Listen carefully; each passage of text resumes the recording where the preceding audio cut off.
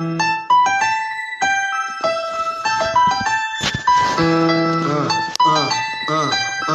Democrats don't speak for me. Speak for me. Speak for me. Republicans can't speak for me. Speak for me. Speak for me. A bitch ass nigga can't speak for me. Speak for me. Speak for me. You coon ass niggas can't speak for me. Speak for me. Speak for me. Listen here, this is a fact of life. I be rapping like Nat Turner came back to life. Grab Donald Trump by the pussy, he ain't acting right. I never run from a conflict, I be glad to fight. It's a very cold world that we live in. Somebody please tell Elizabeth you're not an Indian. You just trying to con them people to get the benefit. Just another immigrant, stealing from the Indians. That's some punk ass shit and that's too lame. Now we finna step over to Andrew Yang. And you a sucker, you could never speak for black folks. Fake ass pandemic, trying to get the black vote. The Democrats don't speak for me. Speak for me. Speak for me. Republicans can't speak for me. Speak for me. Speak for me. A bitch ass nigga can't speak for me. Speak for me. Speak for me. You coon ass niggas can't speak for me. Speak for me. Speak for me.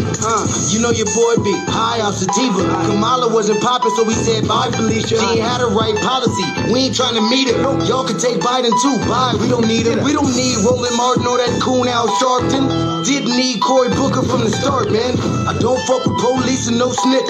You know I'm coming with the heat when I spit it. The Democrats don't speak for me. Speak for me. Speak for me. Republicans can't speak for me. Speak for me. Speak for me. A bitch ass nigga can't speak for me. Speak for me. Speak for me. You coon ass niggas can't speak for me. Speak for me. Speak for me.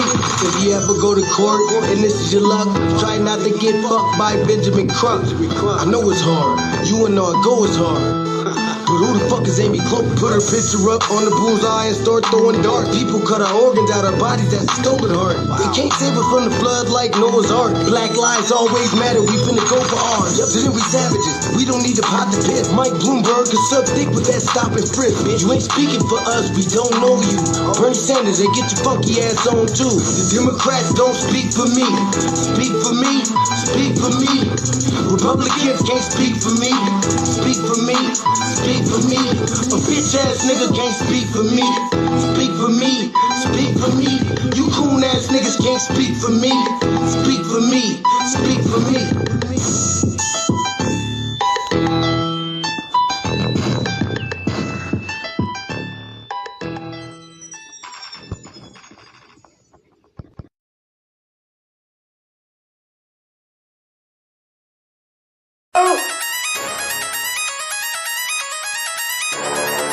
I'm talking about shout it going crazy. People going crazy in them motherfuckers.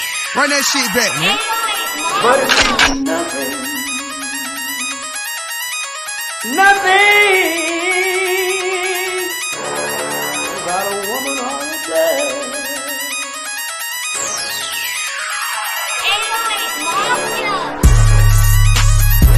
Man made the car.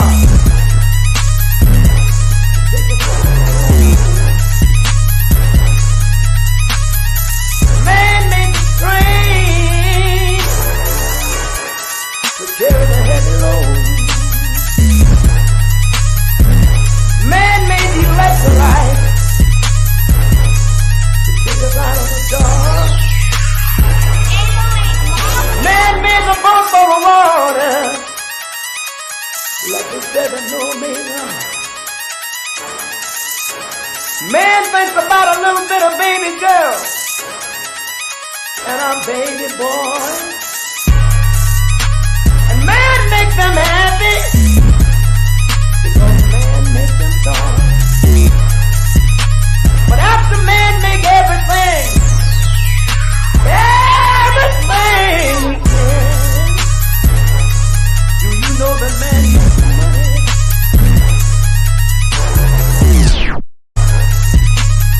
To buy from other men. This is a man's world.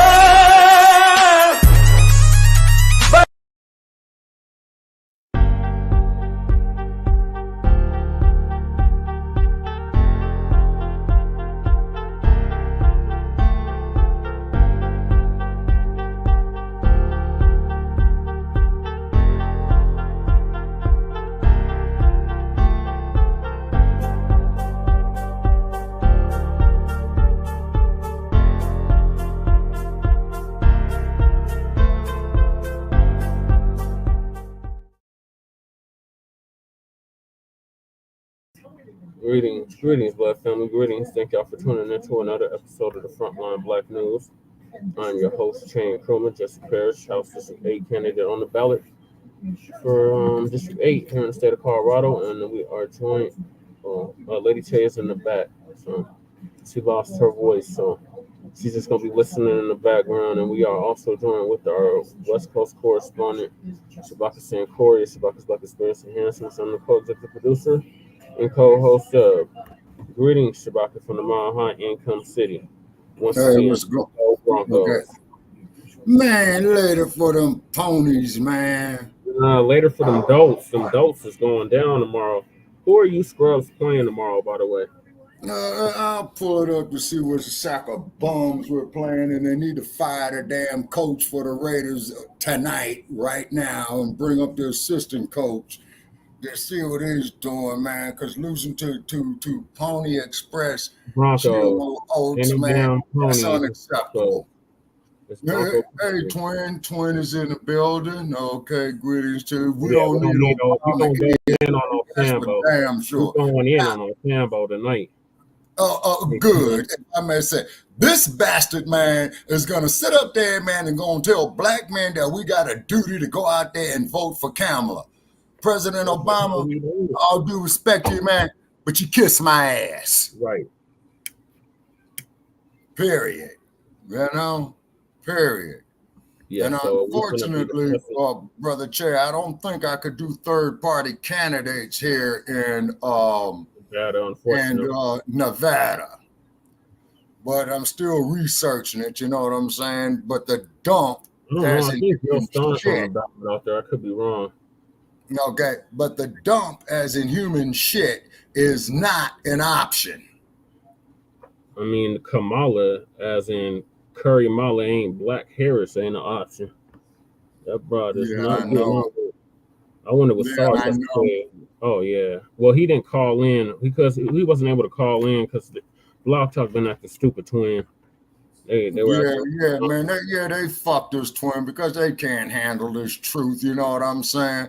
Now, we was talking about a motherfucker shoving ketchup up his ass, talking about he's got a menstrual cycle, man, it probably would have worked. But they so full of shit, man, you know what I'm saying? And then, of course, too, they flagging every goddamn thing, Brother Paris, as you said, because of this scam election. Yeah.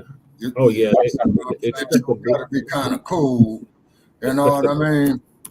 Expect the blackout. They're already doing it already. Like they already. Remember, I told you to took down 2 of my pages. Now the page I'm using, they restricting it. Yeah, they key it in. You see what I'm saying? So it's just a matter of time, man. You know, before they get to me, this is why we're going to be going low for a minute. You know what I'm saying? And then also too, I'm throwing motherfuckers off the friends list, man, and blocking a lot of people too, because I think these are fake profiles, and I'm thinking, man, that's how they're getting in. And then of course, people, if you're getting friends requests, if you're Afrocentric or what have you, and if you're getting friends requests, okay, from weird looking friends request, you know, and if you look at the wall, man, you have to be careful because it could be a not data breach, but what do they call that shit, man? A virus. A virus. You see, so you know, you got to be careful with that, you know, and what have you. And then also too, I'm happy to announce that we have a high-profile guest this Tuesday, October the 15th. But I gotta get to that. Oh yeah, go ahead. So thank y'all for tuning in to season 4, episode 29, part 1 of the Frontline Black News. Like I said, we've discussed several topics. The first thing is the tangibles. This is the year and a decade of tangibles. So continue to mass up the tangible for your vote, all the way up to 2100. Then we got Old Sambo is bullying black men to vote for Kamala. Representative Jamaal Bowman tries to call out black men for considering voting for the dump as in human shit, and we want to make that perfectly clear. In November, everybody slamming Kamala for politicizing Hurricane Milton, even biting in DeSantis, or the panties, as Shabaka calls them. And then we black voters in Wisconsin, shout out to the Outlaws, are Oh yeah, scaring most Democrats definitely. by choosing the couch in several elections. Mm-hmm. Then we got Tyre Nichols killer's federal case was a joke. Then we Okay. got black man found hanging in an abandoned house after suing the police. Mm. And then the dump was just recently here yesterday, had a Mm-hmm. rally in Aurora, which attracted Yeah. 20,000 supporters in a line that seemed to never end. Yes, cool Yeah, man. sir. Too, twin. The hell with him too. Yeah, Any and he's out here too in Nevada. I think he was in Vegas briefly, Brother Che. Then he went up there to Reno, Nevada. And well, I he really, well, Shabaki, how it went was he came to Denver and then he went to Las Vegas and then Reno. right. Yeah, then he went on to Reno and made a spit of Jack Johnson, beat his asses because, that there's the location of where they had the Great White Hope, July 4th, 1910. Yeah, And definitely appreciated Jack Johnson for putting that son of a bitch in his place right on the goddamn canvas. You know what I mean? remember the dump So, in Jack Johnson, not old Sambo, but the dump part in Jack Johnson. Post yeah, Harmonious. now I have to give now that is a fact, and the dump as in human shit. He did state that I have to agree with. He said you would have figured that the previous administration would have done this. So that's another strike against old Sambo sitting up there going to the barbershops and all that shit. Oh, you black men are intimidated by a woman running for president. It is your duty to go vote for Kamala Harris. Hey, Barack Obama, hey man, fuck you, okay? It's because when you was the president and the goddamn police was murdering unarmed black people, you was more concerned about a homosexual getting a dick up his ass. And I had to put it like that, no disrespect to anybody. But that pissed me off. Yeah, it pissed me off too, especially since I campaigned for the bastard both times. It really pissed me off. You know, and what have you. And then, okay, I was scanned, later on tonight, Brother Che, after I get off to see, who the Raiders are playing tomorrow. And you don't know who you Pony Express. The Broncos is playing adults, and we're going to beat them bastards just like we beat y'all last week. Well, do us a favor, which would be greatly appreciated if you smash them twice as bad as the Raiders fucked up. Raiders, fire the goddamn coach tonight. Bring the assistant coach up. Tell that son of a bitch, man, his services are no longer required. What happened to just give him a chance, Shabaka?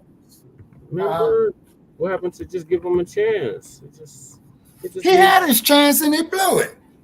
He fucked off his chance. Yeah.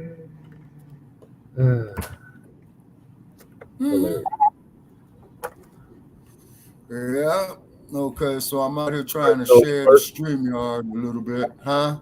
So I know you're pressed for time, so I'm gonna try to get straight to it. So the first topic is the tangibles. Let's see. Yes. I have it pulled up. Pull it back up. 1,001 freaking windows open.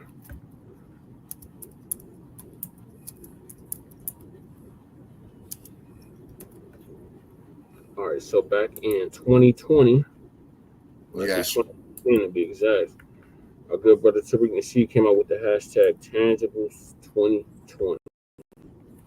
And in it, telling everything that we, meaning the foundation of Black Americans, descendants of American child slavery freedmen, we're going to demand from the two-party system.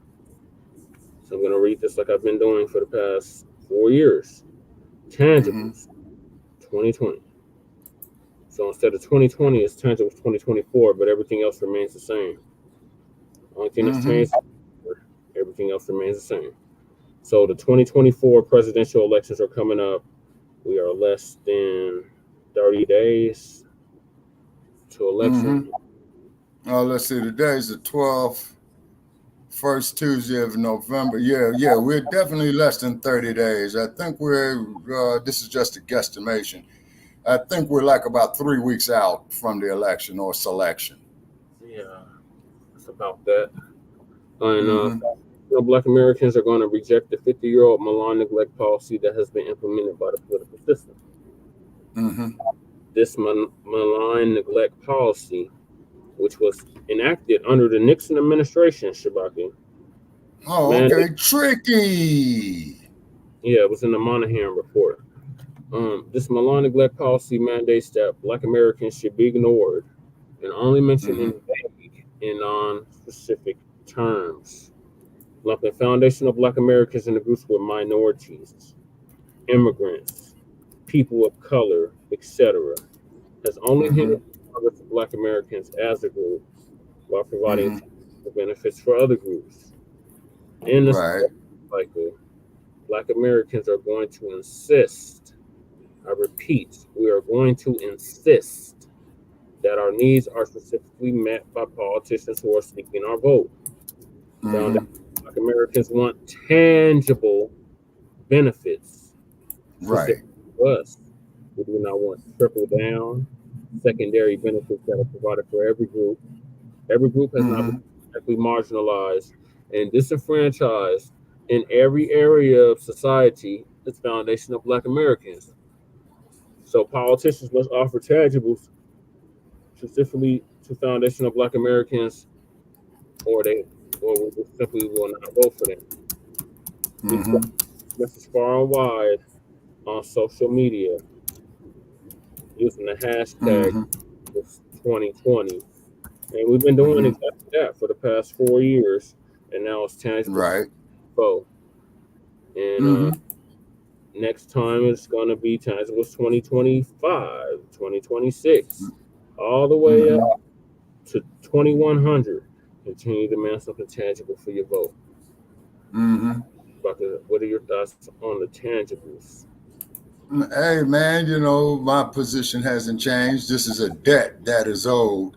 This is not a handout, okay? This is a debt that is owed. You see what I mean?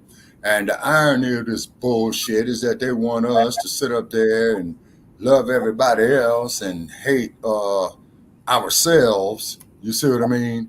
And, you know, and they figure that we just supposed to be something to be fucked over. And we're supposed to be up there like Uncle Tim Scott, you the boss, and all this old type of shit. You know what I mean? And the day of the ass scratching, the Yasa boss is over. Right. Straight out. It's a very abusive relationship that we have with the Democratic Party. Us, and then they still expect us to go out and vote for them. They don't do nothing for us, but yet we're supposed to go out and vote blue no matter who. That shit is over with. We are divorced from the Democratic Party. You're not gonna no longer gonna abuse us and think you're gonna get our vote. You're not gonna top down to us like we're fucking children. Them days are over, rats. So all the fear mongering, browbeating, shaming, shame, blaming, and explaining shout to Black Light Revelations, Brother Rob, for that is not going to change a damn thing. We're not going to vote blue no matter who. Shabaki, did you hear the link out to everybody? We got Oh, shit. And you told me not to do that. It's not an open panel, but I already know what he's going to say. We need to stop saying we're Black African American. I get that, but at the end of the day, are they going to give the Moors anything specifically? Or is Moors even going to still participate in this political process? Yeah, now also too, Brother Parrish, you know, not crumb bumming on nobody's knowledge or what have you. Okay, sir, I came across some old notes, man, from about 3 years ago. Who was a brother who did DNA, right? The people here who are indigenous, man, to America,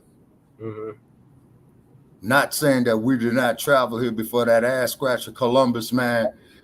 They came across the Bering Strait, man. They're Asians. No, Shabaka. The $5 Indians is who you're describing. The dark-skinned natives were already here, Shabaka. They were reclassified. That's what El Yah's always talking about. We were reclassified as black, Negro, colored, African American, etc., etc. That's why he's always saying we need to find out what tribe we belong to so we can go after that. Like I said, my grandmother was Blackfoot. So that's like... That's Montana. No, that's Montana after the Trail of Tears. Okay, wait a minute, hold on, Brother Che. Wait a minute, you bringing back a memory. Okay, Chief Joseph, the Trail of Tears. Now, was this here part of that asshole? That was Jackson. Andrew Jackson, who had the Indian Removal Act? Yes, Shabaka. Okay. Chief Joseph is because I do know, man, up there in Eastern Washington State and a panhandle of Idaho, yeah, they do got a monument, man, to the Nez Perce of Chief Joseph. But of course, as we do know, Lewis and Clark, who went to the West Coast, and they had okay, we have El Yah Jamaal of Axiom with us. Okay, greetings to you, brother. Okay, is that yeah, they walked him to death. You know what I mean? And then, of course, you know, Lewis and Clark, who had the slave with him that got him yes, York. To Idaho. He asked for his freedom, and they went on and killed him. You know what I'm saying? Yes, that was York. Yeah, York. Yeah. All right. Okay. So is that your final thoughts on the tangible, Shabaka?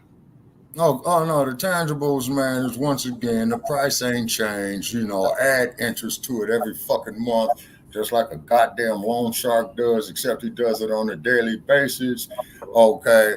And I'm sick and tired of these sons of bitches up here marginalizing us, telling us that we ain't shit. You see what I'm saying? You know. Oh, and by the way, Tuesday night, you know, it's gonna be rated G, because we have a high-profile guest. So we're putting that out there. Bullshit, garbage, nonsense, cussing, and all that is not going to be tolerated.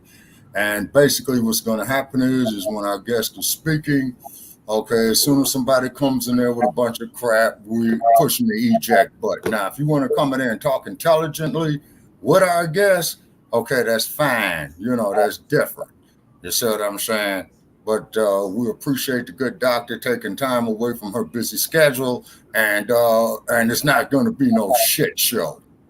Well, hopefully I'm able to call in and participate, because I think I got a debate that night, Shabaka, so I'll keep you posted. Okay, it's all good, man. It's all good, because I know that you're busy in your schedule as well, too. But if you know for a fact, Brother Paris, that you ain't going to be able to make it, please share the link. Okay. Yeah, please share the link. And the show shouldn't be no more than about an hour, hour and a half. She said 90 minutes tops is what she could do. Okay. Yeah, so right, I'm drawing up. And the outline, oh, okay, hold on, Brother Paris. And the outline, you know, I just want to put it out there. The outline is going to be chronic illnesses that affects the Black community. First part in regard to Black women. Second part in regard to Black men. Okay. Number two, the importance of fasting, procedures and benefits and long-term effects. Now, our girl down there in Florida, hopefully that she's well. Yes, okay. She did a live. Yeah. She did a live earlier. I chopped it up with her earlier. She's all right. Okay, because she has always emphasized the importance of fasting. Okay. And then the third part of the show is going to be how can we as a people get more control of healthcare for ourselves? Oh, we got to go back to holistic medicine. That's this westernized. Yeah. Big pharma is not helping us. We know it's more in the treatment than it is in the cure.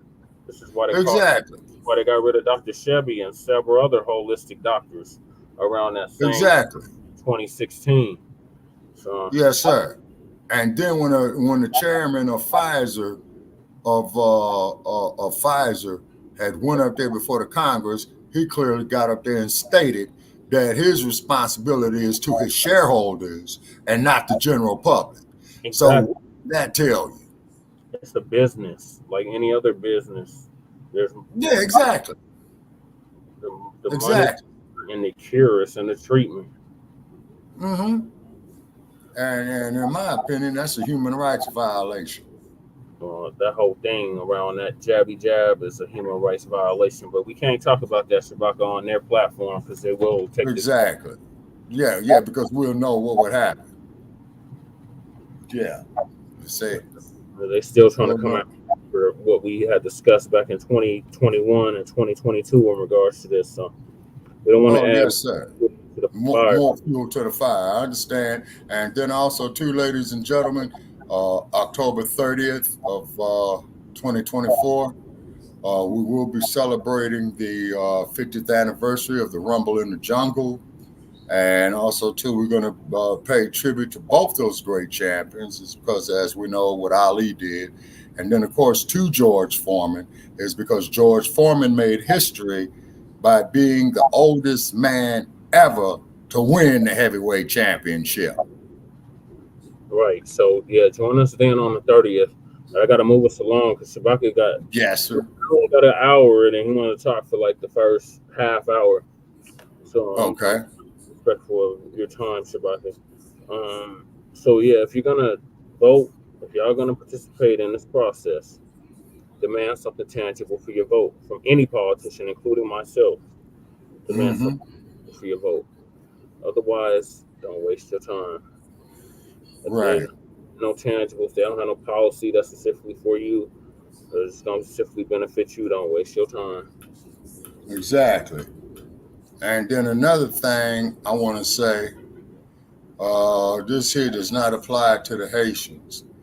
But if they're serious about controlling the border, the flow of these migrants, okay, what they would do is send the National Guard down there all across the border and have soldiers at 40 feet intervals, right? Locked and loaded with banana clips. When they cross that line of debarkation, dump on them, throw their asses back across the line. Well, that's what the dump wanted, but remember, Biden changed all that shit when he took office. Right, and this is why FEMA doesn't have any money. Yeah, definitely one of the main reasons why they ain't got no money. But yeah, this whole Biden-Harris administration has been a complete sham. But voted for, so you definitely get what you vote for. So like I said, if you're going to participate in this process, demand something tangible. We've been telling y'all this for freaking 6-7 years now, almost 8 years, to demand for your vote. So right, beating that drum, and hopefully y'all start beating it along with us. But, exactly. We're not gonna let up. And then also too, for you voters in California, since I'm no longer a resident here, 2 years from now, vote Gavin Newsom's ass out of office. He should be termed out. He should be termed out by then. So he's gonna have to wait a minute. Office. That's what okay, you want to know something? 2028. I think you're right. Hey, we got Brother Kahari in the building. Hey, greetings to you there, Brother Kahari. Yeah. Just click the link and join us. And out here in the West, okay, it's crazy. And then also, too, I just want to mention is that on the hurricanes, very, very few times, just like a couple of years ago. Hey, all right, win, lose, it's entertainment. Greetings to you, sir. The hurricanes will hop the peninsula of Central America. Shabaka didn't share the link out to everybody. I wasn't trying to have an open panel, but we already got Brother El y'all up here Kahari, you can come up, but I hate dropping the link because we get a bunch of weirdo trolls up here that want to porn bomb us and weird shit like that. So only brother Kahari, win, lose, it's entertainment. You come up. Yes, Anybody sir. kicking them out? Right. Okay. Can you send him the link, Brother Paris? I don't have his messenger, so I just dropped the link in the chat. Okay. All right. Okay. Yeah. There you go, Brother Kyrie. Yeah. And thank you for joining us, man. You know. I gotta move on Okay. about it because we're just gonna be on this all night, and I know you're All pressed. right. You said you can only give me an hour, so I definitely Yes, sir. want this topic. Okay. Kahari says mic is not working. Okay. What you got to do, man? You got to unmute the mic. No, he gotta connect some headphones. He's on the phone, so he gotta have some headphones in order to connect. Oh, okay. Yeah, you're right, because I'm on this Bluetooth. That way I could have more freedom of movement and don't get up, man, with the headphones in my computer and then the damn computer falls on the fucking floor. You know what I'm saying? Yeah. But they got the wireless ones now. Yeah, that's what I'm on. I'm on the Bluetooth. Yeah. Yeah, so the computer stays where it's at. And then also, too, ladies and gentlemen, be leery of this shit, man, that artificial intelligence is doing, okay, is because you're speaking to a robot. You're not speaking to a live person. And keep in mind, a computer, a robot only knows what is programmed. You see what I mean? Yeah. So, you know, they might want to put a bunch of shit in there, you know what I'm saying, is because Stinky Bird, he don't like black people, and he is not an African. Okay. Obviously poor, and he got the start of his money from the apartheid regime. But that's a whole nother story. Right. Whole nother time, Shabaka. We always be going off on these tangents, and I'm trying to keep us on topic. So the next sir. is he said, I'm just typing until I get my phone charged. Okay. Okay, Kahari. The next topic is Osambo. Oh, yeah.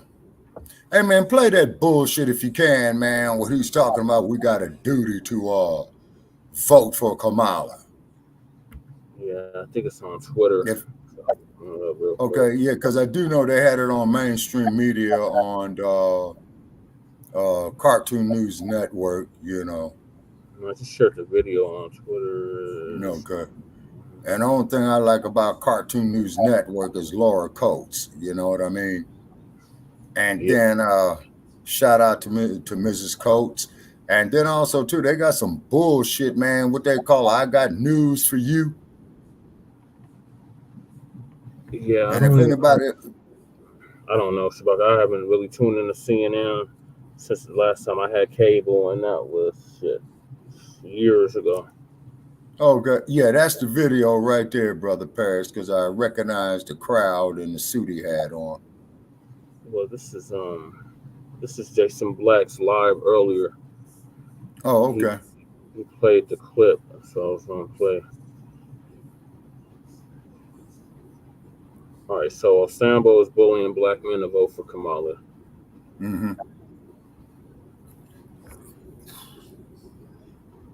I don't know if he started it in the beginning. Yeah, I guess he did start it at the very beginning. So this is that's it, because I remember that raggedy ass suit that he had on, man. I wouldn't be caught dead, no shit like that. Looked like he got it from the Goodwill. So our supposed first black president, even though he wasn't the first. Was he a tether? Yes, Shabaka. Of course he was a tether.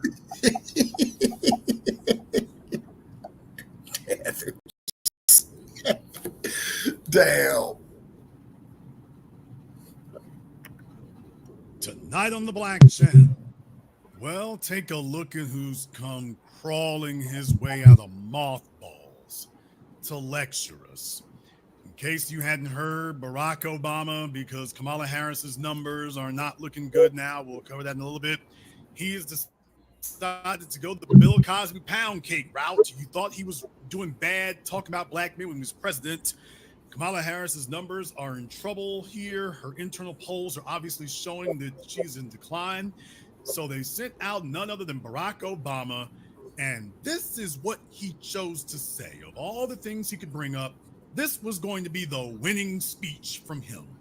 I'm going to go ahead and just speak some truths, if you don't mind. Yes.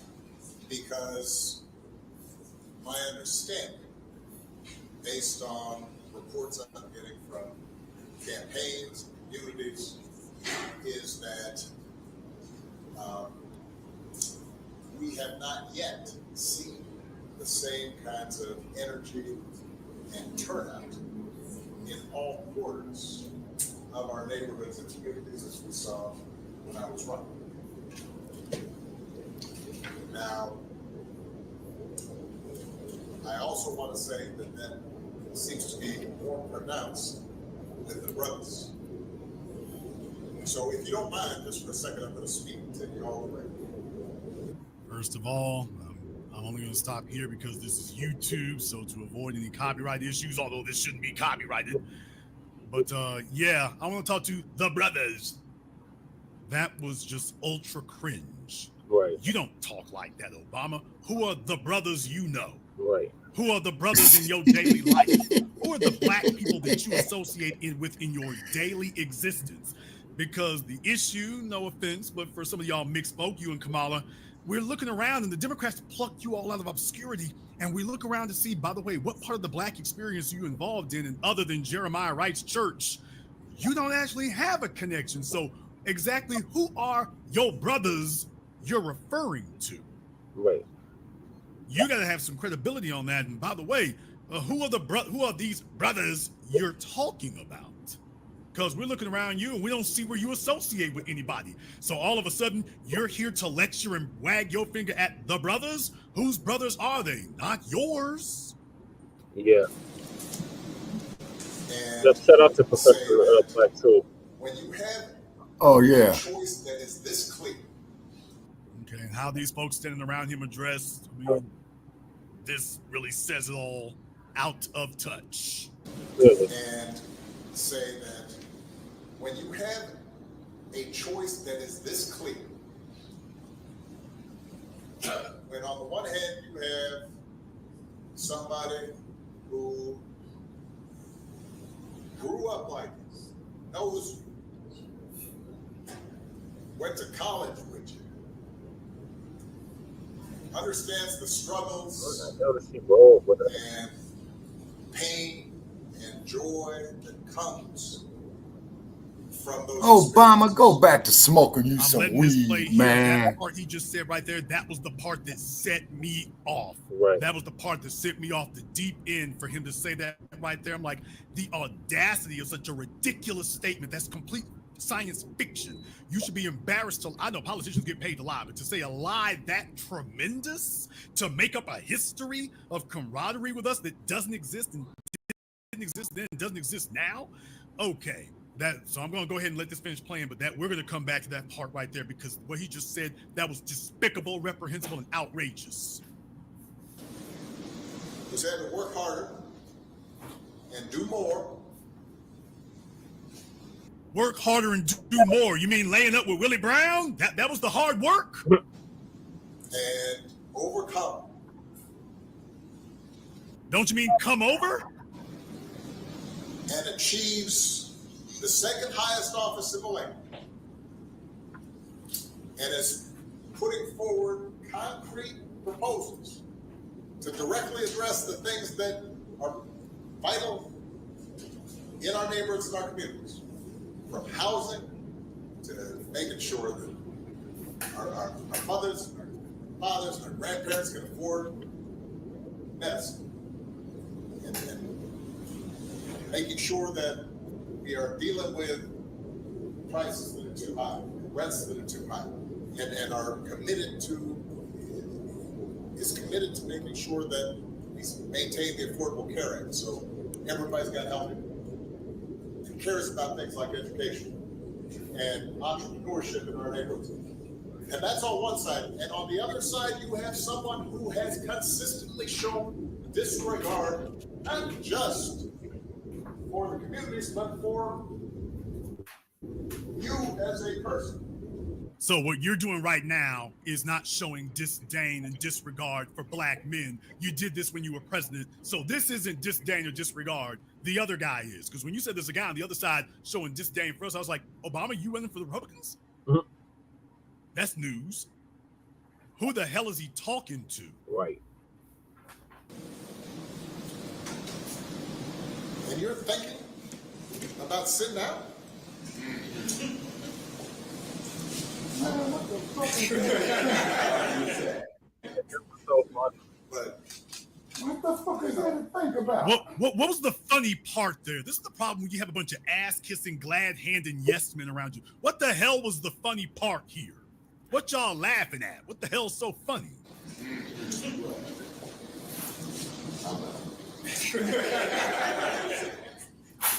But, you know, because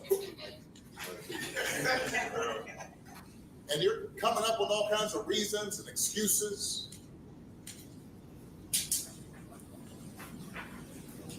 I've got a problem with it because part of it makes me think, I'm speaking to men directly, part of it makes me think that, well, you just aren't feeling the idea of having a woman as president.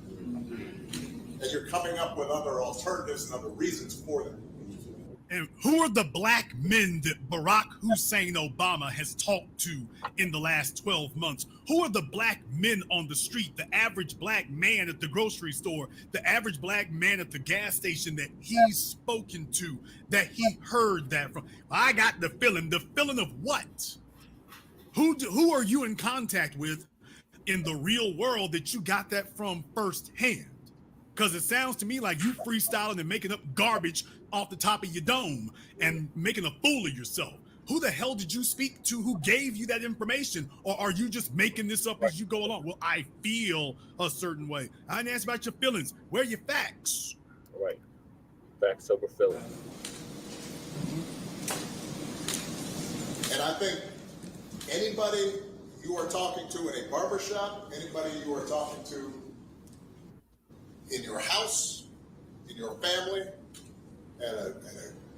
at church, who is coming with that kind of attitude, I think you have to ask them, well, how can that be? Because the women in our lives have been getting our backs this entire time.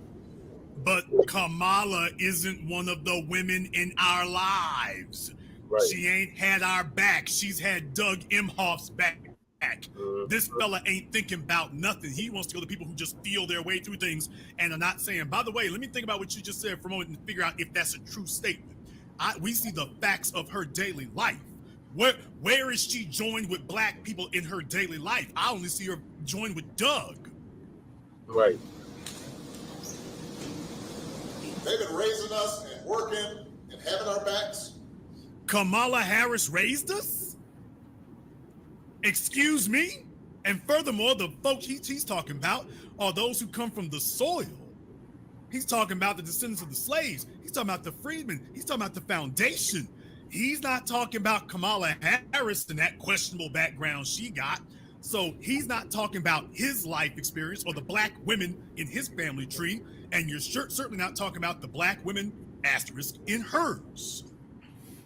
So who are you talking about? Once again, dude, if you're gonna write a science fiction novel, at least have some basis in at least in physics. When has Kamala Harris had our backs?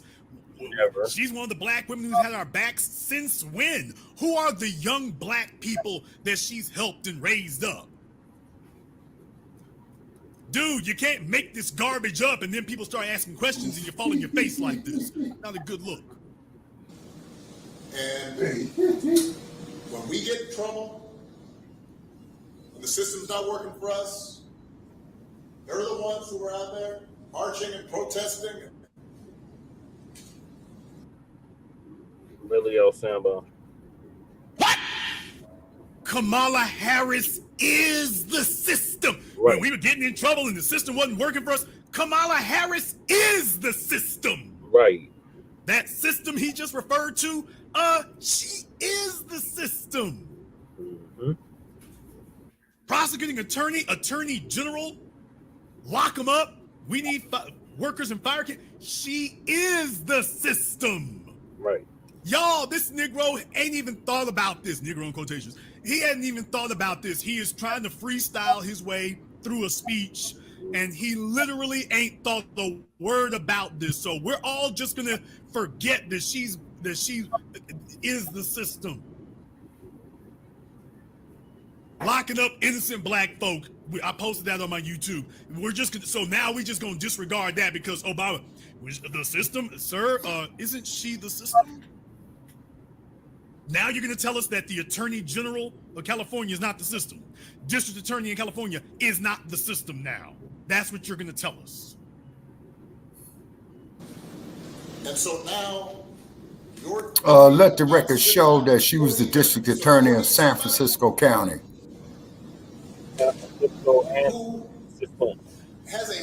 And she was an assistant, district attorney in Alameda County. No, we're not going to support you. Oh, you mean somebody else? Correct. Oh, okay. Wait, it doesn't. I thought you were talking about yourself again. Still part of the system. Right. Because you think that's a sign of strength, because that's what being a man is, putting women down. So, man, if you don't vote for that, bro, that ain't putting women down, man. That's just showing you intelligent. First of all, from the limpest, weakest dude in the room, look at those spaghetti arms. But so this is you being a black man. Every time you show up, you want to wag your finger at black men that you had no contact with. Who are the black men that Barack Obama's had contact with? Because I can show you the white men he's on a boat with. Mm-hmm. Who are the black men that he associates with? Who are the black men he's been in contact with? Who are the black men he's been dealing with? Name the names. They can't. Name where's your credibility? What you standing on to be able to speak to us? Who are the black men P. Diddy raised up since you left? Who are the black men Nichols about what they didn't have before you showed up and where you've been of any effect or any use? Outside of celebrities. And every time we turn around, this is what you do when you show up in front of black men. This old plantation garbage. Everything is abusive and verbally abusive and critical and talking to us in a manner you don't talk to any of them white men who have a receipt for your ass. You don't talk to any of them like this. Nope. You don't tell them about the biggest misogynist on the planet, and you don't tell them about their misogyny, their racism. You don't wag your finger like this. You come among black men, you think this is gonna make you more of a black man? You've been hanging out with Roland Martin's little dumpling-built ass too much. This ain't it right here, buddy. Brothers, I didn't say brother, I said buddy. All right, now, so you all have heard the offending clip. And by the way, let me be clear here tonight. I would like to do a full program, but if folks do not rock with what I'm saying here tonight, let me go ahead and shut it down. If you all agree with what I'm saying here tonight. All right, so that's the clip. Yes, sir. And like and subscribe to Frontline Black News because we need all the support that we can get. And we trying to get some donations. So I'm going to ask Brother Paris, to handle the donations because I'm gotten some issues on fundraising.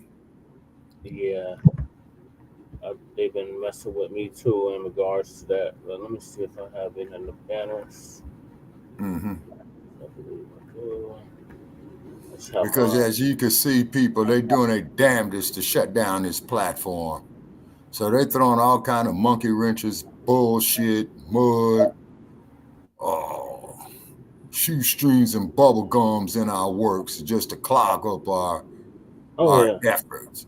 They shut down. I can't access one of my PayPals and the Cash App. They completely closed. Oh man. So yeah, I know Kahari is fucked up.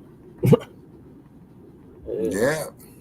Definitely laughs to keep from crying, but we knew the job was dangerous when we took it. So we're working on it, people, to save all three of our platforms. We are in a nosedive. and we're trying not to crash and burn. Right. So I'm gonna play a few clips of him. I guess I'll play. I got like 2-3 clips to play on this. Okay. I'm gonna start off with TD Hip Hop Media, or formerly TD Hip Hop Media. Now he's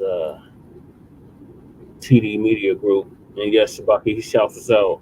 That's the one you were cussing him out, and then he was like, "Oh, shout out to Jesse, Frontline Black News." Oh, okay. You talking about the brothers out of Chi-Town with the glasses? Yeah. Oh, all right. Yeah, he's cool. All right. And if you can get him to mention Shabaka's Black Experience Enhanced, man, that'd be beautiful. There's an easier way with Thumbtack. Fuck the commercial. Communities is that we have not yet seen the same kinds of energy and turnout in all quarters of our neighborhoods and communities as we saw when I was running. Now, I don't see the same level of enthusiasm coming from all corners of the community, the Black community, as I saw when I was running. Well, that's because you had everybody duped the first time. Right. Right. And overcome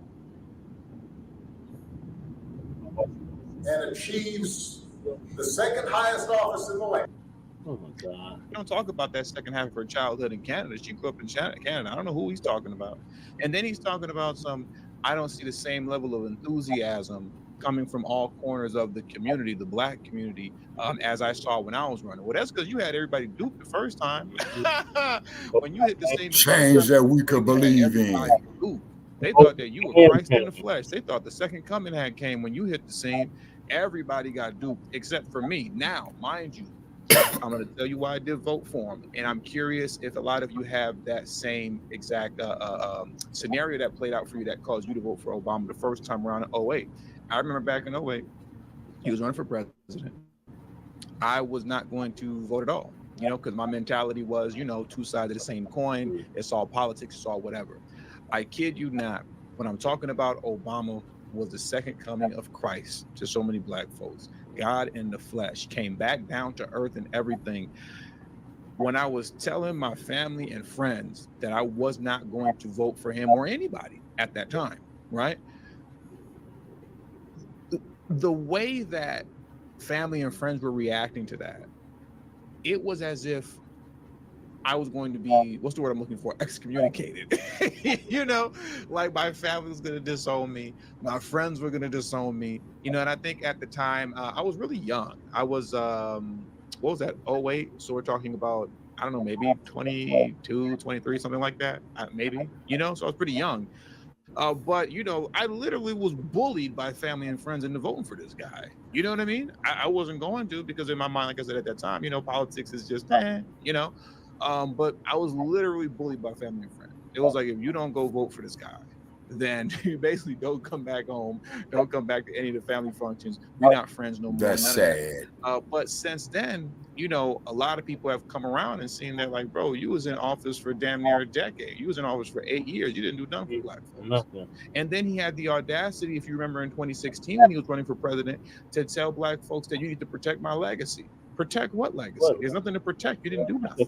Not for Black folks. But then you want to run on blackity blackness. And now here you are now trying to do the whole blackity black thing on behalf of Kamala Harris. Talking about she grew up in the same communities as you, in the same neighborhoods as you, had the same struggles as you. How did an Indian biracial woman have the same struggles as me? Right. How? That doesn't even make sense. She's an Indian biracial woman raised by her Indian family within her Indian culture. And then she moved to Canada when she was like 11. And that's like your most formative years. Right. The first decade of your life, you're basically learning mechanical skills, how to walk, how to talk, how to eat. and things of that nature, and kind of basic, just communication skills and things of that nature as it pertains to get your emotions in order. You can't just hit somebody when you get mad and things of that nature. But from 10 on up, that's you putting your mind to work. From 10 on up, that's you developing a sense of self. From 10 on up, that's when you're actually taking information from the world and forming your own understanding of the world, what it is, how it works, and your place in it. That's 10 years old on up. And those years, which are the most important years within your adolescence, because that's what's forming essentially who you are, those years were spent in Canada. Those years were spent in Canada. Kamala Harris wasn't here in the United States. She was not here. She was not in Oakland. She was in Canada, okay, with her Indian family, living in an Indian community in Canada. They don't tell you that part of the game. They don't tell you how she was living in an Indian community in Canada. No, they leave that part of the story out. So I don't know what he's talking about and where he gets off talking about I want to talk to the brothers. Let me talk to the brothers. I don't need you to talk to me and say nothing. But the one thing that you notice with Barack Obama, he seems to have an issue with black men. His cousin Pookie rants that he likes to go on. He hasn't done it this year. So that tells me he's not that serious about getting Kamala Harris in office. But some of you might know this, some of you might not.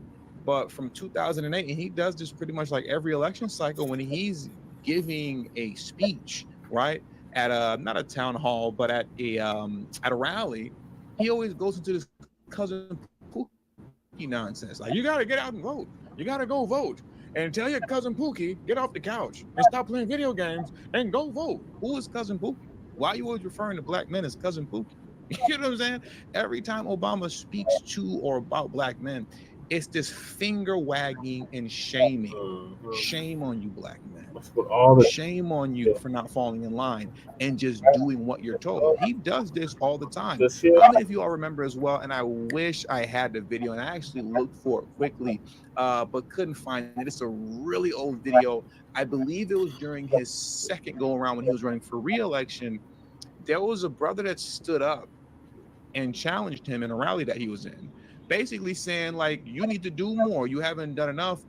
Why should I just be giving you my vote? Things of that nature. And Obama's response to him was, oh, okay, well, then why don't you run for office then? Or go vote for the other guy. And the crowd erupted because obviously it's a pro-Obama crowd. And he got him with, I guess you can say, the zing. Well, why don't you go vote for somebody else? Well, why don't you go run for office? My point is this. He responded to the brother that way. I don't see him responding to anybody else that way if they challenge him. But when he's talking to black men, once again, he's scolding them. He's finger wagging them, telling them about themselves. Oh, you're doing this wrong. You're doing that wrong. How dare you? Once again, going back to what he said in 2016, you need to, what did he say? You need to maintain my legacy. And I even remember he stated in closing that whole bit about protecting my legacy. How many of you all remember when he said, I will be personally offended if you let Trump win? That's what he said. I wish I had the video queued up right now. I have it saved on my laptop. I don't have it queued up yet. Or I don't have it queued up right now. Maybe in another video, I'll put this on. I'll put that out there for those of you who haven't seen it. But that was what he said. If you let Trump win, he's going to undo my legacy. And I will be personally offended if you let Trump win. I don't know how many of y'all remember that. I remember it clearly. I remember. Well, it's my goal and my intention to make sure that Trump wins in 2024, because you all know me. I'm for sure voting for Trump. I got nothing for Kamala Harris. And hopefully I can offend Barack Obama again. I'm hoping that I can do that. Man, look at this shit, man. So anyways, man, I'll catch you guys later. Hopefully you guys will end. That was Bobby Coley right there. Holding up the rainbow flag. Mm-hmm. Man, that is sad indeed. Sad times we're in, Shabaka. All right, so what thoughts on Obama scolding us? I was going to play Palmetto Star, otherwise known as Too Raw for TV. I'm very familiar with Palmetto. Yeah, he's called in on us quite a few times. Fuck the commercial, fuck the commercial, fuck the commercial, fuck the commercial, fuck the commercial.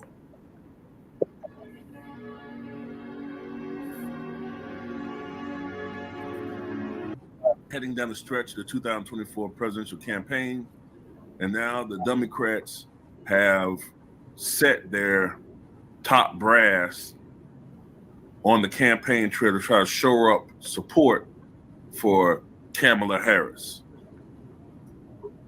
Now, Bill Clinton is out there trying to shore up support with Kamala Harris, one of Kamala Harris's weakest groups, which is going to be, for Bill Clinton at least, white working class voters. You know, Bill Clinton did very well with white working class voters in 92 and 96. And I guarantee you, when he's talking to them, he's going to be talking about issues, okay? When he's talking to those white working class voters, he's going to be talking about why it's in their best interest to vote for Kamala. They're going to be he's going to be trying to sell Kamala to those voters. You know, he's not going to be condescending. Barack Obama, on the other hand, his strength is with the black community. In particular, the Kamala Harris campaign is concerned about her lagging support with black men. But instead of trying to sell Kamala to black men and listening to and talking about their issues and grievances, Barack Obama, as has been the case with him throughout his history, he's going to be condescending, and he's going to lecture black men about why we should step up to the plate and be men and vote for Kamala. So in particular, what he said was, quote, reports I'm getting from campaigns and communities, you're coming up with all kinds of reasons and excuses for not voting for Kamala. Quote, I've got a problem with that. Part of it makes me think that, well, you just aren't feeling the idea of having a woman as president, and you're coming up with other alternatives and other reasons for that. And saying, quote, women in our lives have been having our backs and getting our backs this entire time. When we get in trouble and the system isn't working for us, they're the ones out there marching and protesting. Well, you know, I don't feel that at all anymore. You might be talking about the older generation of women, but from what I can gather, every time one of us is in the news being accused of something, one of the main groups I see that has their foot on our collective necks, I'm sorry to say, have been these younger group of black women. I mean, it's the fucking truth.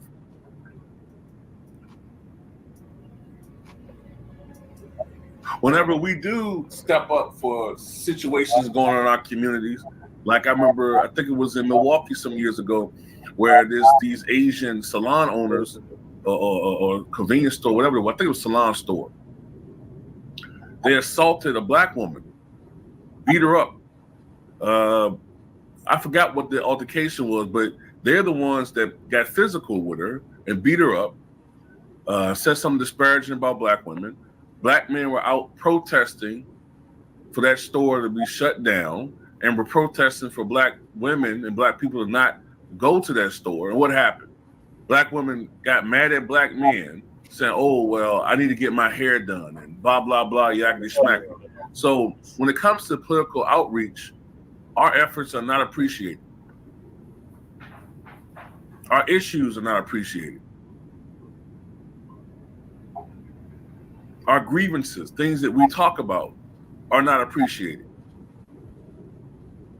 Whenever we talk to the Democratic Party about issues or things that we have,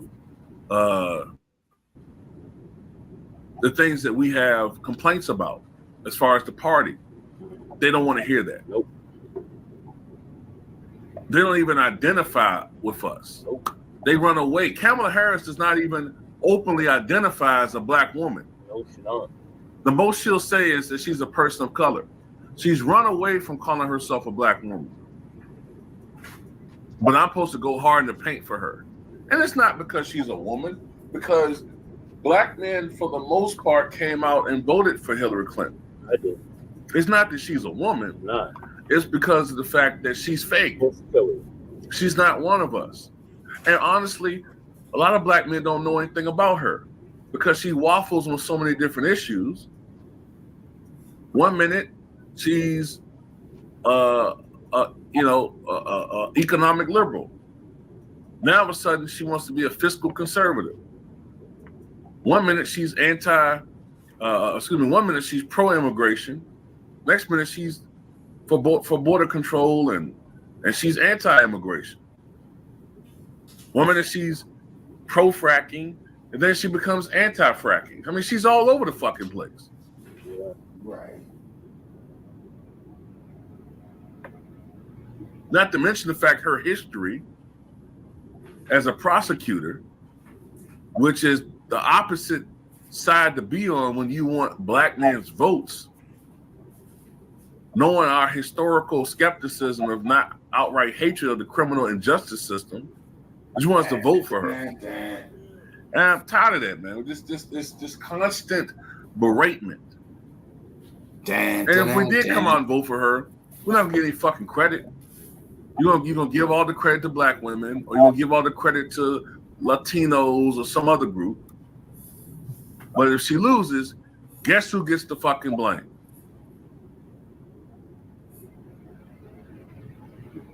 To be honest with you, man, the way that I keep seeing black men after black man after black man after black man after black man every day being the face of criminality.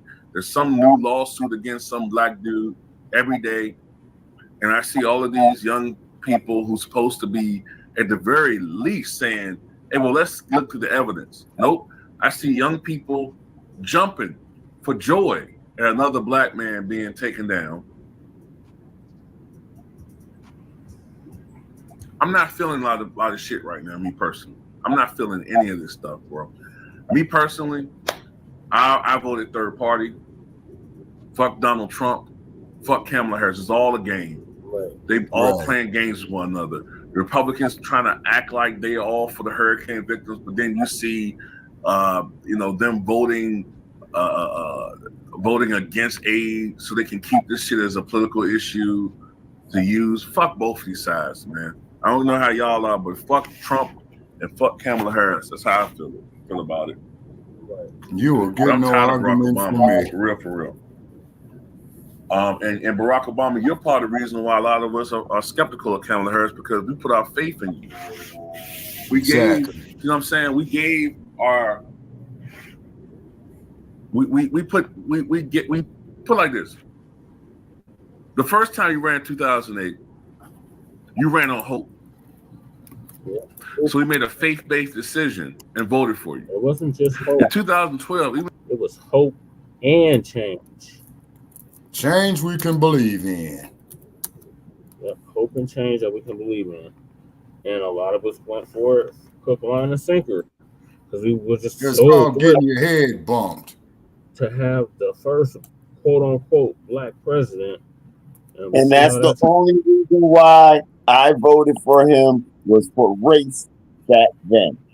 I did it out of racism. And I can admit that even walking into the poll, I knew I was doing it out of racism. For all the problems that y'all are talking about and discussing right now, I voted for Obama out of racism. All these things have been going on since. None of this is new. No, it's not new.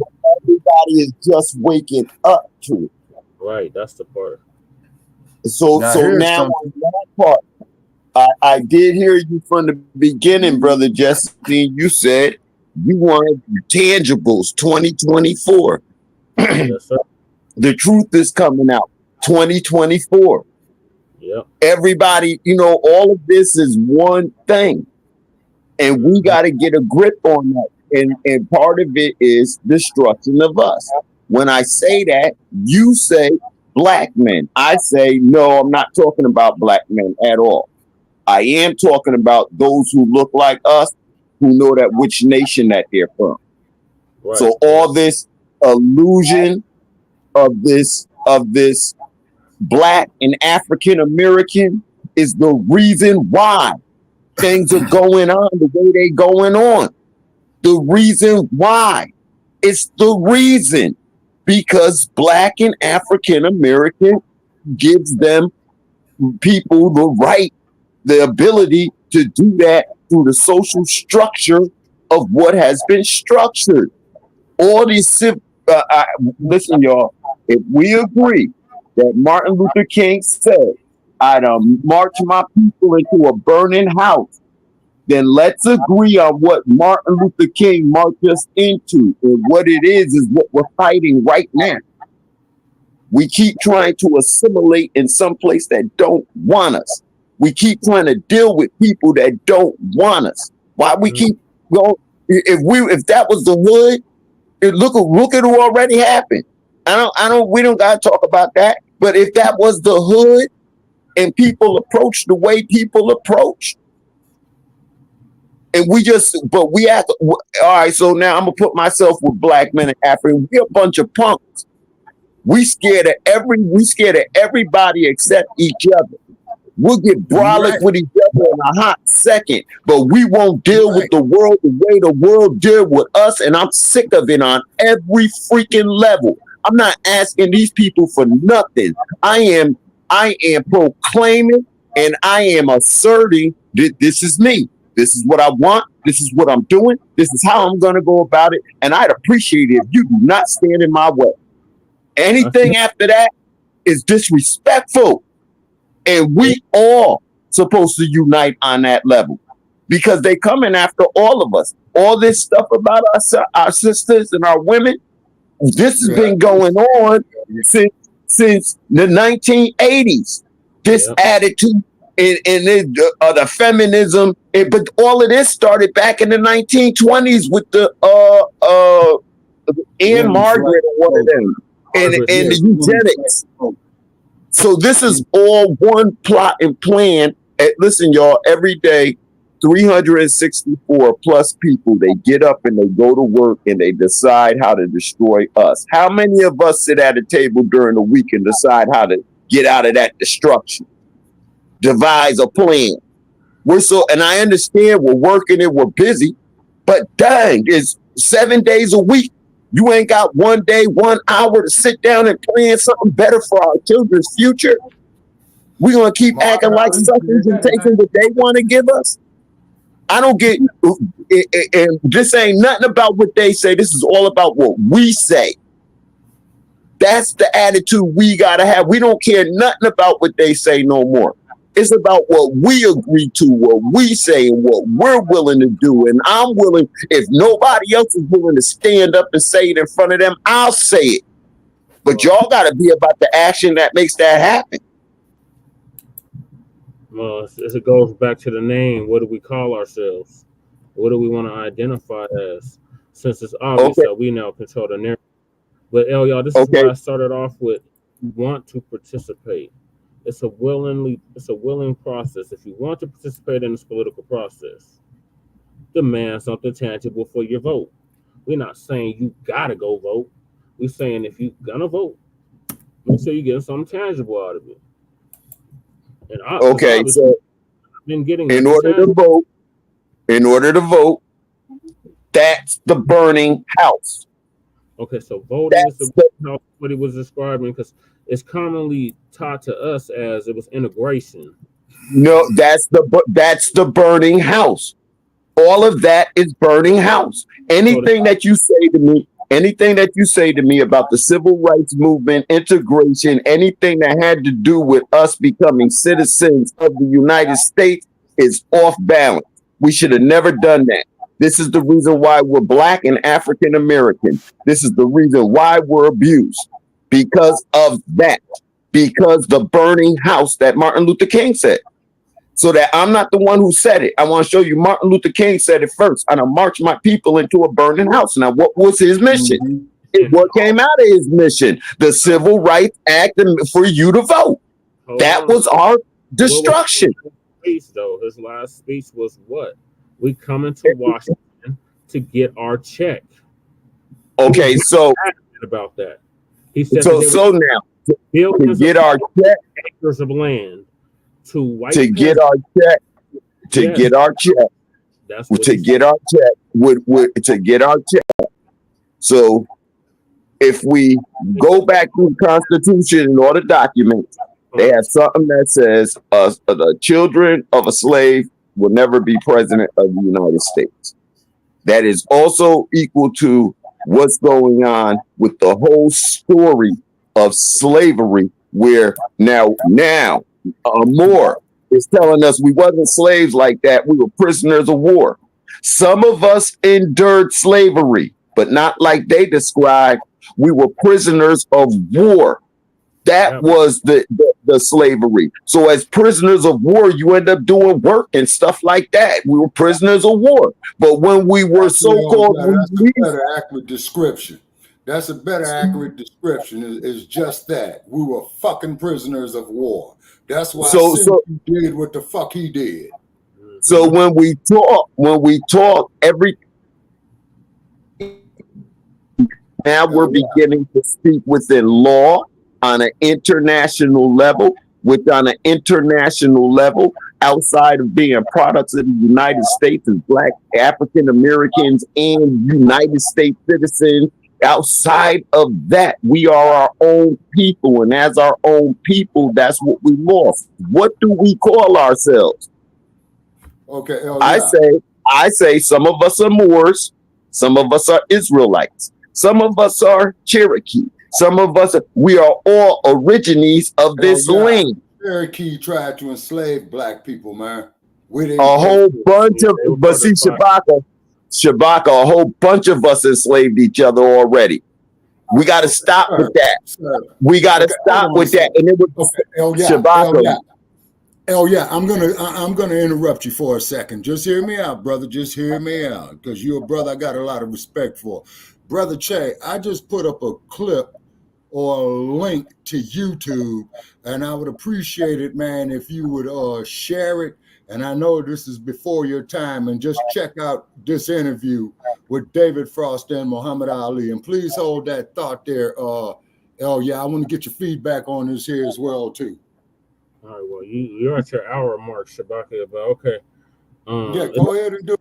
11 minutes. Yeah, go ahead and do it. It's very, very informative. I was fortunate enough to be at his training camp in Deer Lake for an interview. After we'd climbed into the ring, what followed was vintage Ali. No problem. No problem. This will be the biggest upset since Sonny Liston. And I think it is befitting that I go out of boxing just like I came in, defeating a big, bad monster that nobody could destroy. A hard punch. I'm the underdog. If he hits me, I'm in trouble, like the Sonny Liston fight. But I came back and I shook the world and I got Liston. Now it's 10 years since Sonny Liston. I'm meeting another big, bad, strong monster knockout artist that beats everybody. Sonny Liston knocked out Patterson twice, and I was supposed to fall, but he didn't knock me out because he could hit hard, but he couldn't find nothing to hit. George Foreman knocked out Ken Norton, knocked out Joe Frazier. True, I didn't knock him out, but I'm so fast, I'm so hard hit, I'm so scientific. I'm a total different man from Frazier Norton. Listen, David, when I meet this man, if you think the world was surprised when Nixon resigned, wait till I whip Foreman's behind. I'm telling you, David, I'm down to 215 pounds. Right now, I said it when 215. I'm fighting weight already. I usually train 6 weeks for fight. I've trained 4 months for fight. I'm chopping trees. I've done something special. I've wrestled with an alligator. I've tussled with believe you totally. I believe you completely. I have tussled with a whale. I done handcuffed lightning, throw thunder in jail. Now, you know I'm bad. Only last week, I murdered a rock, injured a stone, hospitalized a brick. I'm so mean, I make medicine sick. Man's in trouble. Listen, George motherfuckers up here laughing, and that man dead serious. Talk about how hard he hits.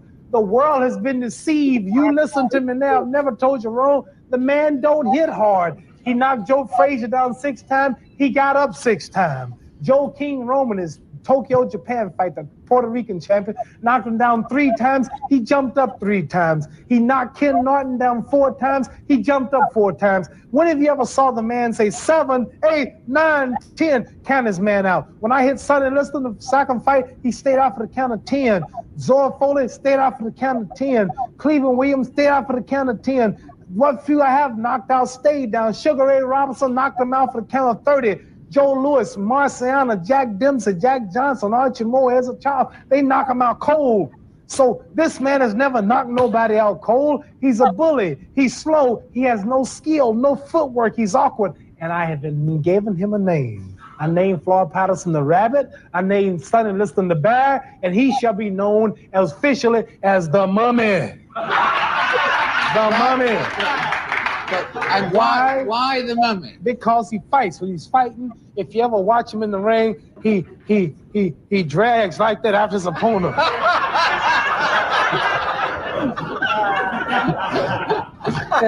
and how's a mummy gonna catch me? When you're fighting a mummy, you just keep a step ahead of the mummy.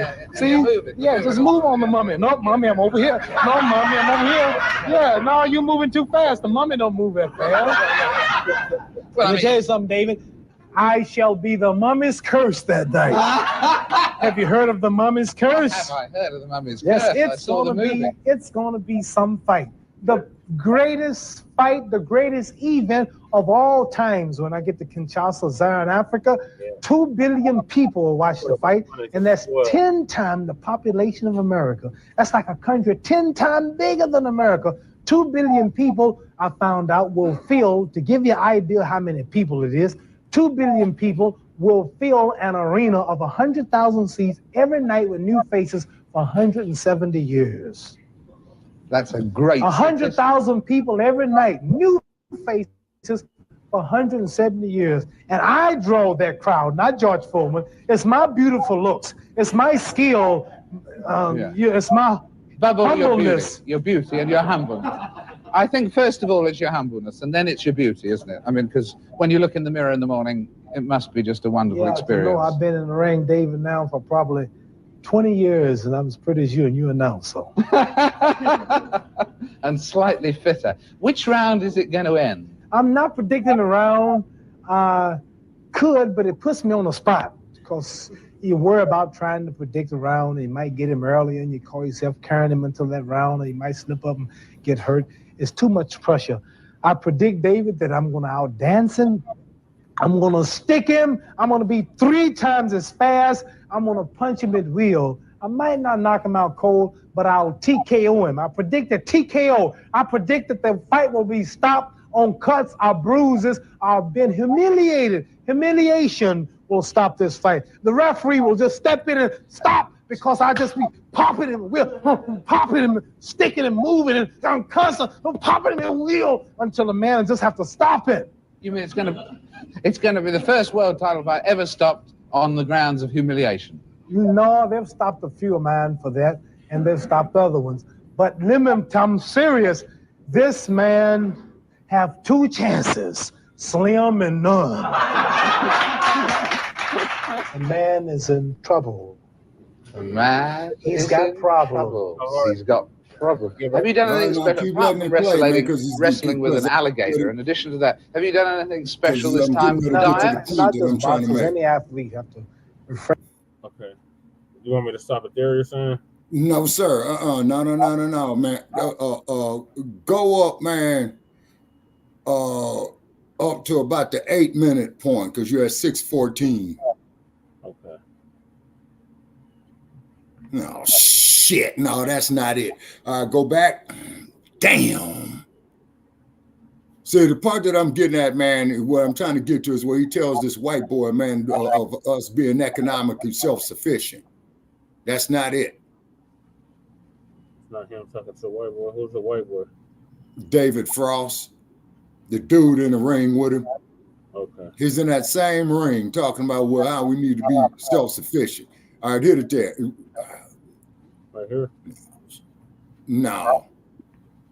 So Shabaka, if that's the main point, let me speak to that, Shabaka. us Okay, being hold on one economically. second. Okay, hold on, El. Yeah, I got you. I'm very interested in what you have to say. That's not it, because that's after the fight. Okay, but what it is, though, man, he was talking about controlling our own economics. Is what I'm talking about. Is what he was talking about. And he made David Frost look like an idiot, and that there's David Frost, man, almost like about 30 years later. Okay, let's see what he's saying. Instantly, we're 6-1 or even 8-1 against. Remarkable odds in any two-horse race. After 7 rounds, the commentators could only agree on the fact that the fight was too close to call. He's talking about. Then came the legendary 8th round. This could be the tactic of Ali to let the man punch himself out. 30 seconds left in round 8. Very even fight. Bam! A sneaky right hand. Bam! Another sneaky right hand. Bam! Bam! Bam! Bam! Bam! Garbage!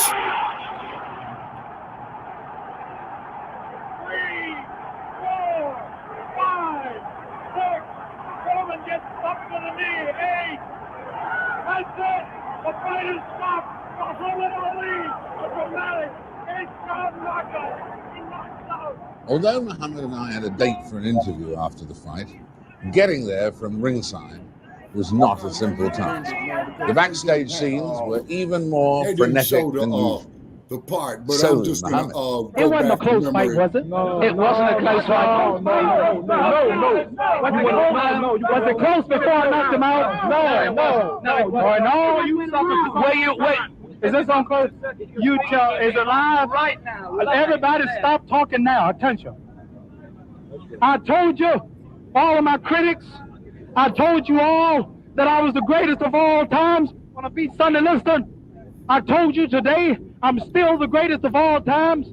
Never again defeat me. Never again say that I'm going to be defeated. Never again make me the underdog until I'm about 50 years old. Then you might get me. But I didn't dance. I didn't dance for a reason. I wanted to make him lose all his power. I kept telling him he had no punch. He couldn't hit. He's swinging like a sissy. He's missing. Let me see your box. I hadn't started dancing yet. You can't say my legs are gone. You can't say I was tired, because what happened? I didn't dance from the second round on. I stayed on the ropes. When I stay on the ropes, you think I'm doing bad. But I want all boxers to put this in the page of boxing. Staying on the ropes is a beautiful thing with a heavyweight when you make him shoot his best shots and you know he's not hitting you. I would have gave George Foreman 2 rounds of steady punching, because after that he was mine. He was falling, he was missing. I don't know if I'm going to fight again or not. I'm going to retire as of now. Tell me, what did you say to George Foreman before the fight? What did you say? I told him he has no power in the corners and in the clinches. I said, shoot your best shot. I'm going back to the ropes. They told me he was strong. Didn't I look stronger than him? Why didn't, tell me, Mohammed, this was the thing that puzzled people. Why was it when you were on the ropes that he could not hurt you, even when you were right there on the blocking, and I was pulling back, and I have a radar built inside me. I know how to judge punches. Didn't I tell all of you out there on your local radio show? Stop the video, man. I'm just going to go on and say what I'm going to say. Evidently, I pulled up the wrong video. But anyway, in that video, in that interview with David Frost when he was sitting in that ring, he was saying you don't want black people to have nothing for ourselves, our own grocery stores, our own banks, our own means of doing things. And Frost is going to sit up there and say, oh, well, equal society with equal rights. And Muhammad Ali had told him, he says, no, man, we got to have our own banks. We got to have our own grocery stores. We got to be self-sufficient. You fools might decide to shut everything down, like they did with the scamdemic. You know what I'm saying? Now, that's a good interview right there if you want to pull that up with Dick Cavett right there. If it stands on the wall with Nam, and I know we pressed for time. Yeah. And wait a minute. Try that video right there where it says Ali dropping knowledge. Wait a minute. That might be it right there. Together. The buzzers, everything hangs out with his own. White people are cultures different than black people. Puerto Ricans and Indonesians cannot integrate. Egyptians and Germans cannot integrate. Australians and Mexicans cannot integrate.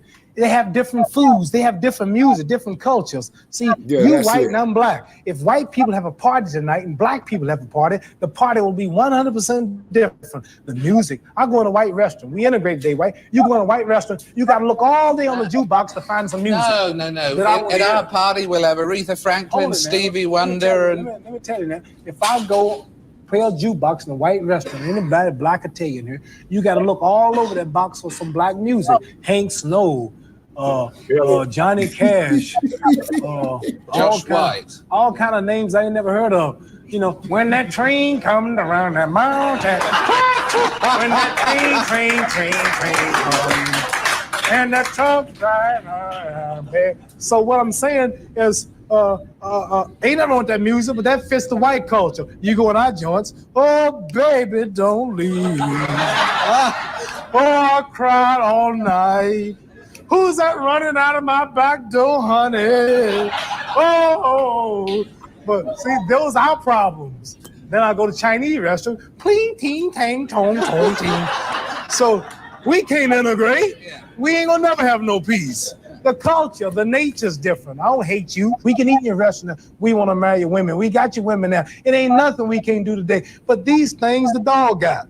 I see dogs on television eating out of the same plate with white people. I see dogs in the buses, and they do everything with the dogs. So I ain't getting nothing the dog ain't got. So really, ain't nothing in this integration. I need some land. I need some jobs. My people need jobs. We need something so we can build and do for ourselves, and we must have some land. 40 million people. You know, it's a lot of Negroes just in New York and Cleveland, Baltimore, Washington, California. It's a lot of black. Woo, that's a whole nation. 40 million, man. They don't tell you the truth about that. They want us to stop having babies. They give them birth control. They're paying black women not to have babies. 40 million, not 20 million? Yeah, they're paying black women not to have babies now. They got all kind of plans to stop our race. Well, everyone, so when we know all of this, getting into birth so control, now a man with my knowledge, what can you tell a man like me now? What's your suggestion? That's your question. Okay, you talking to me, not a dumb Negro or pork chop eater, don't know the truth. I'm free now. I woke up. Now, what are you gonna tell me now? I done gave you my solution, some land of my own, doing something for myself like you, England, and America do. Now, I know you're not against the black man. I know you're not against me having my land, are you? I know you English, the rule and slave forever for a long time. But do you still today don't want me to have my own country and build for myself and govern myself? Would you think that's bad if we thought like that? What's your solution to my problem? 1974, you all some white man just flew from New York to England in an hour, less than 2 hours. You all are so progressive. You're walking around on other planets. Now, today, I'm intelligent too now. What's your suggestion? What should be my movement? Integrate? Yeah, equal rights in a mixed society. In this society, where you still own the government, you still own the train station, the railroad plant, the lecture plant, these television cameras, you still make all the food, you control everything, and I'm like a leech on a dog's back. All I can do is just wait for you. I can't do nothing for myself. Integrate in your society don't mean I'm doing nothing for myself. You doing it all. I want to do something for myself. I'm tired of depending on you. You might get broke one day. Your stores might close. Your gas pumps might cut off again. I'm relying on you now. Can I have my own land and country? Well, you've got your own freedom here. For instance, I know you're luckier than many black people in America, but you're your own boss. I'm speaking for my nation. See, I know, I appreciate that. If I was representing just me, I wouldn't be talking like this because I got it made. I'm talking for my brothers. But I just don't see how, Mohammed, I don't see how you can slice up America into bits and get all the whites in one area and all the blacks in another. Then we leave then. We leave. But they'd miss you. I know it. One last question. At the end of your life, whether it was Allah who was saying it, Elijah Muhammad, or whether it was something that someone wrote about you after you'd gone, what's the thing you would... Universal economical laws of macroeconomics, doing for ourselves, producing for ourselves, having our own land, feeding ourselves, our own technology instead of this AI bullshit where they want to put some damn homosexual up there with his confused ass talking about he's a woman. You see what I'm saying? You didn't have that shit back then. Yep. And I hear you. That was the point that I was trying to make, sir. Yeah, Ali was definitely ahead of his time. But he kept saying we have our own nation. We are literally a nation within a nation.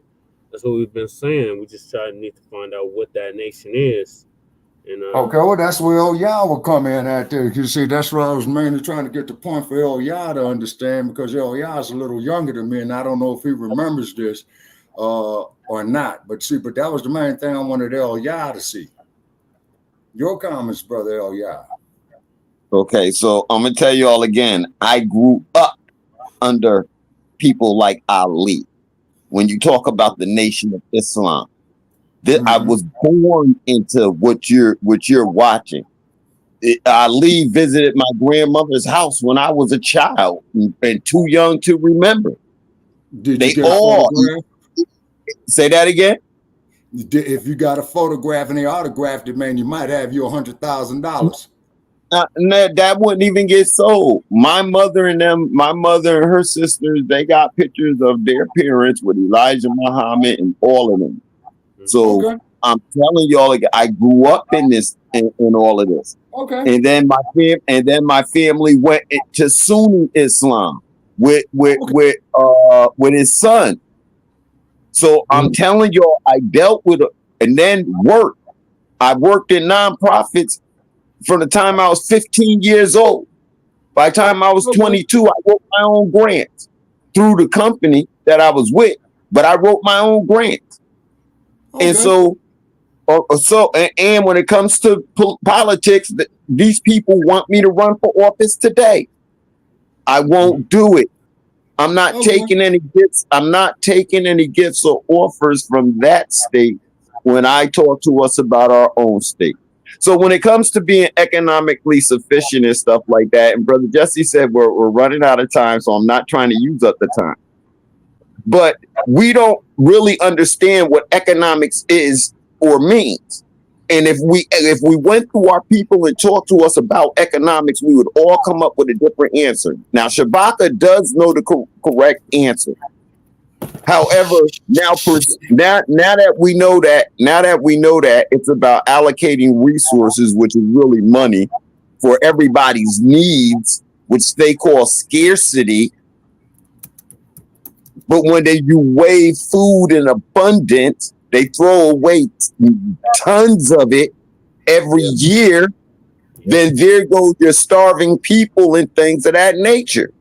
And so the study economics is that study. It's not the study of money. That's another discipline. And we know money is monetary policy. Finance is all the different bonds, stocks, equities, securities. That's finance. The moving, developing, and moving and organizing of all those different things is financing. Where do loans come from and how do we get loans? Don't believe the story that you think you know. We have to know now. Economics for us right now, as being our own people, is, well, 99% of our population work for somebody else instead of ourselves. 100% of our population the public indoctrination centers teach. See, this is why we got to educate ourselves. See, that's what the public indoctrination centers teach. Yeah, see, the public indoctrination centers, commonly referred to as public schools, does not teach in its curriculum of how Black people, Moors, or people with kinky hair or whatever from that continent, man, that is below Europe, east of South America, okay, to develop and do for themselves. All it teaches you to do is go out here to make another motherfucker rich and not our own people. So okay, Shabaka. So see that, and that's the other thing, economics. When we think of economics is also in speech. And right now with timing, right? Everything you just said, we all know. What we don't know, what we're not coming up with, is a solution for all of it. I am introducing solutions. I'm not talking to y'all about maybe or none of that. I'm telling you for a fact. Y'all need to see my face. I need to put my wrap on my head, and y'all need to see my face. That's why I put my face on the screen all the time. I'm not lying to you, brother. Okay, but I want the people to understand. I'm not lying to you. I'm telling you the truth. If we want to free ourselves, brother, because listen, Shabaka, when we're all talking, right, and brother Shay and I are telling you that we are from here, you can't keep saying that we're from below Europe. We're from here. We're not from here. The people who they refer to as the indigenous Americans are here, man. They migrated across the Bering Strait. Shabaka, after the Trail of Tears and Andrew Jackson, the next president who came in, the next president who came in gave those people a chance to be Native Americans and Indians and had them sign up for $5 to be those Native American and Indians that we see today. So all that Bering Strait stuff, cut it, man. That's that out of Africa theory. We're not dealing with that narrative. That is your opinion. You're entitled to it. No, that's in law. That's exactly what it is. That's the out of Africa theory. And like I've stated, Shabaka, they found fossils older. They found statues older. They found a lot of stuff that archaeological stuff that you would think would be younger here than in Africa, but it's just as old as Africa or even older than Africa or Alkebulan. Well, sir, Africa is the cradle of civilization. Alkebulan, or whatever you wish to call it, is the cradle of civilization. Okay. When we were taught, what we were taught was the Africa theory. Everything that we know, we've been lied to about. Yeah. Everything from religion to his story. Once we say his story, know that we are lying to ourselves about ourselves and our position in this world. Soon as we say it. Right. Now, if you want to know about the past and our ancestors, then I'm going to tell you this. You need to open some law books. So you need to read treaties. You need to read other documents about us. You need to read the document of discovery from Pope Alexander VI, 1492, that gave them and showed them how to split this place up. Now, everybody should reckon when it comes to what do we call ourselves, listen to what I say. When it comes to the United States and those people we call Caucasian and white, they are French, English, German, Italian, Portuguese, and a few others, right? So then when it comes to who we are,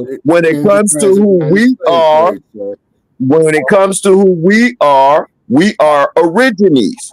Those are Moors, not Aboriginals. That's why I'm using lawful terms, because nobody's going to tell me I listened to you and I messed up. We are Aborigines of this land. Oh yeah. Of this land. And we are Moors, Cherokees, but when the law needs to recognize us, the international law, we have a treaty that the United States signed with us so they can do business off this land. That's the Treaty of Peace and Friendship. And on it, it says Moors. So I'm not arguing none of that part. I'm telling everybody, that's the last thing we should argue about, because you need that international treaty in order to get what you call reparations. Okay, yeah. Okay, if you can in the future, man. Okay, yeah. The United States from the world. Okay, yeah, in the future. Have you ever been out west? No, sir, I haven't, brother. Okay, tell you what, yeah, I tell you what. Okay, just 1 second, Brother Paris, and then I'm gonna yield. Yeah. If we're ever able to, God willing, if I'm still here, okay, you need to come out west. And we're going to go travel the PMW. We're going to travel Idaho. We're going to travel Montana, okay? And Wyoming. Who knows, Brother Che? We might wind up at your place, man. You know what I'm saying? And check out this Trail of Tears, and then also too because my question has still yet to be answered. Okay, because you refuse to hear it. No, brother. You know what? Oh yeah, let me tell you something, man. And I'm not trying to disrespect you. If I refuse to hear what you have to say, man, I'll just cut you off, and I don't want to do that, brother. And I'm not going to do that. What I'm trying the answer is that $5 Indian is the answer, and you can check it in the law. Right. Ain't that Shabaka? Let me show you this too. I'm telling you, my family got papers. Our entire national family is Algonquin. Our particular part through my mother is Wampanoag. When we go up here to these tribal things, we see the same things. Them $5 people. Mm-hmm. Okay, well, one thing I know, man, is a very dear cousin of mine is in the process of researching our family tree. Okay. Wait, hold on. I got a question for y'all. So he just said that when he goes up there, he sees these tribes. My question is, why are they excluding the black aborigines or the dark skinned aborigines? Okay, but Brother Paris, as we discussed before, okay, as I've traveled in every state of the West, man, and I do not see these indigenous women, man, with the curvature that the sisters have, man. That's the missing link, man. The missing link, like me on that. Commission. It's the cognitive dissonance, unfortunately, Shabaka. You're not seeing what we're saying. Like, the missing link is the $5 Indians, the Dow's Commission, the Dow Rose Commission. That's the missing link. That's why they don't have the S-curve. That's why they are built the way they are built. That's why. Okay. So now answer me this. Whose idea was it to come up, man, as you say, man, with these $5 Indians, bro? It was listen, as far as I'm concerned, I always blame Andrew Jackson. Then I got told it wasn't, and it wasn't. So I believe, listen, I believe the president's name was Grover Cleveland. Another Caucasian, okay. Okay, so now, so this is where they are, and they're on the reservation because the United States they were a trading company, just like the Dutch and East India companies. They're a trading company, and so and if you study those companies, you realize, oh, they went in and tried to take over those areas too. Yeah. So the British Empire. Because they were all fighting each other. But when they came over here, they decided to fight together under the United States against us. Not just under United States, under white supremacy. Listen. White supremacy was fed in later. Listen why I'm gonna tell you why. Because right after slavery in 1865, so many of our people became senators and congressmen in the dirty South. And that shows right there that they couldn't have been what they said, or else those people wouldn't have gotten seats. Not necessarily. Now, let me ask you this, yeah. Hold it, yeah. Wait a minute, brother. I ain't got nothing but love for you. Okay. You too, Brother Paris, you already know that. You all just made me think about something. What's that? Okay. Why did they handpick them motherfuckers right there that you all had mentioned, right? Mm-hmm. Didn't the U.S. Congress vote to give the white, raping, slave trading, pedophile reparations for the loss of his slaves? Yep, $300 per slave. Yeah. And these motherfuckers talking about they can't pay reparations. Please continue. Listen, because the people who are asking for them are not the people who they enslaved. They didn't enslave blacks and African Americans. They enslaved Cherokees, Choctaws, Algonquins, Wampanoag, Mayans, Aztecs, Olmecs. Those are the people that they enslaved. Sir, okay, I'm gonna tell you something. Like Marians. Well, Okay, hold on. When I was circulating Any of them family names that anybody want to name is who they are. And I'm wondering, my people never talk about Prester John. I never heard one Israelite talk about Prester John except the people at 432 Drop Nation. And there's a whole bunch of history we don't know about this place. Okay, sir.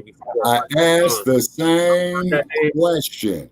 Why did the United States government pay the raping, slave trading, pedophiles money for the loss of their slaves? Because it was a war and they had to pay dues. See, Shabaka, you're listen, when you ask questions like that, when we deal with that part of it, right? We never deal with the part of ourselves. I don't care about another man's dirt unless he tries to do it to me, and then I'm gonna break him off. Right. So now we understand that. Now we understand that. So the question becomes, what are we gonna do for ourselves? Right. Okay. Well, the man sitting in the ring right there told you just that 50 years ago, El-Ya. The man sitting in that ring right there just told you that. But what did he tell you we gonna do? We gotta create our own nation. Okay, so now you tell me you told us that 50 years ago. I'm gonna tell you that was told to us since 1929, which is longer than 50 years ago. So there goes the same answer again. Noble Drew Ali told us in 1929 what we needed to do. Okay, so about 100 years now, we have known. So I'm telling y'all where we failed, and listen, I'm telling y'all, listen what I'm saying. Listen what I am the president of what we're doing, and I'm telling y'all how we doing it until everybody understands what it is that they need to be doing, or whatever I say must be believed right now. And in that, we have our own bonds. And right now, as a nation, we're worth over 1 trillion pesos, but you say dollars. And that's kind of in the middle end. On the low end, we're worth 55 billion pesos. And we can make this an actuality just like Bitcoin, but it's going to be real money. You're going to start off with checks. Then we'll go to dollars.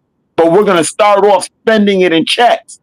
But you have to accept your bonds, and you have to do the work of helping us build a government of ourselves. That's what we do. Yeah, I've been here for about 10 years. Now you said that build a government for ourselves, El-Ya. Now, how are we going to defend that government? Right. With bows and arrows, sticks and stones, or what? Okay, so I'm not saying this to be mean, but I'm saying this because it's real. You see my little soldiers in the street.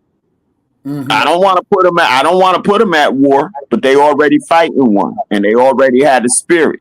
So all of that right there, and they got the weapons. So all of that right there. And I know they got planes and tanks and guns, but now for all the religious people who would say what Shabaka say, didn't y'all say that y'all God protect you from any evil? What you asking me that question for? Because everybody has a right to defend themselves. And so if you next to somebody, y'all should be talking quietly about how to defend yourselves. Y'all should be building that up. Then we can whisper to each other as we see each other on the real time. We can tell each other what we're doing, but we don't need to talk about that. We're about love, truth, peace, freedom, and justice. That's right. But we know our rights. Okay.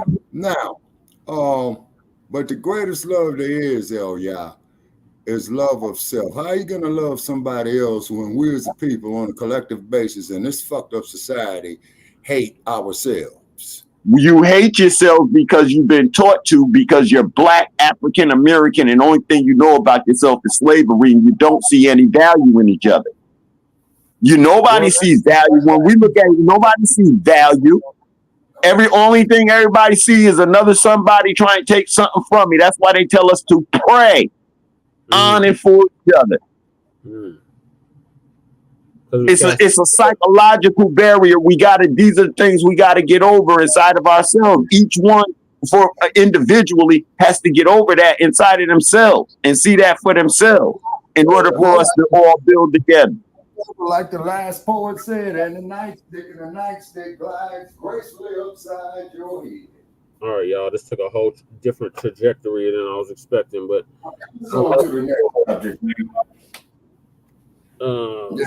yeah, we could debate with El with this here, in the very, very near future, and we definitely appreciate the brother's wisdom, knowledge, and commitment of what he believes in. So let's move on to the next subject. I believe it's Blacc related. Black voters are scaring the Democrats by not supporting them in Milwaukee or Wisconsin. Shout out to the Outlaw. Okay, hey, check this out, man. Just to prove your point on this voting shit, Brother Parrish. Like, I got some shit here. Election department and city clerk drop off locations. Clark County, Nevada. I jumped the gun. The next topic is Jamaal Bowman trying to shame us into voting for Kamala in November. Oh, wow. Okay, all right, let me mute my mic, man. All right, y'all. So the next topic is former, because he got ousted out by AIPAC. And I damn sure ain't voting for Scam Brown here in Nevada, man. Pull up Scam Brown. Oh, I did already, Shabaka, when he had son. I thought they was trying to make fun of him. His competition was making fun of him. Democrats out there was making fun. Yeah, old Scam Brown, damn. This shit is, and looking at this voting shit out here, brother, this shit is ambiguous. And to quote Dr. Newton, any law statute that is so ambiguous by the common man. A lot of money against him in his campaign, had supported his opponent, and he lost his seat. Well, Jamaal Bowman, he will be, leaving Congress very shortly. And he has a message for black men because black men, black American men in particular, you are not following the script. Now, what is the script? You may say, Philip. Well, the script is black American men, every last one of us must vote for the Democrat Party because that is the default setting for black men politically. You don't supposed to vote for nothing else. You don't supposed to, if you want to choose a couch, that's your business. If you want to vote, Trump, Jill Stein, Cornel West, whoever you want to vote for, right? But they're taking an issue that some black men want to vote for Donald Trump. Well, let's listen to Representative Jamaal Bowman and what he has to say to black men. Because I never really looked at Jamaal Bowman as a man that we need to look up to black men and listen to. But let's go ahead and check that out. Yo, black man, on the real, man, on the real, what we doing? Like, what we doing right now? I'm going to give you one reason. Under no circumstance should we be rocking with Donald Trump. One reason Nigga, alone. Please, man. I'm tired of these brain dead ass motherfuckers, man. In the New Man, let me just York shut my Times mic off, to man. execute 5 black boys, teenagers under 16 of a crime they did not commit. Full page ad to kill 5 black boys, our brothers, our sons, our nephews. Come on, man. What we even talking about? What else is there to say? What else is there to say? Full page ad, execution, 5 black boys. I'll give you one other reason. At that time, that was before he got into politics, when he was still in real estate and all that, and robbing people and all that. Full page ad to execute 4 black boys early in life. January 6th insurrection with white supremacists later in life. After he lost the presidency. That's the kind of America we want to live in, man. What are we doing? What are we doing, man? Well, Jamaal Bowman, let me tell you something, brother. We don't care about the Central Park 5. We don't. This is 2024. I don't care about an ad that Donald Trump took out when he was a private citizen. And he was a Democrat. You want to talk about that. Donald Trump was a Democrat his whole life until he ran for president in 2016. So why don't you talk about how Donald Trump was a Democrat and putting out that ad? Why don't you talk about Linda Fairstein and how she prosecuted those boys, right? You never talk about Linda Fairstein. And to this day, Linda Fairstein, we're talking about the district attorney at that time, Linda Fairstein still donates to Democrats to this day. They never talk about Linda Fairstein. They talk about this one ad like Donald Trump prosecuted those boys. His ad did not sit up here and make the judge sentence those boys to what they had, okay? That was the judge decided to do that, and Linda Fairstein with the prosecution. You don't talk about the NYPD. They got those bogus confessions out of those boys. None of y'all talk about them, but you want to talk about Donald Trump when he was a Democrat putting out an ad in the newspaper, right? Still talking about it. Now, let's fast forward to January the 6th. I don't care. Well, you say, what? I don't care. You know why I don't care? Because it wasn't no black people doing it. It wasn't black Americans doing it. And the few little sprinkles that went in there, some of them were immigrants. And you had maybe a couple here and there, black Americans, very small amount.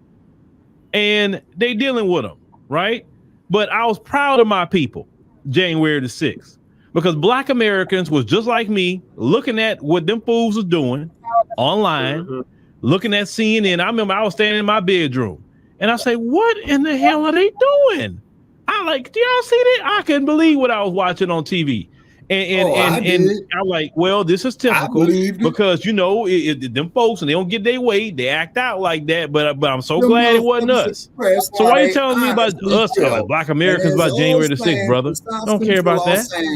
Now you was running for cover January the 6th, but black Americans had nothing to do with that. So why are you telling us anything?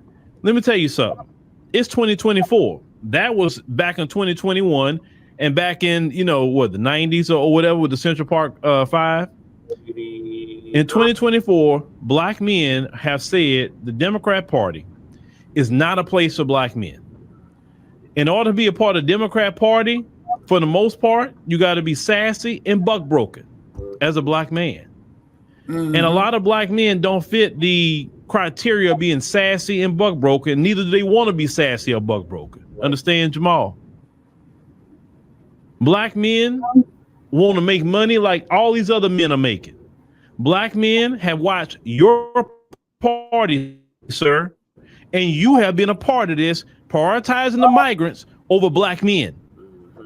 You're a black man. You know what black boys and black teenagers and black men go through to try to get jobs in society, to try to get opportunities. And you, sir, was one of the main ones championing illegal immigration. You were the main one. You have no right to talk to black men, sir. No right at all. When you're championing things that harm black men. And when you harm black men, you harm black women, you harm families, or whoever black men is with. You harm their family, right? So how are we going to listen to you?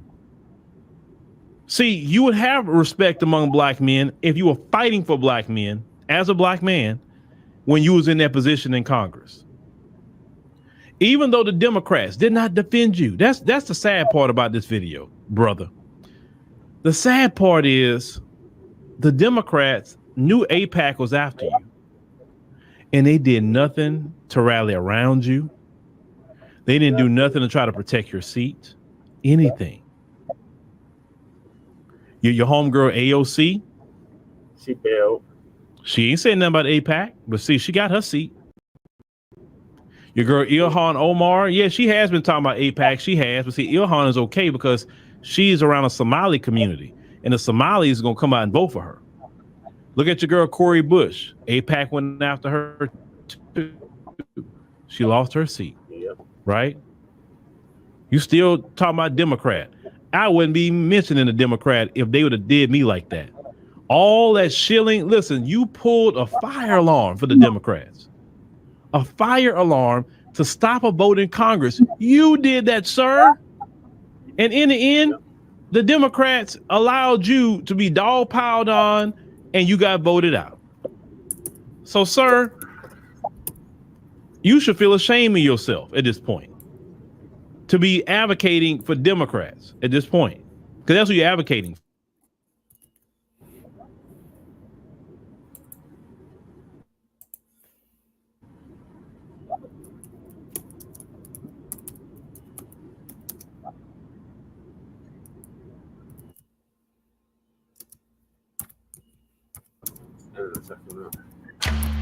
Craving a weight loss solution that actually performs? Fuck the Hims can help you commercials, access fuck the weight loss commercials, treatment plans that are doctor trusted, motherfucker. like your compounded goddamn semaglutide commercial. injections. Fuck your commercial. Sorry, y'all.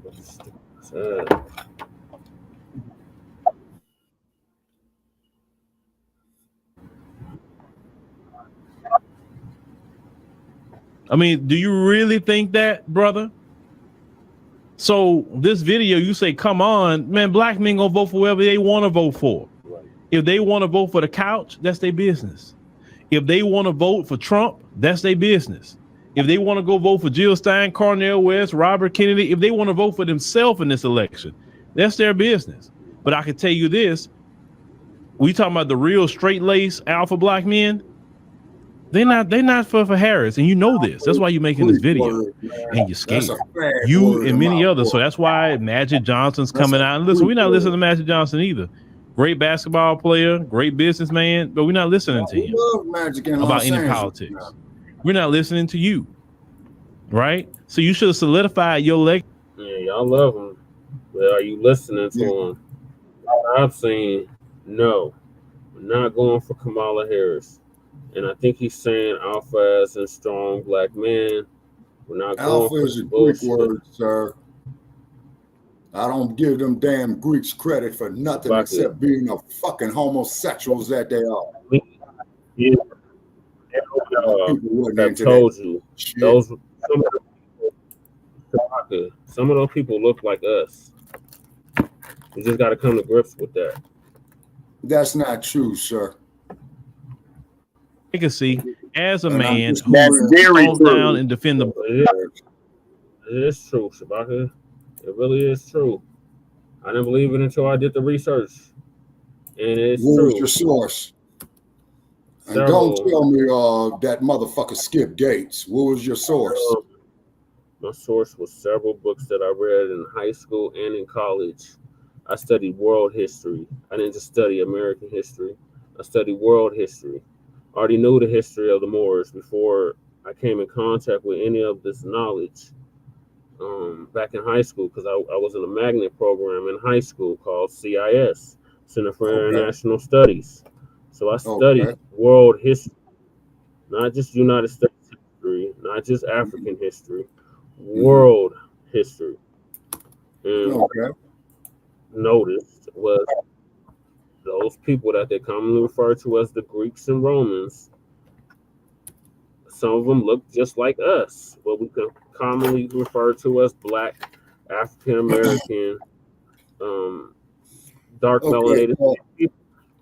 Okay, Brother Paris, I'm going to delay my comment on that in response to that question. Please make a note, because what I got to do, man, I got to go to my library and I got to go get Professor George G.M. James' Stolen Legacy.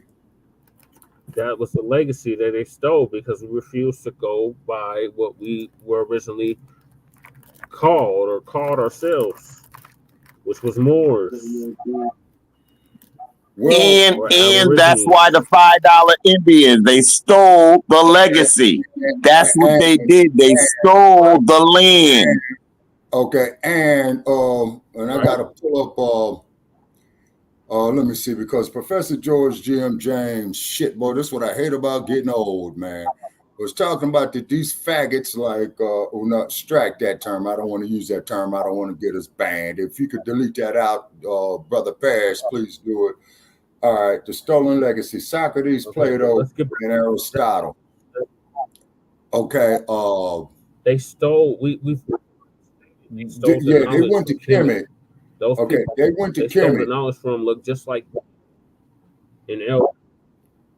I think they. All right. Wait a minute, because you also got to check out the University of Sankore and ancient Mali. My namesake. Okay, because Plato, Aristotle, let me see, Plato, Aristotle, and Socrates, and Alexander the Barbarian, they was off into that alternative lifestyle. Okay, off of research that I've done, man, over the last 20 years on our societies on the continent of Akibaline, they were not into that shit. Is because if an individual came up with that, man, they were killed. Straight out. They were killed. So leave that shit up there, man, with them dudes, man. They got the human rights, they got their civil rights, but they don't have a right to come to me with that shit. And I'm just saying that there to be politically correct so they don't tear us down again. Right. That, unfortunately, Shabaka, has been practiced for centuries, if not millennia. That's just related to that one particular group of people. But Shabaka, what you're leaving out is a lot of the Romans and Greeks, they were like mulattoes. They were mixed race people. Okay, what they were, sir, they were raping, slave trading, nasty, funky ass pedophiles. And you know who we got to get on that there, man, if he ain't barred off of social media, is the irritated genie. Yeah, and Shabaka, those people, unfortunately, look similar to us. That's just facts, sir, I'm going to tell you something, sir. Facts. All my travels with people who I spoke with, man, from the continent, they was not into that shit at all. That's just me. Talking about the Greeks and the Romans. Sir.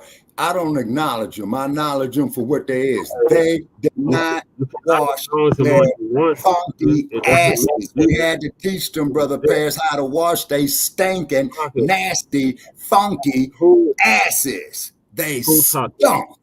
The smell of them bastards will make you vomit.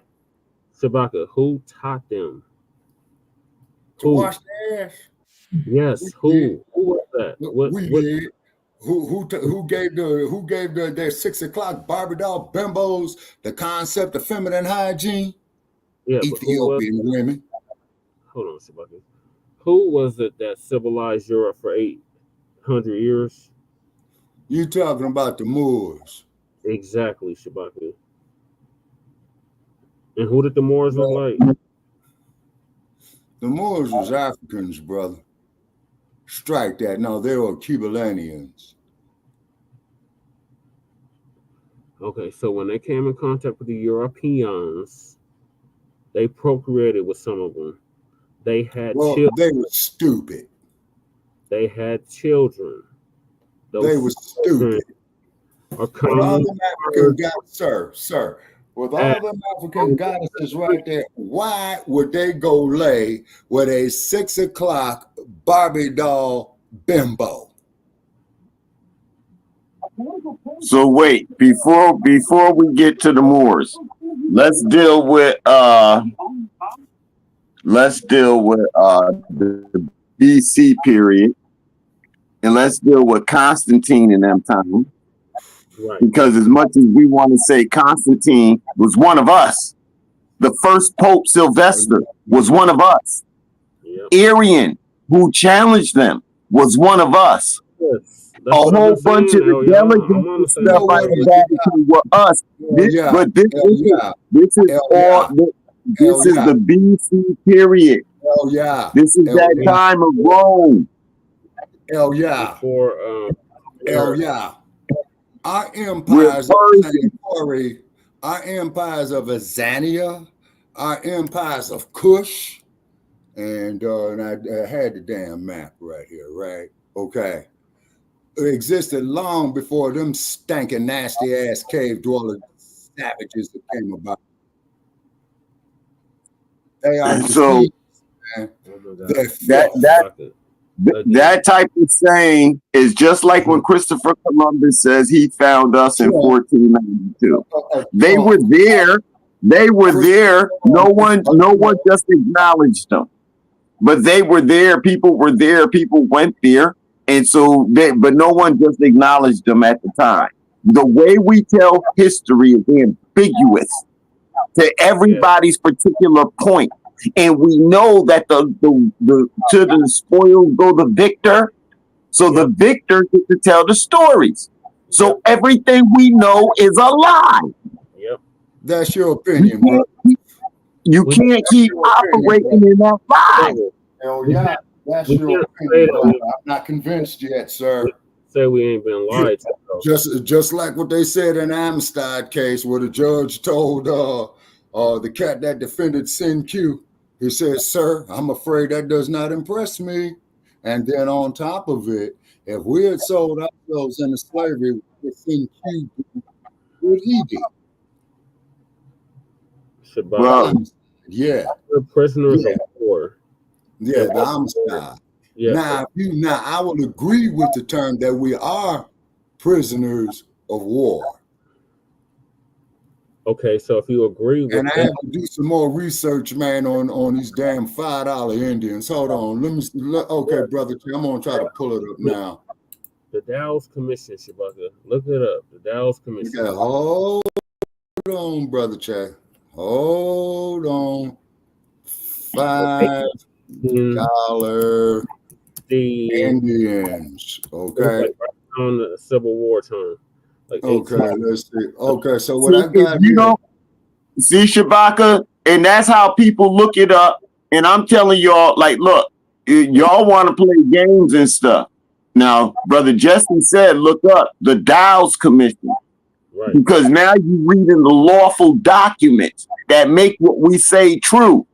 But if you start pulling up stuff that say, the $5 Indians is a myth and Ray, no, we're not listening to that. You could go pull up a government document about the Dawes Commission that shows you the role and everything else with .gov up as your thing in order to hear the information that we're saying. And that's what makes it real. Well, it's like Chairman Mao said, no investigation, no right to speak. So if you're not going to investigate what it is that we're talking about, then you really shouldn't be speaking on the subject. Okay, so this is from nationalarchives.gov, Dow's Rose.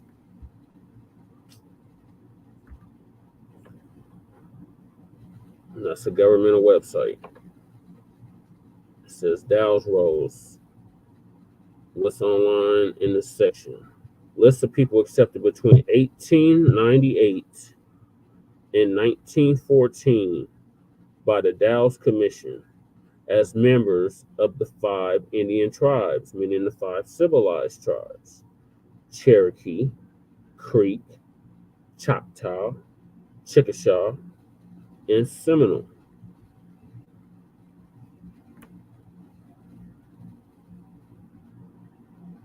Well, I searched the Dow's Rolls.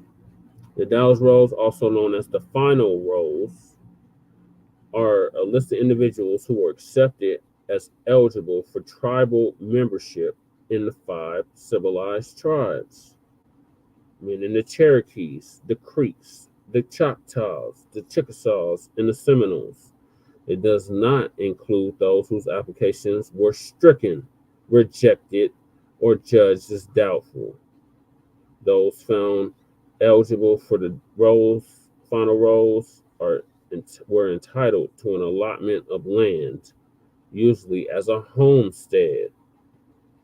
Now, I brought up MLK earlier. MLK was talking about the homestead.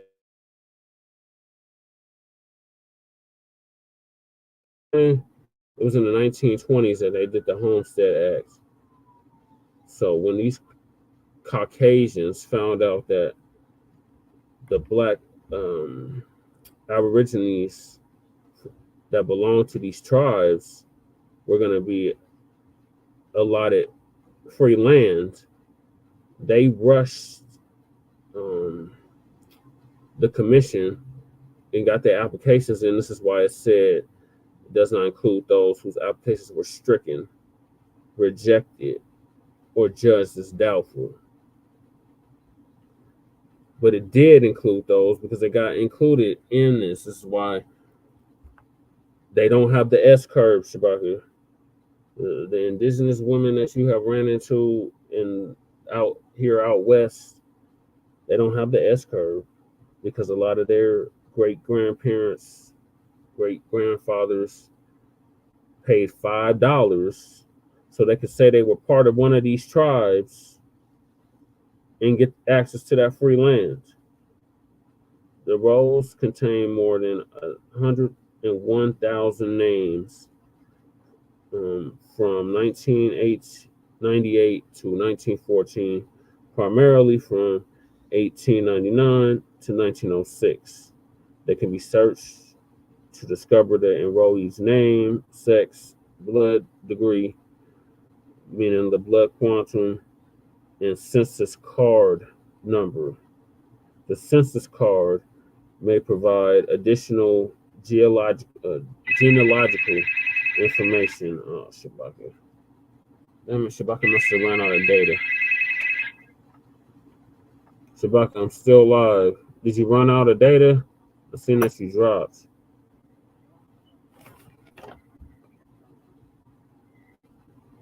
Okay, just hit the link.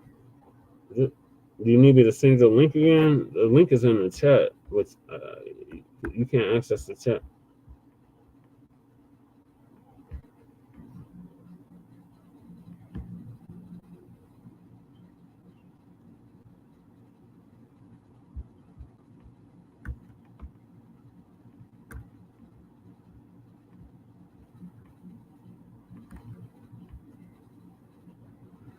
Well, I'm going over the Dallas Commission right now, Shabaki. I got it pulled up from a governmental source. I wish you would have seen Hidden Colors because they covered all this in Hidden Colors. Like, none of this stuff that... Yeah, all this is covered in Hidden Colors. Let me see. So I'm like sharing the screen on the Dallas Commission right now, Sabaki. Okay, I sent you the link again. So, Brother Jesse. Yes, sir. Until he comes on, can you pull up the document of discovery from Pope Alexander? Ooh. Yeah, let me see if I can pull that up. This is the document that gave all of their church following people the right to come over here and destroy us. This is the document. Let's see, the British document, examination of British documents. This might be it. Yep. Oh, damn, I didn't mean to zoom in like that. Let me see. Okay. I should be able to see it clearly now. Is this it, y'all?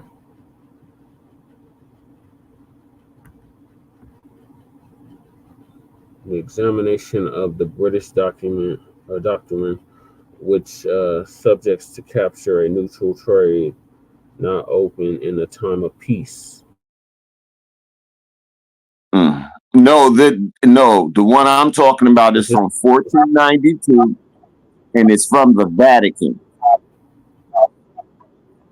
Okay. Let me get out of this.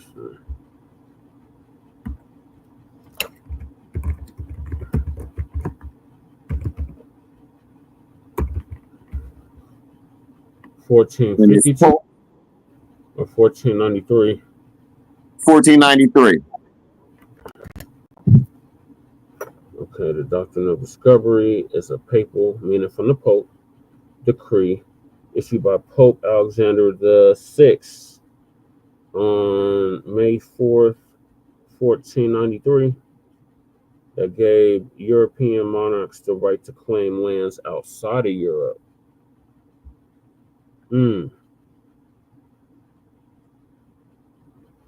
Now you get that document and read that document, and that document shows you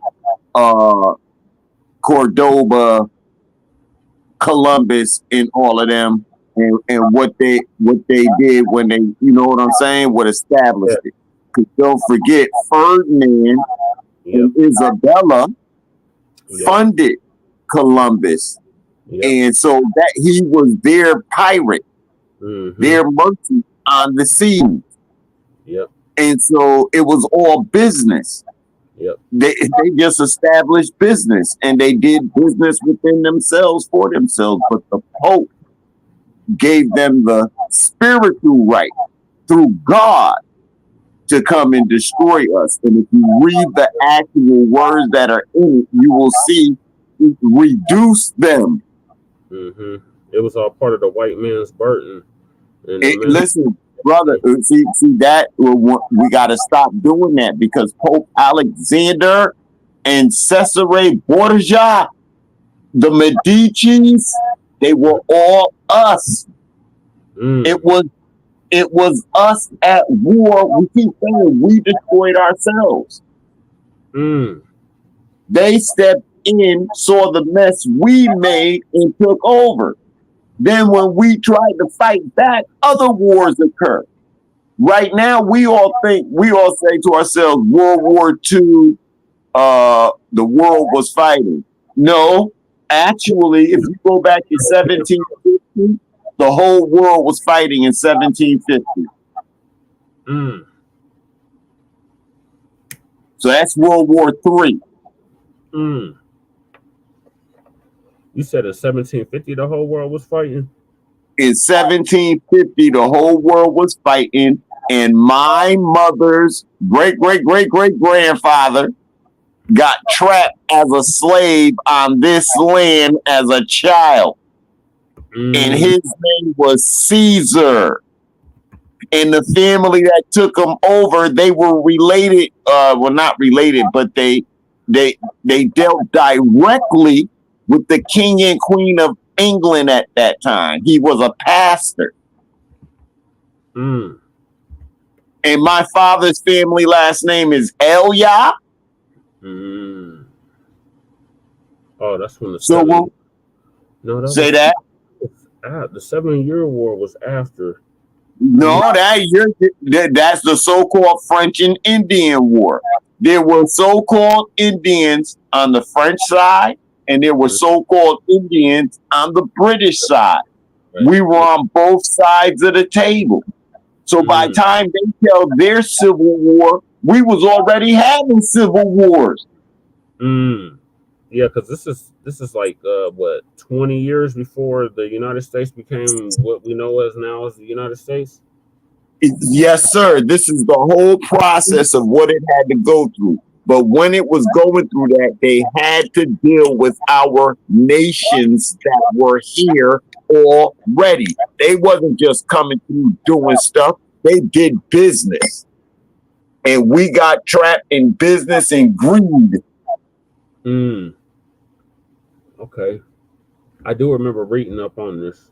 So this is not new knowledge. This is like refreshing old knowledge that I have received previously. But I do remember this 7 years.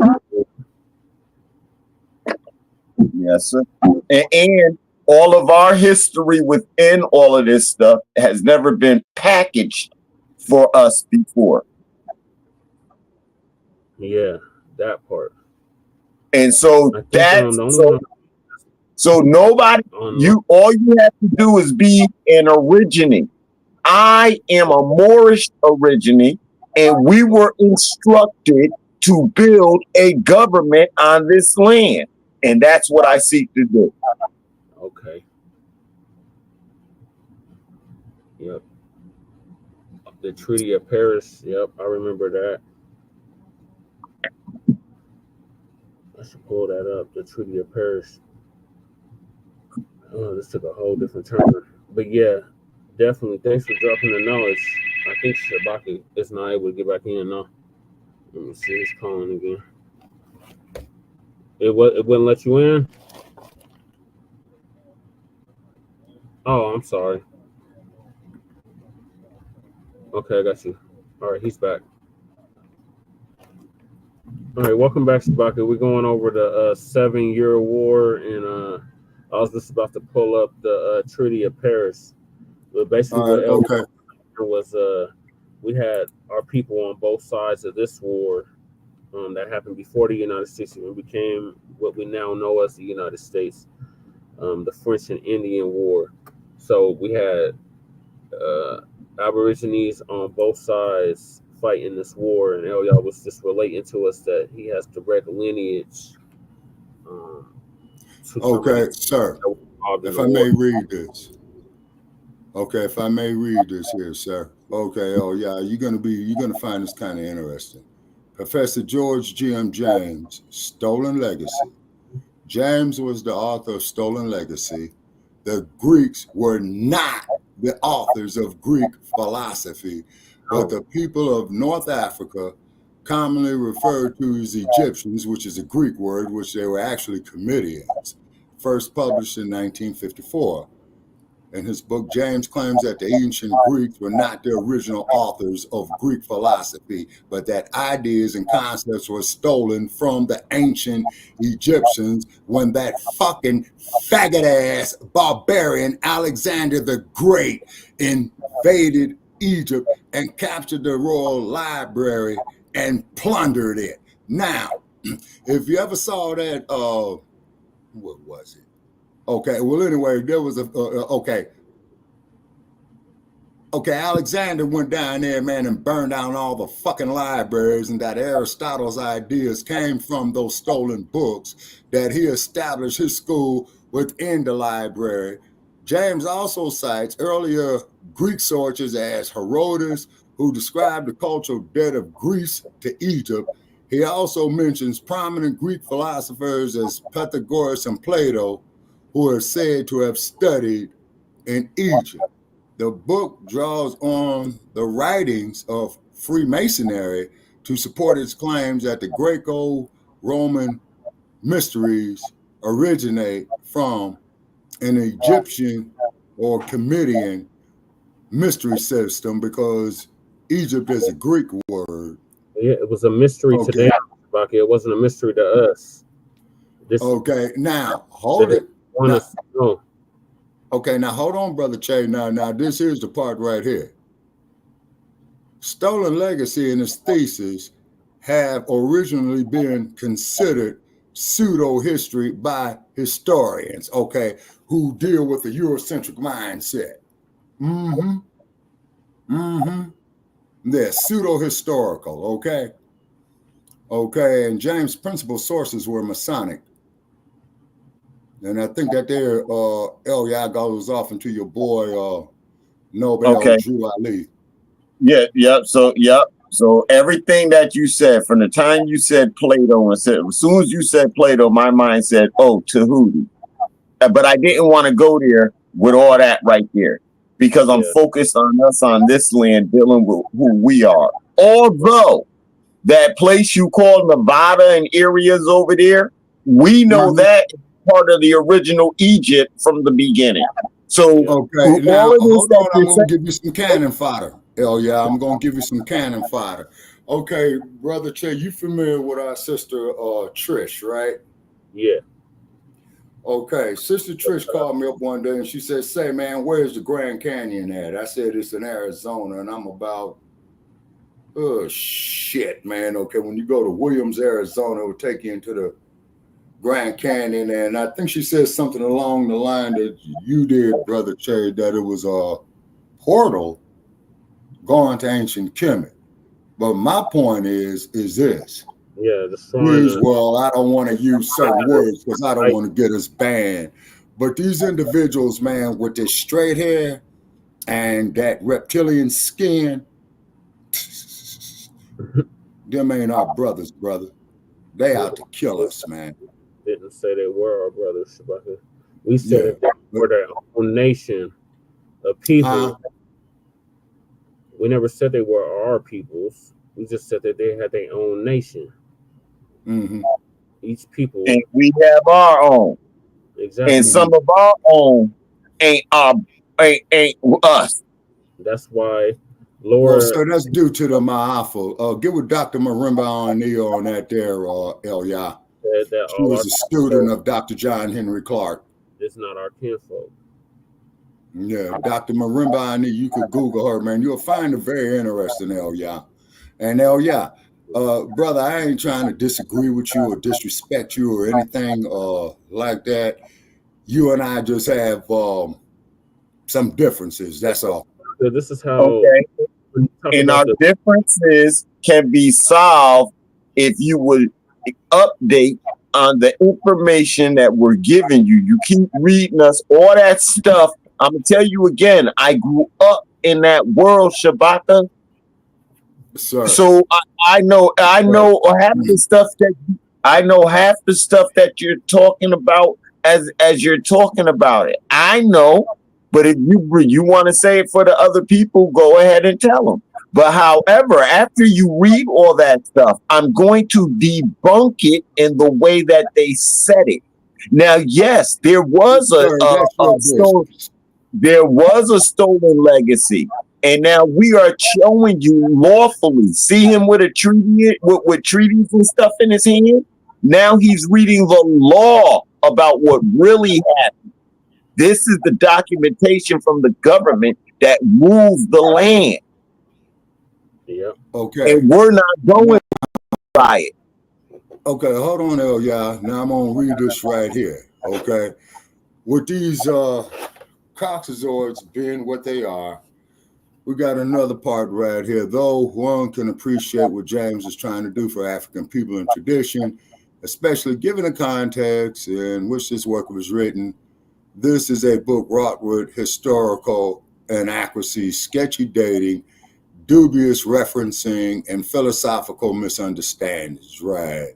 And these is the same motherfuckers who will sit up there and tell you it's normal for a man to go get penetrated in his rectum. All right, okay. Once again, we gotta dig again. So Shabaka, just for the reasons that you said, that's why we turned them off. We can't keep going. We can't keep digging with what they do. We have to start talking about us and us only, and what we're doing, and what the other one said, and what that one said, and what she said amongst us. We have to leave them out of the narrative. They're dirt, and we know it. And it's not white people, it's not Caucasians. It's because some of our people are down with it too. So it's a whole like that's because they brain dead, brother. You know, no, like what Ali just said in his interview with David Frost, man. It's not brain dead. They're intelligent people. They're greedy. They're selfish. They want power. That's why those are the people we got to look out for. Right. Or from. Right. And warn our people about. And it's so they come in all colors, all across the 1% is a rainbow of people. It's not Caucasian people. Yeah. I'm not an integrationist, brother. Okay? Because you could best believe if I see one of these cave people out here dying of thirst in this fucking desert, I'm stepping right over them.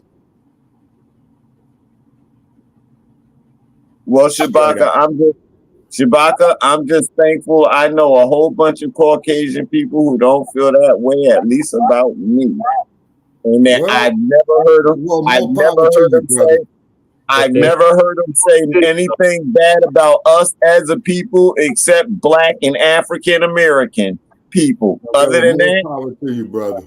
Listen, Shabaka, I'm keeping it 100 with you, sir. As I said, I'm keeping it 100. This is the point, Elia.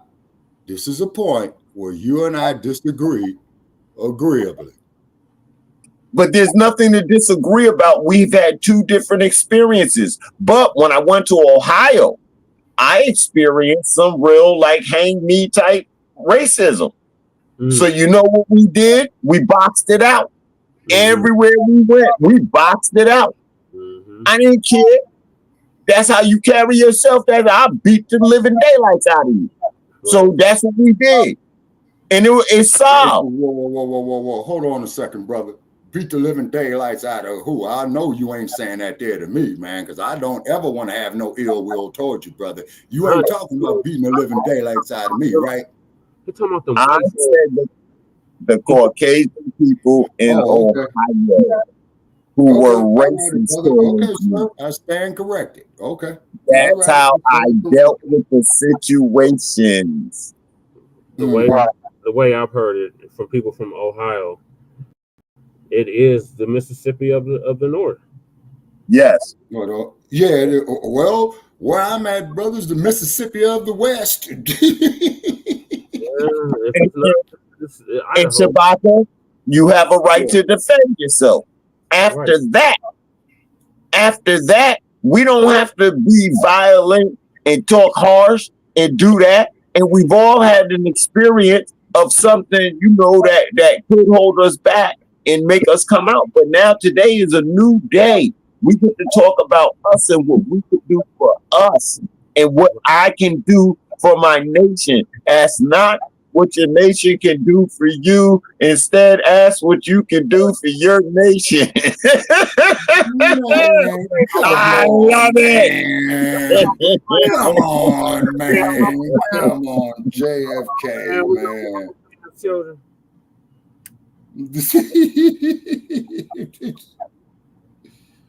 With the way y'all saying Uncle Sam's children, when we decided to talk about Black, Negro, African American, people of color, we fell for the trick bag. Okay, is that what you mean when you say broad and ambiguous terms, Brother Che? Yes, and the way that history's been taught to us has been very broad and ambiguous. Mm-hmm. And that's exactly what I'm saying, Brother Shay. We fell for the bag trying to be United States citizens, Black, African American. We fell for the trick. And Martin Luther King told us that we did. Now, we want the check. All we have to do is revert back to who we were. Now, have you ever read, the Zionists? There's a paper out here, something of the Zionists. And in it, it says, all we did was go pick up their leftovers. And what they never did was turn back to themselves. I think it was a secret relationship between Blacks and Jews. No, it's something else. They found it in the early 1900s laying around from Germany. They followed some Scotsmen or something, and one of them dropped it. You're talking about Mein Kampf. You're talking about Mein Kampf. No, I'm talking about Mein Kampf. I ain't talking about a document. Something about the Zionists, the great Zionists, the Zionist movement. It's from 1906 is the time I remember about it. Okay. Now, also too, as Brother Che and I had did a story on it, and I'm gonna say this here, gentlemen. Then I'm gonna go off so I can save the data for the show that we're doing on Tuesday. Yeah. And you're welcome to call in on that one there too, sir. We're gonna have a high-profile guest that did confirm it. You know what I'm saying? Yes, sir. And okay, and it's about health. Okay. And so Sarge is not going to be allowed into the studio. When he comes up there, Brother Che, if you work in the studio, soon as Sarge, Joe Gibson, them guys come on, man, they'd be kicked off there immediately. Is because this woman is a scholar. She's taking her time, okay, to deal with us. You know what I mean? And she will be treated with the utmost of courtesy and disrespect. I mean, the utmost of courtesy and respect. That's how I know I'm getting tired. Shit. Boy, up here sparring with you cats, man. Shit. Woo! You know? Right. Okay, boy, you guys is a workout for real. Is this what you were talking about earlier? The Jewish Marxists? Zionism.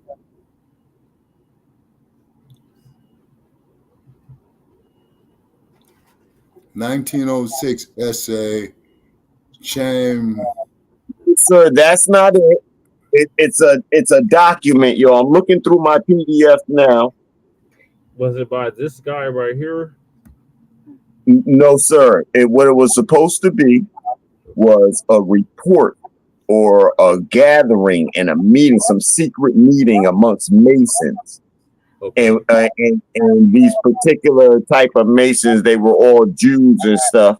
And so when they came out, the Zionists, I can't remember the name. See, this is all stuff I haven't read in a year or two. Okay, Elia, can I make a suggestion for you, sir? Tell me. Okay, I already had started one, man. Okay, when we do this stuff, and also too, Brother Paris, I know you already know. Keep journals, man, of what we discuss, man, and keep logs of what we do. You know what I'm saying? And okay, I got it. Okay, I got it. Yeah. And I want to commend you, man, of how you got down with Sarge, man. You remember that there, Brother Paris? Yes. Yeah, I want to commend you. It's the protocols. It's the protocols of the elders of Zion. Uh-oh. Now that, sir, is a sensitive area, Elia. It can't be. It's on Wikipedia and all of that. We're allowed to study. We're allowed to read. They can't be said. And if they're sensitive with us, I'm going to get just as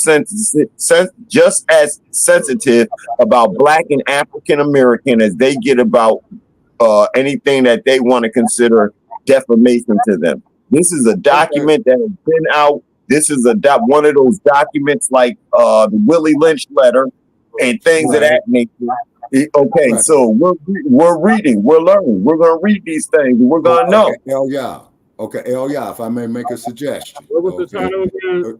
Okay, you're a man of intelligence. Okay, pull up the San Mateo County Court's address, man.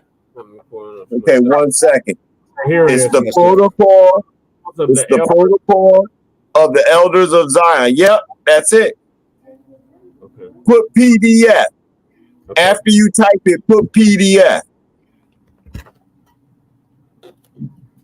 Oh, this straight from the FBI. Ooh. I told you. Listen, I'm gonna say this again. I'm gonna say this again. I only deal with official documents.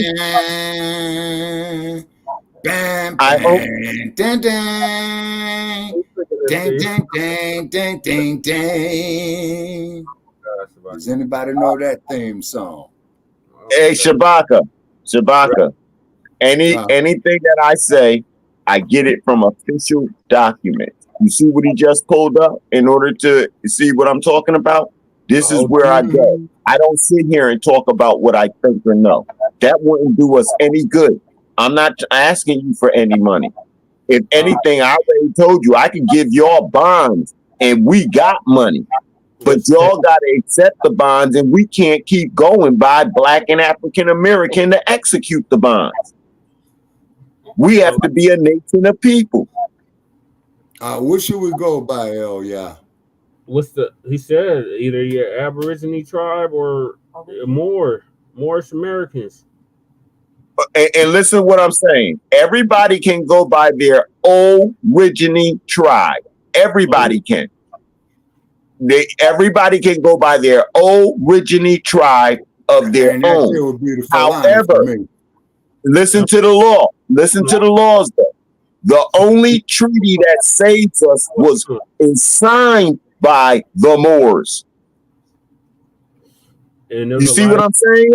Yeah, and there was a lot of Aborigine tribes in Alabama under that treaty. So now before 1929, Prophet Noble Drew Ali found all this, put it all together, and then told the Moors, go build a government. Yeah, he did. So now that if the Moors have failed to build that government, where the origines at to build their government? Right. Okay, then why did they fail? Is there a because he died in 1929, Then people went under. People started selling out in order to be preachers, and they wanted to build a nation of Islam and start calling you Black and African American in 1930. And he died in 1929, 1930. He said, don't call yourself Black and African American. He dies in 1929. In 1930, you got people still in front of you talking about you a great Black and African American. And also, y'all, what also happened in 1929? The Great Depression. The stock market crash.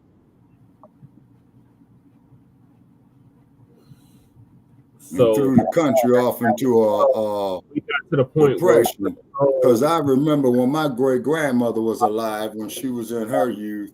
Let me see. Y'all, is there particular? She was 31.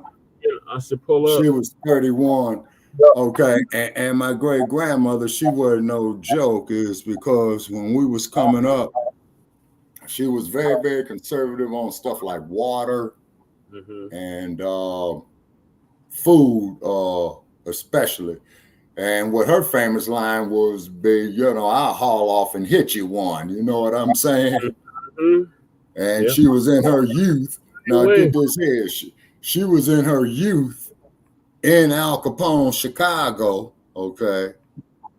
Her husband was a professor at Hampton Institute, which you know is Hampton University to this day. Sorry, y'all. I just had to pull this out real quick. This is definitely going to be for further investigation.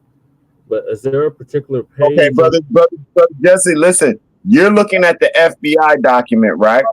Yeah. If you go back to where you found that, and then you start going down, you're going to see Yad Vashem, the World Holocaust Remembrance Center.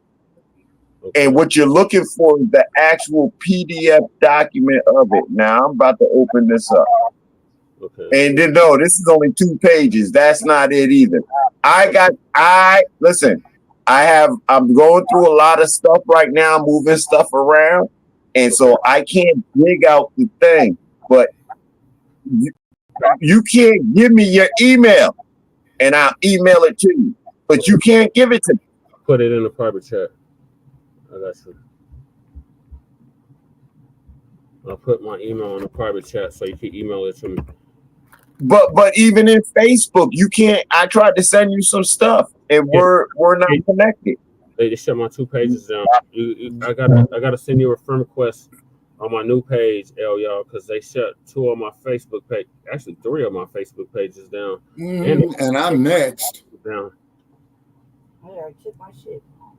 And I'm next. You know what I'm saying? That's why I'm not saying too much on Facebook, you know. And I used to see the hate mail and the shit that I get. You know what I'm saying? I haven't got no hate mail. They just shut my pages down now. That's what. See, what happens is, Brother Che, is that they're doing a new tactic now, right? Is that people have been reporting you, and what it is that they don't show the people who have been reporting you. They used to, so you could like appeal it or something like that. Okay. The hate mail during her show too. She wanted me to tell y'all, Lady Tay. What kind of hate mail? Was any of it directed toward me? No, Shabaka is directed at her and me. Oh, okay. Why y'all getting hate mail? Because we speaking the truth.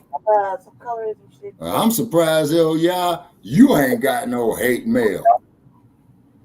Yeah, I'm always getting hate mail. I get it all the time. Lady Chase says they always shutting her pages down because of colorism. Well, mine was the hate mail. The hate that she gets was mostly colorism and Specify colorism, Lady Che. Sorry? Specify, I'm sorry. Explain what you mean, just assume that I'm stupid. Just explain about colorism. They're basically always attacking me on my looks. And it about Who is they?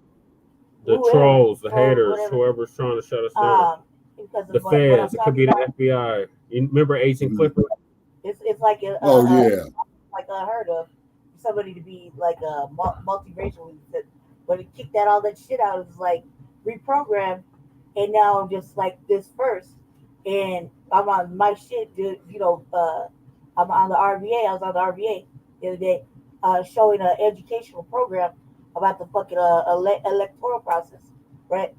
And motherfuckers come in there and just immediately attack the way I look and go off of, just automatically like, call me a white woman, whatever, and then shit like that. And then I'll be like, well, that's not unusual. My mother's European white. You know what I mean? I can't. You like that's nothing done. It's not like Okay, so Lady Che. it's like a defense, yeah. And then Okay, so Lady Che. my show went down. I didn't know about it until Jesse told me the next day, because I was going. I was running all kinds of programs. I was showing all kinds of educational shit, and I didn't even know that it was down. It like literally, if it would have been up, it would have been up for like 11 hours of nothing but educational shit that that we should really think about. I tackled both parties plus a third party, and I showed 2 agendas. I just showed 2 Black agenda websites and shit like that. I mean, I was really on a roll. So I didn't even know they took it down. They took it down at like 2 in the morning when I was up for like 3 hours. I was on my show for like 3 hours. That shit was fucking ridiculous. But the Facebook page is the worst because they keep saying they're working on my site. What the fuck does that mean? With the monkey wrench up there? The page is done. They took it, right? So yeah. I did everything I was supposed to do, except I have beef about sending my ID and shit because everything's already. But yet I can still tag you, so it's weird. It's weird because it's running, but they won't let me in it. They won't let her access it, right? They won't let me in it. They say they're working on it. What are you working on? In mine, they say you gotta submit your ID, which is really weird because we gotta verify it's you. Then all of a sudden, my account's like. That's what they did with the Henry page, Brother Che. Yeah, and that's what they did with the Justice like my shit. Reborn Can I page. finish talking? Yes. My shit, right? All of a sudden, my PayPal account, I have a certain process how I save money, move money around my own shit, right? From one thing to the next to pay bills with my own or whatever, right? All of a sudden, my actual physical card that I got, like I went to go load it, and with physical money, it's just like didn't show up. It's nowhere to be found, right? But then I moved money, right, to this particular card, and it's like whatever. But then I keep getting all these emails saying that they're like spam messages, like someone tried to access my account from Texas. Somebody tried to do this. Those are the hackers. Like this weird ass shit. But my card is like look, all right, I don't mind. Like I always say this, I mind losing more than $5 in bothers me, right? I'm really fucking scared to spend money. I hate that shit, right? But I live in this little fear of my own, right? All right, so $25 to me is a lot to lose, where you have no accountability for it. There's no receipt. There's nowhere to say it went anywhere. But you know it got loaded because you have the receipt that said you got loaded. Yeah. But it don't show up nowhere. And then like it's to move like for example, like let's say I pay like $8 on Hulu hypothetically, right? I try to move $9 in, and as soon as I move it in, you don't see the activity of it. It's gone. It's not there. So if I wanted to pay for something, I couldn't pay for it. Yeah, they did me. They do it like that, right? It's weird. And then all of a sudden, like not just that, but you'll see like my my email account got hacked or some stupid shit. Or no, it was my Twitter account. Your Twitter account got hacked. My Twitter account was showing some suspicious activity from somebody using an iPhone in Texas, allegedly, right? Allegedly. But I'm like, man, if I touch anything on this email, I bet you it's a fucking one of those open things, and that's how they get motherfuckers to siphon off their shit. You know what I mean? So I just look at it, I'm like, don't touch nothing, don't even answer. Because it can't be real. Since when does Twitter give a fuck about you having such suspicious activity? They don't. When does Facebook come and say, we closed your account down, or we took your account? They didn't even tell me they took it. They said they sent me some sort of a notification so that I can access it so I could turn it on, right? Reactivate it. They never did that shit. But on the service, it's like, look, I'm not gonna build another Facebook account just so I could go back, and this be the second one I lost. So I'm not gonna build another one just to go back and add everybody I don't remember on there. Add them all again. I can't even see that fucking site. It just suggests them now. It's stupid. It's like like on purpose and intentional. When they took my show and I didn't even know, I was like, "Dog, fuck with it." They said it's about content, blah blah blah blah blah. But although this is my third strike, so if I appeal it again, what the fuck is gonna happen? It's always like my third strike. So I'm like, I don't even want to fuck with it. They did the same thing in the Frontline Black News, and then mysteriously all the strikes went away, and now they're giving warnings again and starting the strike process. I think it's like every 3 months they recycle that shit. Mm-hmm. And then what was it, like 2 weeks ago? They hit me with a message talking about we're gonna take your YouTube down. You have until what the hell? It was like October, the same date, but it was in 2029 or some shit. They're like, you have until 2029 to appeal this. And then I went back the next day, and my page was back up with no problem, no error message, no none of that. But now, when I go to the YouTube studio, it'll say, "Oh, we have a warning on your page. It's not a strike, though. There's nothing to worry about. It's not a strike." Brother Che. What we're gonna have to do, man, and Lord, man, this is not fucked up, but this is gonna be kind of risky. All right.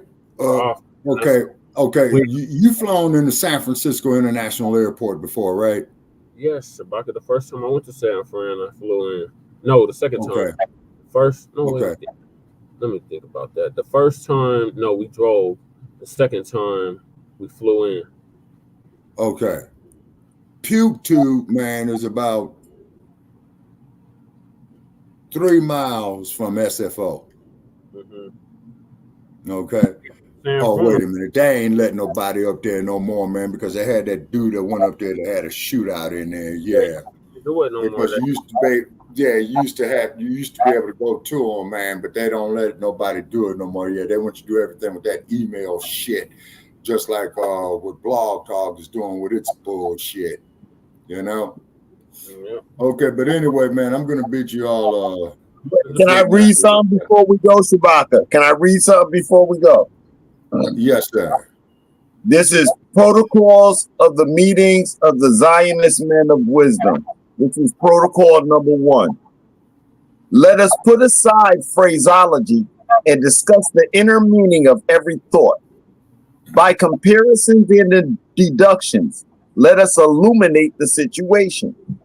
In this way, I will describe our system, both from our point of view and from that of the Goys. Our people are the Goy. It must be remembered that people with base instincts are more numerous than those with noble ones. Therefore, the best results in governing are achieved through violence and intimidation and not through academic discussion. Every man seeks power. Everyone would like to become a dictator if he possibly could. And rare indeed are those who would not sacrifice the common good in order to attain personal advantage. So this is what we are up against in thought and action daily. Yeah. But we're not taking you understand what I'm saying, brother. to as racism, white supremacy, which you just read. But it's more than that. But those are the tactics that they use, though. But our people are using that tactic of racism and finance. Our own people are using it against us and using them like mercenaries. What you're saying is with it. Oh yeah. They're equal. To quote a former friend of mine that passed away, right, who was from Denver, Colorado. and I can't say his name. Okay. We already know who you're talking about. When he was educating me on some things, right? He got approached about some business that was unfavorable to him. And this man had said, "Who's we?" And keep in mind, this brother was extremely capable of defending himself, and I'm not going to say his name. I can't. You know, he transitioned, so respect to his memory and his family. But go ahead. I don't know if this might be a different person, but they were in the same sports arena. One of their sons was Professor X, the overseer in the group X Clan. Now that I don't know. But basically, this man had also told me, he said, Shabaka, always remember when you get off into certain fields and you're dealing with certain knowledges, and what we're talking about is one of them, there's going to be individuals who's going to step to me with falsehoods on you, to me, and vice versa. They're going to be individuals stepping to El Yah on falsehoods about you and me. And there's going to be motherfuckers stepping to us about falsehoods of El Yah. I'm just putting it out there. And Lady Che too. Yeah. Yeah, and Lady Che as well. Why? Because we are speaking against of what is the popular version of what is truth. Okay. So when they wrote that hypocritical document called the U.S. Constitution that they can go on and wipe their ass with, the first thing said, freedom of speech. And of course, we know that that is a lie. Okay, so Shabaka, even when you say the Constitution, me personally, I don't say anything about the Constitution of the United States. You know why? Because I admit it wasn't written for me. So why would I ever go talk about something that wasn't written for me to ever try to find any justice or anything when it's not for me? It has nothing to do with me. How do I put myself in? How do I improve myself? That's like me saying I love the New England Patriots as a football team, but they're not my team. I don't own them. I don't play for them. I go put on a suit and run on the field. Who you? They'll stop the game and have me arrested for being on the field at that time. So the things that we're trying to associate ourselves with wasn't designed for us. They don't want us. So you're gonna force somebody to like you and play with you, and they already told you and showed you they don't want to play with you. Now you're gonna force them to. And to give you some more cannon fodder on that one, when the owner of the Washington Commanders, who says, well, if these quote unquote NGRs don't like the rules, let them form their own leagues. And I think you and I did a show on that there, Brother Che, and I said that this no good dirty bastard just might have a point. Yeah. You know? Did do a show on that. No, look what they did to Colin Kaepernick, you know? It goes back to what Elias been saying. We got to claim what is rightfully ours, with our nationality, with our own nation. We're always talking about we're a nation within a nation, but we can never describe what that nation is outside of America. The way do you have as you not said, cutting your wisdom. already nations already here before the United States became the United States. So we need to go back to that. And claim. Are you familiar with Sister Ashe? Yes. Okay, yeah, get with her on that there too, because she has knowledge on that there as well too. And I do know that our man down there in Houston, you know who I'm talking about, JD, and I'm not talking about JD Vance. No, hell no. Yeah, he should have a direct hookup with her. Okay. All right. Yeah, I was just on the show the other day, so I'll get with Jay Dizzle But yeah. And y'all, this took a whole different turn than it was supposed to. But I love the knowledge that's being dropped. Okay, so what I'm going to do, I'm going to bid you, gentlemen and ladies, a good night, because I got to say this data, man, of what we're trying to do on Tuesday. And like I said, Brother Paris, you know who it is that I'm trying to get with. She did confirm it, you know, with the date. The show has already been produced, okay? And I'm putting it out there for all our hecklers and for all our haters, okay? When you call up with bullshit, I'm showing you the fucking door, because this woman is taking her time, and she's a giant, you know, of getting with us. And so no bullshit will be tolerated. Right. Okay. All right. So y'all have a nice night. Okay. Oh yeah. Okay. I'll get with you, brother. Peace and love. Oh, where? Peace and love. Thank you, brother.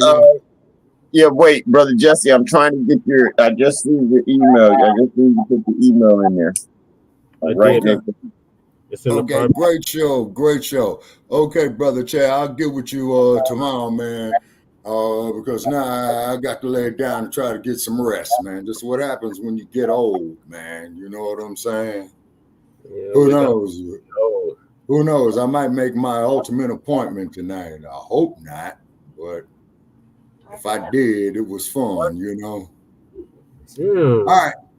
Okay. Okay. All right. I'll be getting with y'all. All right. You all have a nice night. You too. All right. Okay. All right. Okay. Now I gotta pull this and show up. Well, it took a whole different turn, Lady Cherry.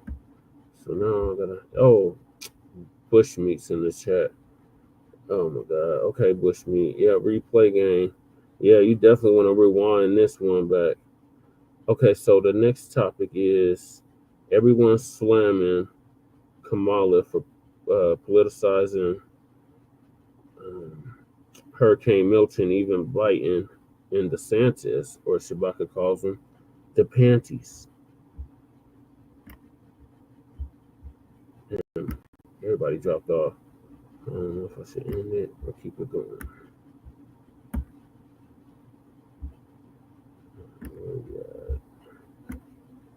Where you at, Clip? Where you at?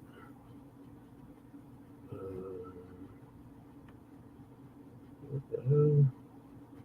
I thought I put it in the queue. Where is this thing? Let me tell this serious.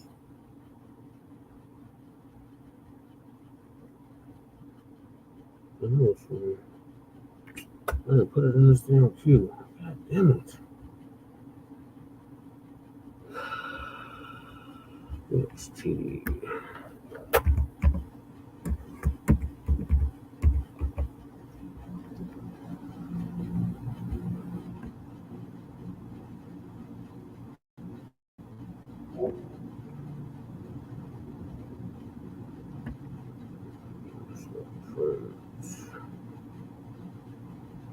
This will be this one. That's already this one.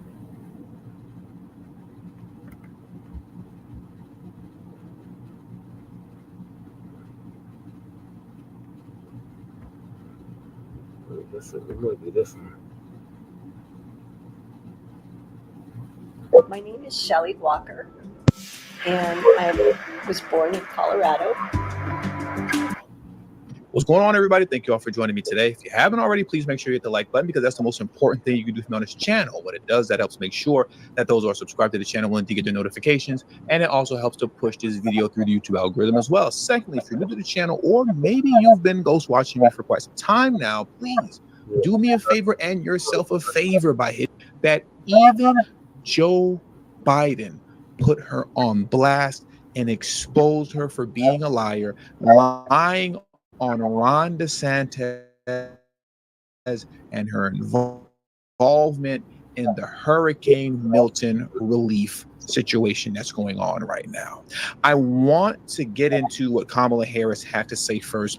Let's take a moment to listen to her lie on Ron DeSantis. She's going to lie on him right now. Biden's going to expose her. Let's listen to the lie first. Governor DeSantis, NBC is reporting Governor DeSantis is ignoring your calls on hurricanes, resources, and help. How does that hurt the situation here? You know, moments of crisis, if nothing else, should really be the moment that anyone who calls themselves a leader says they're going to put politics aside and put the people first.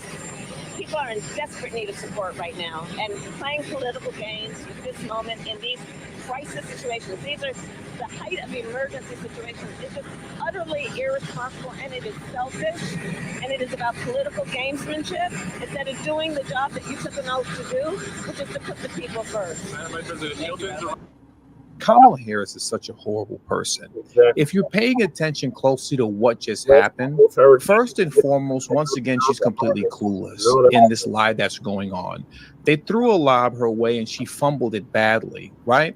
If you listen again to what they said, the reporter said, I believe she said, NBC reported that Ron DeSantis is ignoring your calls. Kamala Harris doesn't even know what she's talking about right now, but she went along with the lie.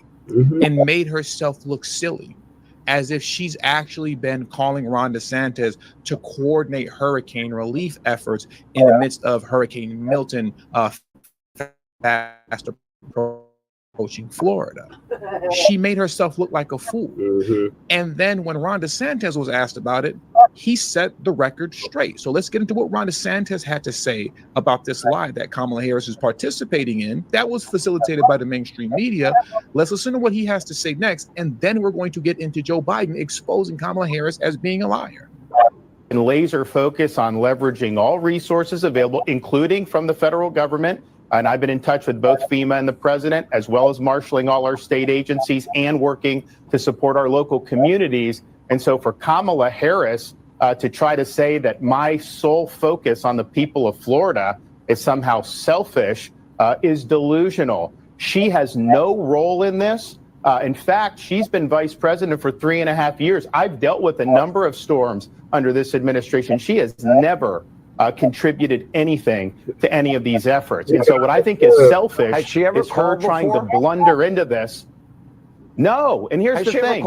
She has no role. No, she has no role in this process. I'm in contact with the President of the United States. I'm in contact with FEMA director. I'm obviously managing all our state agencies. We're supporting all our local government. And I will say this. I've had storms under both President Trump and President Biden, and I've worked well with both of them. She's the first one who's trying to politicize the storm, and she's doing that just because of her campaign. She's trying to get some type of an edge. She knows she's doing poorly, and so she's playing these political games. I don't have time for political games. She's playing political games, just like he stated. We all know, excuse me, we all know that Kamala's losing badly. We all know this to be true. We all know that the polling numbers that they show on MSNBC, where apparently she's always winning by 9,000 points, isn't true. We know this to be true. And she's doing anything and everything to make herself appear to be somewhat presidential, which she is not.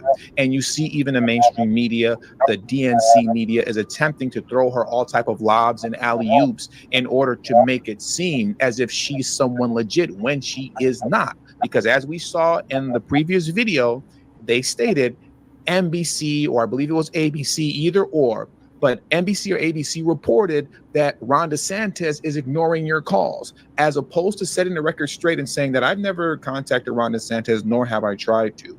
It's very simple to tell the truth. She made it a point to carry on with a lie, once again, facilitated by the DNC mainstream media press.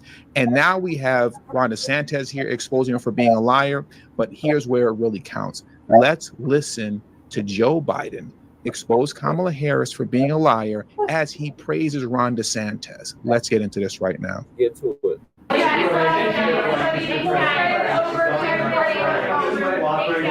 As far as The governor of Florida has been cooperative. He said he's gotten all that he needs. I talked to him again yesterday, and I said, whatever. I said, no, you're doing a great job. It's all being done well. We thank you for it. And I literally gave my personal phone number to call. So I don't know. There was a rough start in some places, but every governor from Florida to North Carolina has been fully cooperative and supportive and acknowledged what this team is doing. And they're doing an incredible job. We got a lot more to do. Everybody is on board. What we're currently seeing is all hands on deck, except for Kamala Harris's hands. She's the only one whose hand just got caught in the cookie jar, lying on Ron DeSantis in an attempt to politicize the hurricane season, Hurricane Milton, in an effort to demonize Donald Trump in the hopes that she'll pull off a miracle and win this election. And when she was on The View today and had an opportunity to clear all this up, to actually take responsibility for telling the lie, or at least you can say engaging in a lie that was facilitated to her by the DNC press. How many of you all think that Kamala Harris actually took responsibility for the lie that she participated in? I'll let you answer that in the comment section below as we play this video. Now, he said this morning, you've never called regarding any of the storms Florida has had since you've been vice president until apparently now, and called it political. What's your response to that? Well, first of all, I have called and talked with, in the course of this crisis, this most recent crisis, Democrat and Republican governors. Called, taken the call, answered the call, had a conversation. So obviously, this is not an issue that is about partisanship or politics for certain leaders, but maybe it's for others. This woman is horrible. This woman is such a horrible person. The question was very simple. Ron DeSantis says he hasn't spoke to you. He doesn't know anything about what you're talking about concerning him not answering your phone calls. What do you have to say about that? Does she address it directly? No. She starts telling stories about how apparently she has spoken with other governors, Democrats and Republicans. But I'm asking you about Ron DeSantis. And she even looked guilty before, in the middle of the question being asked. She was thinking to herself, do I carry on with the lie or do I tell the truth? And what did she chose to do? Carry on with the lie. But that's Kamala Harris for you. You shouldn't expect anything more or anything less than that. Lies on top of lies on top of lies. And with all that being said, that does it for today's news. So please hit the like button on your way out. Subscribe to the channel if you're new to the channel. You can do the same for Frontline Black News. That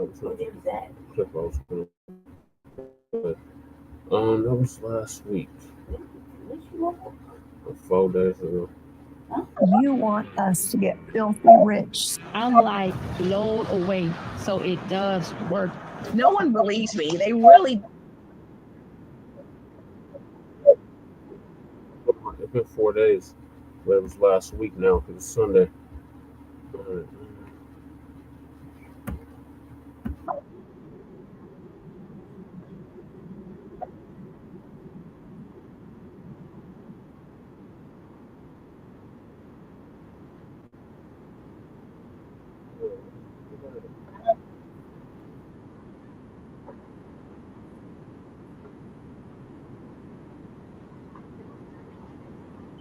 But to say that America, the damn audio went out on the stream. and federal assistance for these issues is, I know, extremely important, because a lot of folks don't save for these kinds of emergencies, and when they hit, it takes a real drain on their resources and ability to take care of themselves and their family.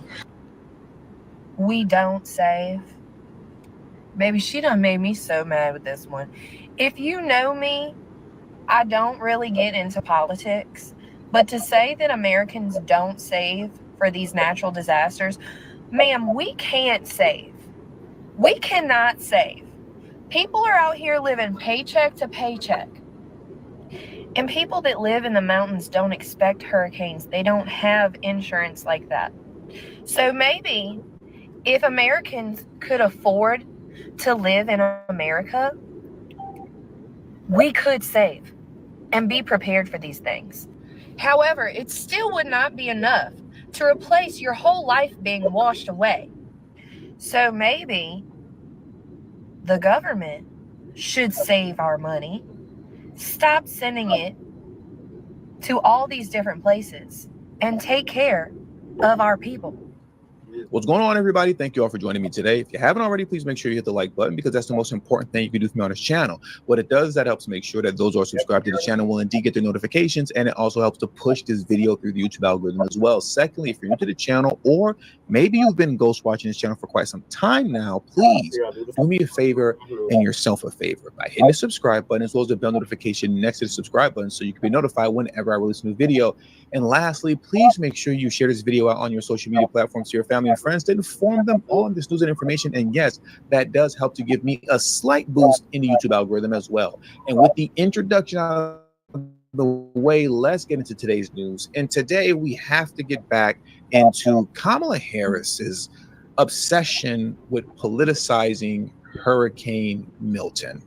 She is completely obsessed with politicizing this situation, and it's very disgusting to see, because it's just so distasteful and tone deaf.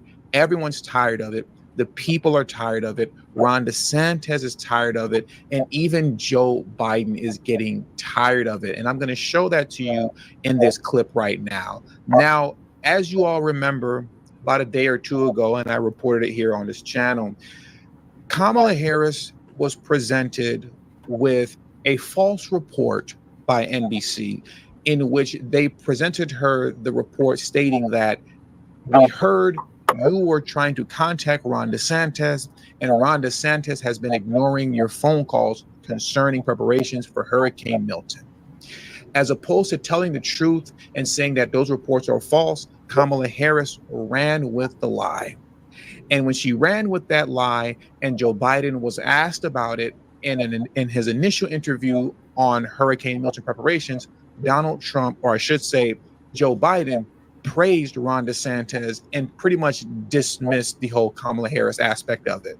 Now, here we are again, where Joe Biden, in now another interview, is presented with the same question about Kamala Harris apparently, allegedly trying to call Ron DeSantis, and he not taking her call. And look at Biden's response. He is so over it, it's not even funny. Mr. President, does Governor DeSantis need to take Vice President Harris's calls? All I can tell you is that I'm talking to Governor DeSantis. He's been very gracious. He's thanked me for all we've done. He knows what we're doing, and I think that's important. He's tired of playing the games, man. He's tired. You can see him essentially rolling his eyes when he was asked that question. And he said, look, man, all I can tell you is that I've been in contact with Ron DeSantis, and he's been doing a fantastic job. This stuff about Kamala Harris, I don't know. Joe Biden comes off as an individual who put in his 2-week notice at his job, and he's just trying to ride these last 2 weeks out. I really don't have time for the games, man. Come on with this Kamala Harris, Ron DeSantis stuff. Ron DeSantis is cool. Me and him have been in contact. Stop it already. Let's just watch this one more time before we move on, because I just find it interesting that he looks very much so over the games with Kamala Harris. Mr. President, does Governor DeSantis need to take Vice President Harris's calls? All I can tell you is that I'm talking to Governor DeSantis. He's been very gracious. He's thanked me for all we've done. He knows what we're doing, and I think that's important. Everything is fine. The reports concerning Kamala Harris trying to call Ron DeSantis is garbage. And Ron DeSantis continued to reiterate that in his most recent interview with, I believe it is CNBC, in which essentially CNBC is doing damage control. They made Kamala Harris look bad by initially putting that report out there, to which Kamala Harris ran with it. And now they're trying to do a little bit of damage control, because it looks really bad when Kamala ran with the lie that they put out. And then you have Joe Biden, who's consistently not defending her. concerning that lie, but instead defends Ron DeSantis, stating that he's doing a great job. Listen to how Ron DeSantis now responded to the anchor on, I believe it's CNBC, as CNBC attempts to do damage control. Could you just help clear something else up that happened earlier this week? And we were actually debating it at this table, so I got to ask. There was some praise that came your way from President Biden and said that they had spoken, you had spoken. Then there was this brouhaha over Vice President Harris apparently reaching out to you and maybe not taking the call, and this whole thing, accusations that this had all become politicized. Can you just speak to what happened there? I am working with the President of the United States. I'm working with the Director of FEMA. I'm marshaling all my state assets. We've been doing this now nonstop for over 2 weeks between Helene and this. And so if there's anything I can leverage to benefit my people, I'm going to do it. The fact of the matter is they put out a story saying I didn't even know she was trying to reach me, but she has no role in this process. And I've been dealing with these storms in Florida under both Trump and Biden. Neither of them ever politicized it. And in fact, all the storms I've dealt with under this administration, although I've worked well with the president, she has never called in Florida. She has never offered any support. So what she's doing is she's trying to inject herself into this because of her political campaign. So as the governor here who's leading this, I don't have time for those games. I don't care about her campaign. Obviously, I'm not a supporter of hers, but she has no role in this process. And so I'm working with the people I need to be working with. We're leveraging the resources I need to be leveraging. And for her to try to say that my focus should be on catering to her rather than worrying about my own people just shows she doesn't understand what it means to respond to these natural disasters. Want to become a certified project manager but aren't sure about the skills you need? The PMP certification prep course on. Now, like Ron DeSantis says, she's never a part of any of these conversations, ever. Throughout the course of the 3.5 years that the administration has been in office, she's not a part of these hurricane relief efforts. But now, because she's running for essentially re-election, as far as I'm concerned, against Donald Trump, though technically censorship police, technically Kamala Harris is the vice president, so she's not running for re-election as the incumbent president. Censorship police, I want to make sure to clarify that. But the point is that over the course of the last 3.5 years, she's never a part of any of these discussions up until now, because she's running for president against Donald Trump. And now you're watching the DNC leadership team force her into these conversations that she was never in before. And she's very happy to do so. Now, once again, going back to Joe Biden, because I want to pull up this White House briefing with FEMA where they were talking about hurricane relief.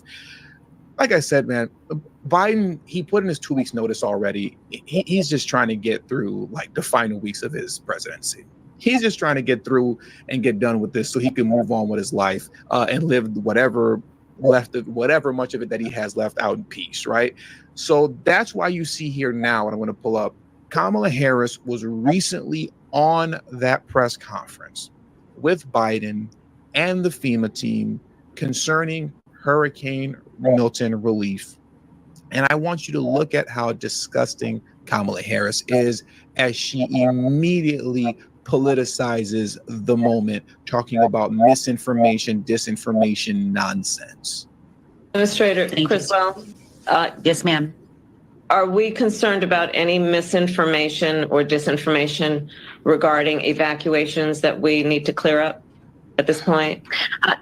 There's been a lot of misinformation out there, Madam Vice President, that's for sure. But I have not heard anything specific to the evacuations. There is no misinformation and disinformation concerning the evacuations in Florida. That is such a nonsensical, stupid question to ask. And you see everybody is just going along with it now at this point. They're going along with it to help Kamala Harris's campaign. Once again, look at this. This was the status update hurricane briefing. Kamala Harris, as Ron DeSantis said, is never a part of this stuff. She hasn't been over the course of the last 3.5 years. But now you see they're pushing her forward to make her seem presidential, to make it seem like she's calm under pressure during crisis and that she can handle these things when she clearly can't. She doesn't know what she's talking about, and they're just forcing the issue, and it's disgusting. She recently called in to CNN to speak with Dana Bash about the hurricane. Let's play some of this. It's about 2 minutes. I am not playing the entire 2 minutes because I cannot listen to her lie and fumble her way through hurricane talk that she knows nothing about. I can't listen to the whole thing, but we're going to listen to some of it right now, and then we'll carry on. This is just disgusting. And that you got Vice President Harris on the phone. That's right, Brianna. Thank you so much. Vice President Harris, I believe that you are now on the telephone fresh off of that briefing that we all saw here on CNN. Thank you so much for being here. What is the most important thing that you learned that you want to amplify for Americans who are in the path of this dangerous storm right now?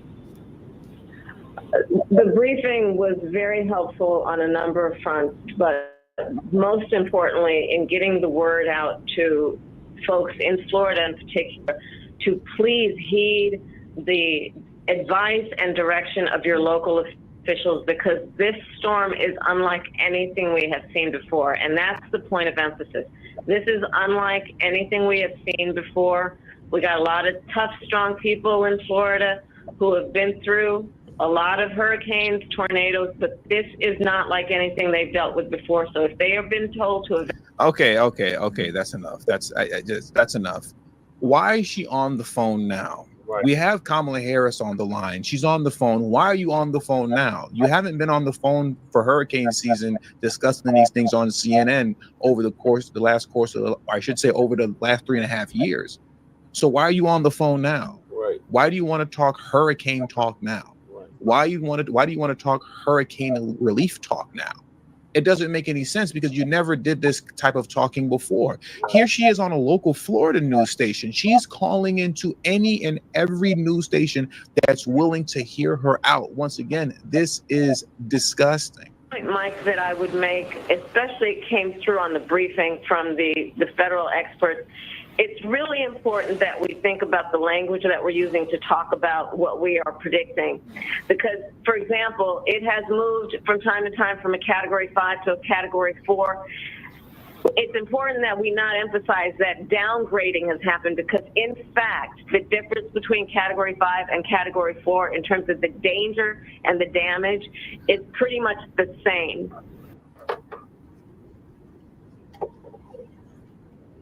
No. I don't know why she's even talking to anybody at this point. Once again, the point is can you find any news clips at all, just one, of her being on the phone with these news outlets during the multiple hurricane seasons of the past since she's been in office? You can't. She's not a part of the hurricane briefings. She's not a part of the relief efforts with FEMA. She never calls into news stations, apparently just to simply tell people, hey, listen to your sheriff and listen to the governor, just giving kind of a basic information that everybody knows already. You've never seen her doing this before. But now that she's running for president against Donald Trump, now she's politicizing moments like this that shouldn't be politicized. Right. Moments like this that you see even not just Ron DeSantis, but Joe Biden is sick and tired of the politicizing of it. It's really annoying when you're trying to do some serious work and you have somebody else playing. Kamala Harris is playing. DeSantis is serious. Biden is serious. Kamala is playing. That's what she's doing right now. And it's disgusting. But what else do you expect coming from her and the DNC leadership team and the DNC mainstream media? I don't expect anything less from them. This is just who they are, and it's what they do. And with all that being said, that does it for today's news. So I want to thank you all for joining me today. Please hit the like button. Thank you to the media group for that. But yeah, that's exactly what she's doing. She's politicizing the whole situation. Because why? It's election season. And she's running against the jump as in human shit. Everyone make that fucking clear. So Like everybody said in that clip, including the panties, where the hell has this broad been for the past 3.5 years? She ain't never called, tapped in with him during any of these disasters that have hit Florida or any of the affected areas that were hit with Harleen. Nowhere has she been. He's right, because we don't see many, like, Leonard's in the building. B1 salute. last year, We missed a doozy of a show. You just last year was like that. yeah. Where he's like, you saw Biden. Mm-hmm. You heard Biden. You heard Biden, but not Kamala. Mm-hmm. Right. She was nowhere around at all for the last. During what was that? Dahlia, and then before that it was Ian. Yeah. She's never around. For those, not even to go on a fucking walkabout with him. You know what I mean? So, it's weird. It's definitely weird. And like, what you're trying to cultivate a narrative by calling in, talking to the media. Okay, that's a cultivating like a narrative. Like, oh look, I'm actually good at work. But like we really asked that question. Where the fuck was she? Like right. For that whole time, like 3 years. I mean, when they brought the migrants to her house, mm-hmm. there, you know what I mean? Like, she was nowhere to be found. Nope. Like, and even if she was, we didn't know about it. Mm-mm. So now that she's running, it's like, you're not getting any points by not showing up or whatever. And 20 minutes is a count. It's like the border thing. You know what I mean? If she's trying to get points by showing up now, yes. But where the hell has she been for the past 3.5 years? Nowhere to be found. Right. So yeah, she's definitely using this as a political, just like the dump is using situation in North Carolina, politicizing that. So both parties are doing the same stupid shit in regards to just like you want to capitalize off of tragedy. That's what they do. The two-party system. So yeah. Moving along, we got black voters in Wisconsin, shout out to the Outlaws, are scaring Democrats by choosing the couch in several elections.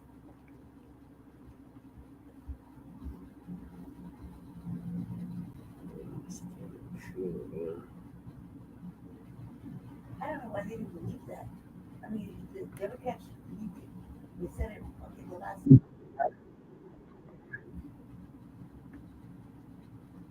Sorry, I'm trying to get out of this. In this queue, all of a sudden, when you set up.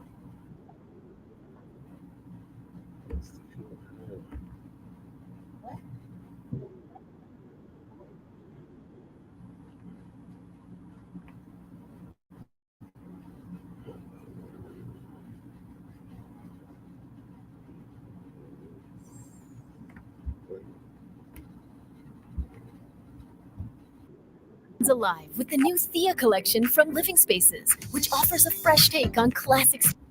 Well, tonight the podcast, ladies and gentlemen, the Democrats don't have the election like they try to present themselves like they actually have the election, especially with black voters. Now, they're having a problem in multiple states, but we want to talk about Wisconsin. Wisconsin is a problem for Democrats as well with black people, because a lot of black people there have been deciding to choose the couch.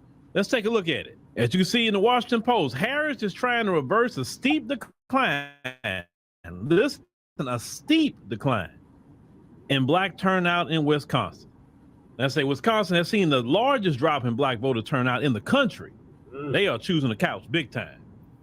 Democrats' chances of winning it may rest on reversing the trend, but black voters there say neither party has addressed the needs of the community. As we continue here, Wisconsin, say like many black voters that say Kamala Carter had been inundated with political ads and campaign literature from Kamala Harris and Donald Trump. That's the Ferdinand, the owner of a herbal supplement store, can't shake the feeling that his vote won't really matter. Carter has voted for both Republicans and Democrats in the past, but didn't cast a ballot in 2016 and 2020 presidential elections, part of a sharp plunge in black turnout in the state since 2012. 2012, Barack Obama. When President Barack Obama ran for re-election, the largest such drop anywhere in the country. The steep decline, in voting by one of the most loyal Democratic constituencies in recent elections, presents a challenge to Vice President Kamala Harris, who would need to maximize turnout among black voters to win this essential swing state. President Joe Biden carried the state in 2020 by only 20,000 votes, less than 1 percentage point. So for decades, Wisconsin's black community had among the highest turnout rates in the country. In 2012, when Obama was on the ballot, 78.5% of the state's black voting age population went to the polls, according to census data. But the rate began to plummet in 2016 when 46.8% of the state's black voting age residents cast a ballot, falling to 43.5% in 2020. So let's get into that real quick, ladies and gentlemen. Let's get into that. Why did that happen?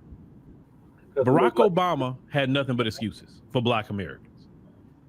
And he always said what he couldn't do. His hands were tied.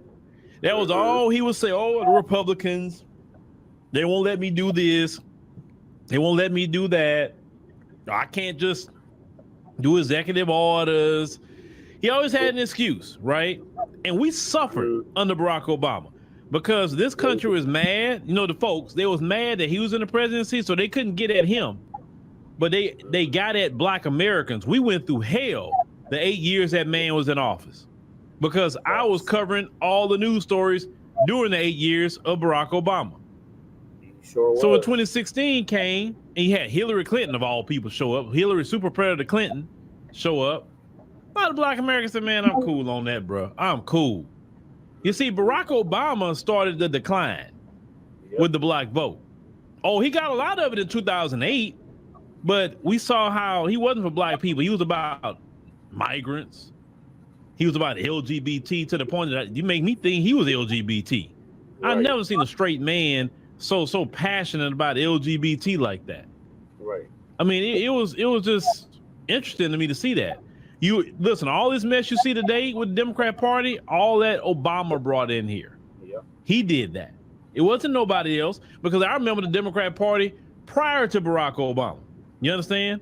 But see, today, a lot of black Americans are saying that I am going to look at policies. I'm not voting color. And that's a beautiful thing, because when you vote color, we got Barack Obama. Yep. And we see what we got out of that. Now, I will say Barack Obama, the only thing I could say, okay, well, it is a good thing that Barack Obama has done, you know, the Affordable Care Act. And the only reason I say that, not so much the quote unquote Obamacare, but the changing the insurance where they couldn't deny you for pre-existing conditions, or allowing your children to stay on there till they're 26. That's, I think, the only thing that I can take out of his presidency. I say, okay, that's a good thing. But then after the financial housing crisis, he made sure that FHA loans went up to 3.5% down when it wasn't like that, right? So he made it harder for low income and even some middle class people to get homes. Just keeping it 100. It wasn't the consumer, it was the banks. And none of the banks went to jail. He bailed them out, saying that they too big to fail, but American citizens fail all the time, right? So a lot of black Americans were heavily disappointed in Barack Hussein Obama. Then fast forward, you got Donald Trump. Black people like, okay, well, we got Trump. You know, we've seen some things with Trump that some people didn't like, but hey, you could like the stimulus checks. You definitely like the economy with Trump, right? Because of the pandemic, I really believe that's why Trump lost the election, because of the pandemic, because some people felt he wasn't handling it right. And they thought, well, maybe, you know, Biden would do it, right? But then fast forward now today, you see the economy's horrible. You see interest rates are horrible. Inflation steadily going up. And we're now back in foreign wars. We're seeing this administration prioritize all kind of foreigners But when American citizens are in need, they can care less. You understand what I'm saying? While American citizens right now in Florida are suffering and still suffering from Hurricane Helene. Vice President Kamala Harris is worried about campaigning and raising money. She's not worried about being down there with the people, trying to look presidential. Now let's continue. They said, meanwhile, between 2012 and 2020, white Wisconsin voter turnout slightly increased from 75% to 77%, and Hispanic turnout leaped, let's say, from 44% to nearly 60%. Well, I mean, if you look at, let's say, the Hispanic community, a lot of them that have came through here have been migrants. So, yeah, I mean, why wouldn't you vote? I mean, yeah. The white community, well, they always been one to vote more than anything else. They've never been held back voting either. The cause for the drop in turnout are complex, experts say. They range from deepening frustration with the lack of economic progress to a growing number of younger black voters being less interested in politics than their parents and grandparents who lived through the civil rights era and saw voting as the hard-won fruit of those battles. For voters like Carter, there's a fundamental despair. He said, I feel like both parties treat us horribly, and until one of them shows me something different, that's how I'm going to feel. I said, Harris is leading the state by 3 percentage points with a normal-sized margin of error. I said, but Democrats are hoping Harris, they say she's black and Indian, as they can generate the same kind of enthusiasm among black voters as Obama did. She'll never do that. She don't have the charisma, and she isn't the first anything, right? So there you go. I said Harris campaign officials said efforts were focused on increasing turnout in Milwaukee's north side, home of the state's largest concentration of black voters, bringing in celebrities to energize potential voters, and investing in extensive get out the vote campaign, get out the vote machine. Now, this is the problem with that strategy right there. Let's talk about that. Let's talk about that just real quick, ladies and gentlemen. Let's talk about that. The Democrats still haven't got the memo that celebrities don't move the needle. Right. Those days are done. Right. You can't bring a celebrity in front of us like, oh, just because Kerry Washington said I should vote for Harris, I'm going to do it. Them days are done. Right. Listen, the day of the quote unquote celebrity, the reason why they don't have the influence they used to have, no one, they're too easily accessible now. With social media, all these celebrities on social media, you can send a comment to one of them and sometime they'll respond back to you, right? People are used to seeing these people. People don't look at celebrities and be like, oh my God, it is an actress, it's an actor, it is a singer, it's a musician, my Lord. No, they're not elusive anymore, right? And people just not caught up on celebrity. I mean, we so used to watching movies, we so used to watching music. We were like, okay, you like somebody's music, you like somebody's movies or whatever, right? You like a comedian, but they don't have because the politics, they just don't have it. And I'm glad people are putting those people in their place. Look, sis, you're an actress. Just play your part, sis. Don't come out here talking about politics. Now, if you was an actress that always talked about politics, that's different. Or you're a sports player and now you coming out talking for Harris because you're being paid to do it. But I'll listen to a sports player if that's all they talked about in the midst of their sports is politics and they're political. I'll listen to them then. They're bringing out the wrong people first and foremost, and people just not trying to hear all that. You're gonna bring a bunch of rich people who are making millions of dollars a year to come talk to people who's struggling and say, you need to vote for Harris. Why? So you can benefit from it? That's really what that is for a lot of people. But let's continue. The Harris campaign opened up its Wisconsin headquarters in Milwaukee instead of wealthier, predominantly white city of Madison, the state's capital. They say the first time in 2 decades a major party candidate has done so, the official said. They say Harris has held 2 major rallies in Milwaukee area since launching her campaign. And her campaign hired a full-time staffer dedicated just to black media outreach in Wisconsin, according to a campaign official who spoke on the condition of anonymity. They said to discuss internal campaign strategy. They asked about Trump's efforts in the state. A spokesperson of the former president's campaign noted the Republicans who held their national convention in Milwaukee in July have established a presence on the north side, including opening a black community center in 2021. They said the RNC has a dedicated effort to engage the black community year-round. They said not just a few weeks before presidential election. They said then RNC Chair Rhonda McDaniel. They said, but experts say there's a deeper issue affecting the turnout. The dismal conditions facing Milwaukee's black communities. In other words, you're not doing anything for black folks, okay? They said the Milwaukee region, where the vast majority of the state's black voters live, has the lowest median income for black residents and the highest poverty rate in the country's 50 largest metropolitan areas. The outlaws. It said, according to a 2020 study, it said black median household income in Milwaukee, adjusted for inflation, has declined by an astonishing 30% since 1979. The unemployment rate for Wisconsin's black residents hit 5.6% during the second quarter of 2024, nearly doubled the state's overall rate of 2.9%. Now, I preach this. It is the economy, period. And when I look at politicians, I look at the economy. Y'all better get us. Listen, all that migrant stuff, that affects the economy. How? That's taking money from you. Yep. Okay, so that's affecting the economy. All that stuff they're talking about, abortion and all that mess, that doesn't even contribute to the economy. Nope. That's an economy for people that's in that business, but that doesn't help the economy at all. It doesn't put food on your table. Nope. It don't help you pay your lights. It don't help you pay water and gas. It don't help you pay your rent, because really the majority of black Americans rent. Some of you got a mortgage, but according to research, majority of you rent. And that's the issue. The economy. When I look at politicians, I look at the economy and their policies, or what they're going to do about the economy. And what I want is you to make the economy rise, because when the economy rise, everybody do good, including black people. When the economy fall, everybody do bad, and we do even worse as black people. Understand? Black people are losing economically. And our biggest problem has been stupidity voting. And what I mean by that is this: you're voting because of somebody's color. Mm-hmm.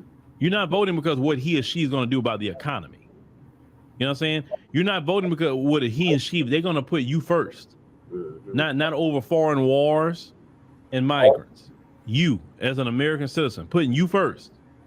That's what you should be focusing on, and that's what you should be voting on.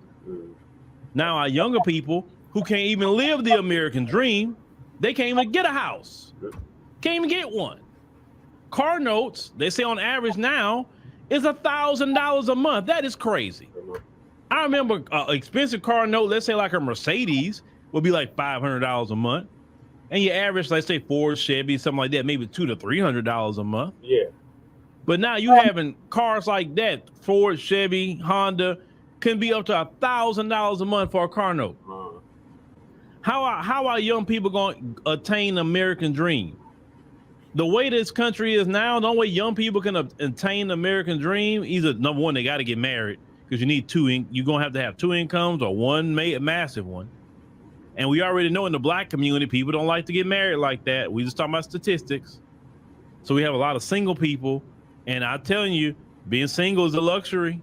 The more and more this economy go on, and I'm telling you this, if Harris get in there, you think it's bad now, you just wait. No, you just wait. Y'all gonna be reconsidering marriage for survival purposes, because a lot of you not gonna be able to survive, especially a lot of single women. The economy is what's important, and it's the economy why people are choosing the couch. That's basically what it is. People are choosing the couch. Let's say, what's the point of going out there voting for them for? I'm not getting out of it. Nothing. Our economy is in a toilet. We don't have no jobs. Right. We have nothing. So what's the point of wasting my time? That's why people are saying that. And whose fault is that? Well, it's the Democrats' fault. Why I say Democrats? Because black folks have been giving the Democrats their vote 85 to 90+%. And they haven't done nothing for black Americans. Nothing. Now a lot of black people are apathetic in Wisconsin. You should have did something for black people. And it goes right back to the Barack Obama. If Barack Obama would have did right for black Americans, then this wouldn't be an issue for Democrats right now. But now it is. And then some people will vote for Trump because they say, hey, man, I like how it was with the economy. Once again, the economy during the Trump presidency. Y'all better be economy and policy voters. Economy, economy, economy. You want to see a lot of businesses coming in your neighborhood because businesses bring jobs. You want to see these businesses thriving because when they thrive, they can hire more and do more in the communities. America is a business completely. It is a business. It's a corporation. And the only way you better understand America is through that lens. It is a business. If you want Black Americans to do great, then he has to focus on our economy. It's just that simple. And the Democrats are not focused on the Black American economy. They focus on everything else except the Black American economy. See, one thing what it would help out the Black American economy is reparations. Yep. And we see the one state that could have got this thing going, California. They are one of the biggest Democrat centrals ever. And they said what? No. No to reparation. So why Black Americans say yes to voting for you? Because you don't care about us. You transfer all this money to foreigners every day and to migrants who are foreigners. But when it comes to Black Americans who you owe, you do nothing for. And that's why some Black Americans are saying, okay, I'm cool. I'm chilling on my couch. Y'all have at it. That's why some of them are saying it. And you only care now because you want to vote. If you get in office, you'll care less about them Black people in Milwaukee. Because now you got what you want. And Black people see that too. You only come around when it's time to vote. After that, don't see your silly behind no more. And that's why Black people are saying, go figure that thing out on your own. Because you didn't do nothing for us. Why not? Right. So, why in the hell should we... Worse, I'm going to just put it like this. It's a whole nother topic for a whole nother day. Right here, but yeah, Uncle Phil's right. Shout out to Kamala, shout out to the Outlaws. Yeah. I'm glad everybody is waking up. Because Lord knows we've been banging the drum on this for the longest. Yeah. So yeah, shout out to them. Yeah, you're not just gonna keep mistreating us and think we're just gonna go out and vote for you. Them days are over. Long over. And like Uncle Phil said, we concerned about policy and the economy. And what the hell you gonna do about that? So if you're not gonna focus on that, pretending the Black Americans or Moorish Americans or Aborigines or whatever you want to call us, the ones that's supposed to be the base of your party, then you're not gonna get our vote. So, and all the pandering, all the shame blaming, explaining. You know, when Obama was talking, you know who he reminded me of? John Bailey. Yeah. And how he gonna try to browbeat us next week with his Carl Black Roundtable event. But all you Democratic shills need to get it through your heads. We're not voting off of symbolism. We're not voting off of identity. We're voting off of tangible policy that's going to specifically benefit us. Otherwise, we're not going to vote. And like we've stressed on the show numerous times, if you decide to participate in this illegitimate process known as American politics, demand something tangible for your vote. Otherwise, don't waste your time. The couch or third party. We've been saying third party or the couch for the longest now. And we ain't letting up. We doubling and tripling down. The couch or third party. We over here are going third party. We're going with Dr. Cornell West and Dr. Melina Abdullah. But you got other choices besides the Democrats and the Republicans. And like we've stated numerous times, you can go third party. There's several candidates that's running third party. Or you can write yourself in. Or you can just sit the whole thing out all together. But either way, just know if you're going to participate in this, demand something tangible for your vote. Lady Che, what are your thoughts on this? I think that as part of the new Black media, I think we should all agree on one person we should put our vote in on, and let it be that, because that way we can switch it. Instead of them having the upper hand and thinking it'd be like, Kamala or Trump, we could potentially switch it just for the sake of arguing, just to disrupt the shit to somebody of our choosing. But we have to agree and put that motherfucker in, write him in, whatever, all over the United States. But it only works if they allow you to write them in. Yeah, it's like there's just certain states. that cannot have a write-in, and they only have a party system. Correct. So on those 11 states are like whatever. But on the rest of the states where they do count, you should do that. And I would like to be like, if for example, I would say if we all agreed and wrote in Dr. Cornel West or click the button for him, the dynamic shift would go to him. Would it be such a bad thing? No, but it would be like, look, like the new black media, black people have decided, fuck what you two are talking about. We don't want to hear lies and pandering. We just went over here to send a message. Well, that's we the were thing. going to let him win. We decided to send a message to you. Last election. Knowing this is what it is. Right. Here's the thing, ladies. Say, last election, they said, 120 million people voted? There's only 40 million of us. So you're not gonna solely win no election just with our vote. No. They say that we're the swing vote. Right. We can swing it in any direction. That's what I'm saying. Okay. It's going to be difficult to allow third-party candidates to win right now because of the way the system is set up. It's almost everything that's intentional. It is intentional. Yeah, and this is mainly the Democrats that are. Why are we arguing? That's what I'm saying. It's intentional. And so when you be intentional, that means we should be intentional to prove a point. Because what's the good of making all these threats? Like, check it out. We've been saying no reparations, no vote.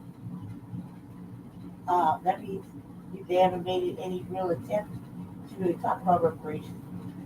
In regards to what could happen in task force. No, they're being hush-hush about that. So no reparations, no vote. And that means the vote don't go to Democrats at all. So we have to do something with it. We can't let it just go to waste. If we want to believe that every vote counts, we should pick somebody and agree on it. Like, for example, if we all decided to boycott fucking Cinnabon, we all got on board all of a sudden, we boycott Cinnabon. You did? Yeah, so we need to boycott the That's Democrats. the cohesiveness that Shabaka's always talking about. But we do it all the time. So we can do it now. We need to boycott the Democrats, boycott the Republicans. See what I'm saying? And then pick a third party that's running and put that shit in there. I mean, for real. The likelihood is we swing it and we disrupt some shit.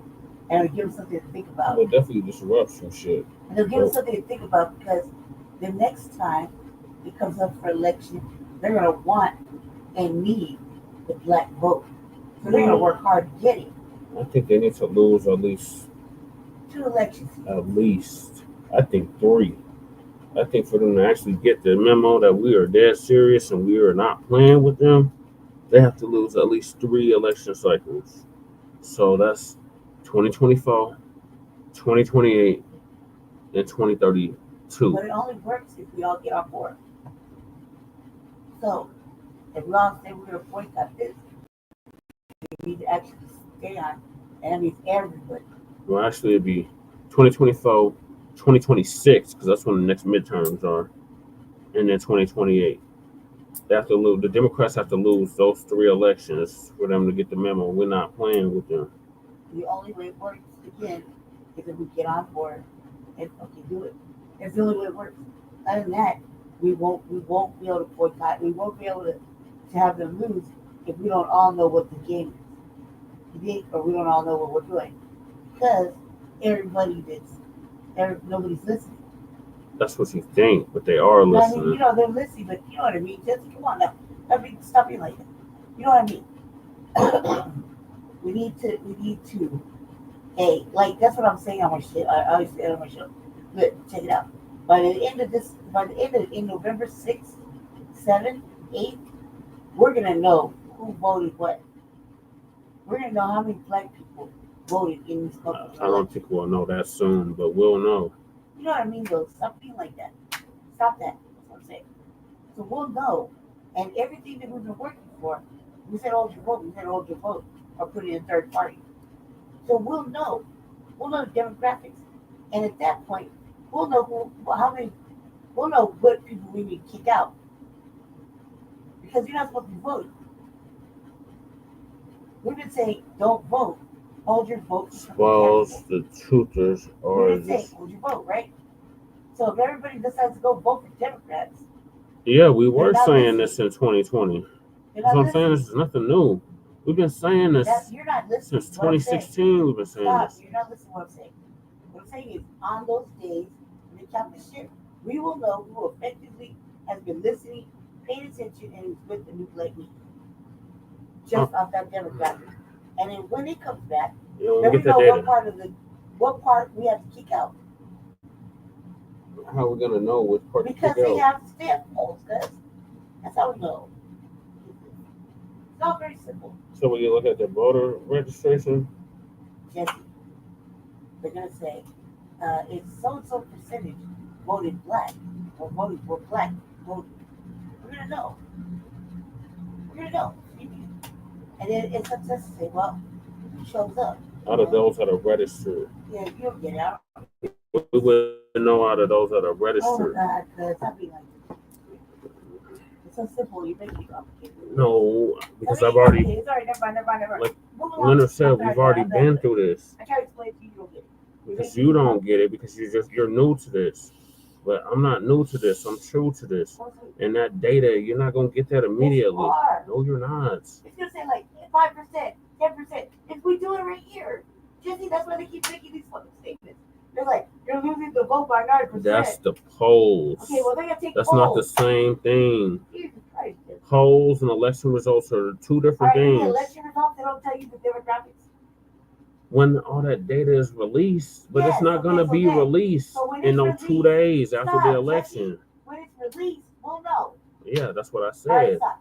Leave it at that. You're right. And you know the answer. Why do you have to make it complicated? When it's released, we'll know. And that's another group of people we got to keep out. Because they didn't follow fucking rules. Okay, so we're going to have to find out the percentage No, and we'll who these know people when are it's released. nationwide. Come on, We'll know cuz. when it's released. That's ridiculous. No, We will it's know not in our released. state. It's not ridiculous. You'll We see. won't know in the We'll know country. when everything is released. Stop it now. Okay. Well, each state has to Stop it now. present their Stop, results. Stop. You're making And it if you worse. recall, which you Stop. probably don't Just recall, stop. but in 2020, we didn't Just find stop. out the damn Just results stop. It's okay. immediately. Just stop. Stop. It's fine. I got it. It's enough. Jesus Christ. Don't make it overcomplicated. So whenever they decide to release those results, we'll know. Why do you keep going? Because it's my program, and I'm talking on the subject. Are you done with your You comment? asked me something, I'm trying to give you an answer. And a fucking in a serious I one, said, I'm how will we you're not know? understanding what I'm saying. Can we move along? I'm Yeah. sorry. Oh my God. I'm sorry. Hey, next one. No, it's not next topic. I'm not done talking on this. Okay, well, I said it's frustrating. Just because you're done talking doesn't mean Alright, I'm well, done just ask me talking. my question. Thank you. Hey, Jesus. Jesus Christ, y'all. I'm sorry. I don't know why she does this. We won't know immediately. We won't know no damn November 7th who voted what. All right. That's not how it's gonna work. What do you do?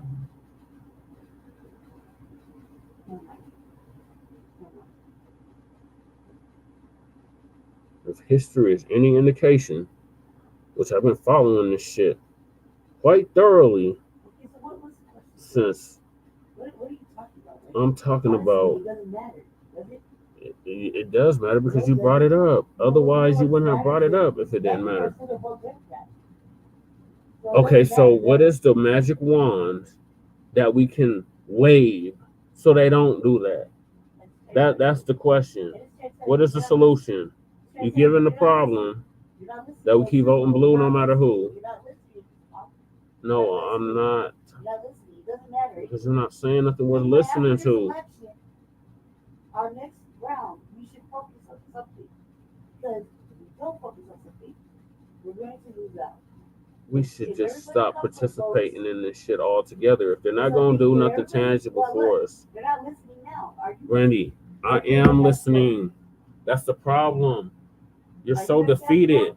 Like, you literally hear the defeat in her speech. That is when you say they're not listening, but they clearly are listening.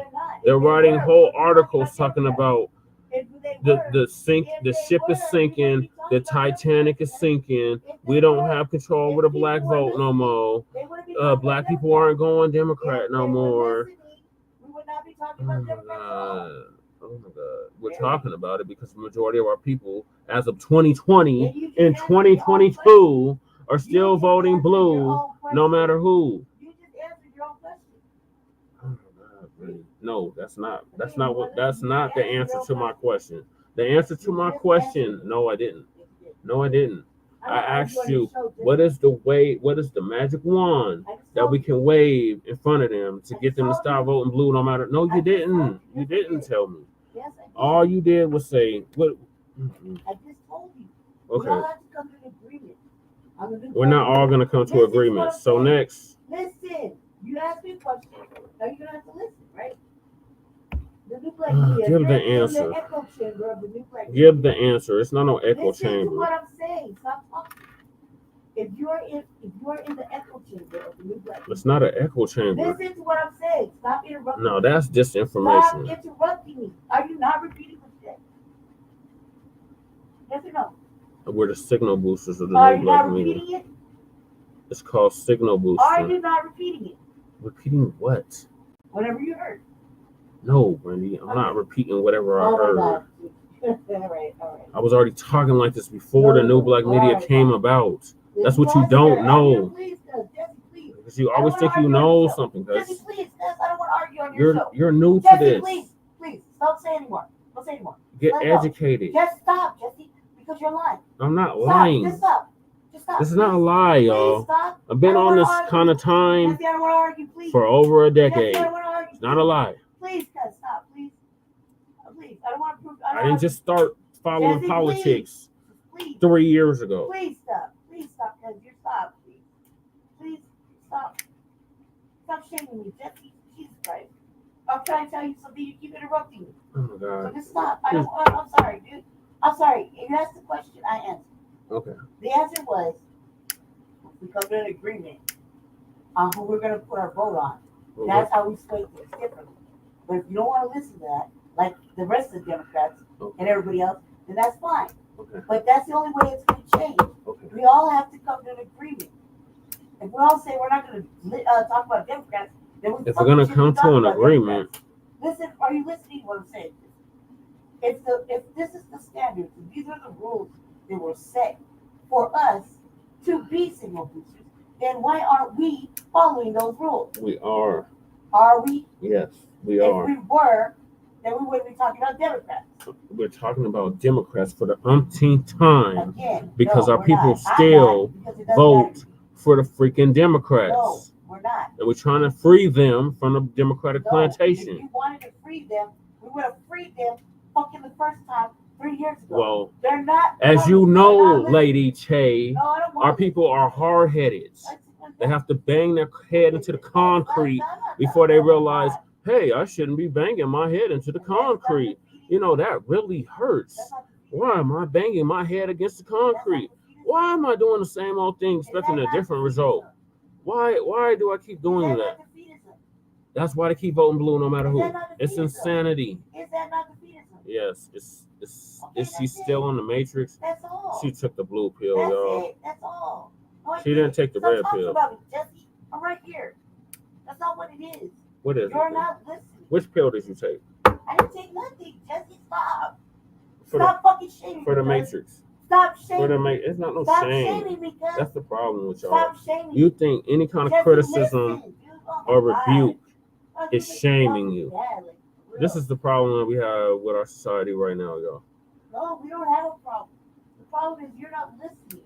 You're not listening. You're not listening. No, you're I'm not. clearly listening to what you're saying. What did I say? You just shamed me, cuz. No, what did I say? You stop for a second. You just shamed me. If you're listening, then what did I say? You just said our people are hard-headed. That's what you said. Yeah, they have to bang their Stop head into the that. concrete. That's not What true. is it? You keep That's saying not they're true. not listening. This They're is what not you're listening. saying, though. Why You are literally you keep doing that? accusing Why are you me doing that? That's bad. of what our people Jesse, are stop doing. that. You keep saying Stop doing that we're that, not Jesse. listening. You're doing that. Oh Stop. my God. Stop that. And you're doing That's what what you're people are doing, accusing right? people of doing. No, that's what the people that vote Democrat do, right? Yeah, they don't listen. Exactly. So are you listening right now to what I'm saying? Yes, Okay, then why are you shaming me? because it doesn't make any logical sense. Okay, but that doesn't mean you have to shame me. Does it? I'm not shaming you. Yes, you are shaming. You're taking it to heart. No, you just That's said. the problem. You just said that. You just shamed me because stop. That's not what this is about.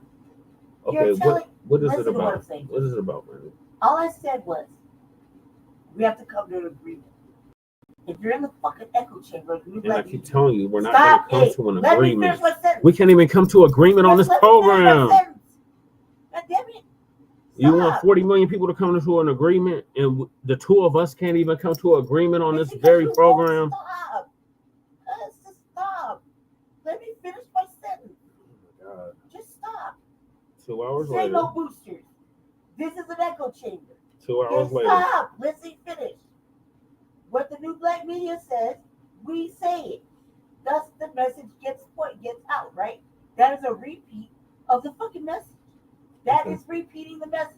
Okay. That's what we do. And That's what is in the echo message? chamber. What is Now, the message? Let me finish. What's the message, though? Stop. The repeat of what message? Jesse, stop. Let me finish.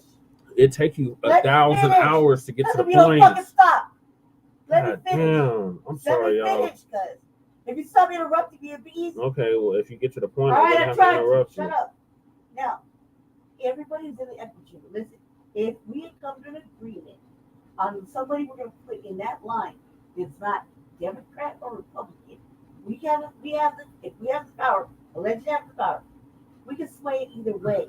That's what I'm trying to say. Let's come I've to been saying that. We're literally saying the same thing. I literally said we're the swing voters. Like, you're literally rehashing everything I just said. No, you didn't say nothing Yes, like I that. did. No, you didn't. Yes, I did. I said we are the Oh my ones God. that swing the election. I'm sorry, That's people. what I said. I'm sorry, people. I'm sorry. I apologize. I'm not. This is not on me. I She apologize. needs to go to sleep. No, I don't. Stop talking about me to everybody. That's fucking ridiculous. That is a little kid thing. No, Stop what you're it. doing right now is a No, little I'm kid trying. thing. Look, stop. Just stop. Stop. It's I apologize, two people. things. I'm trying to Exactly. explain something, but he's Oh not gonna my let me God, explain because it. it take you 5 hours to explain it. Please.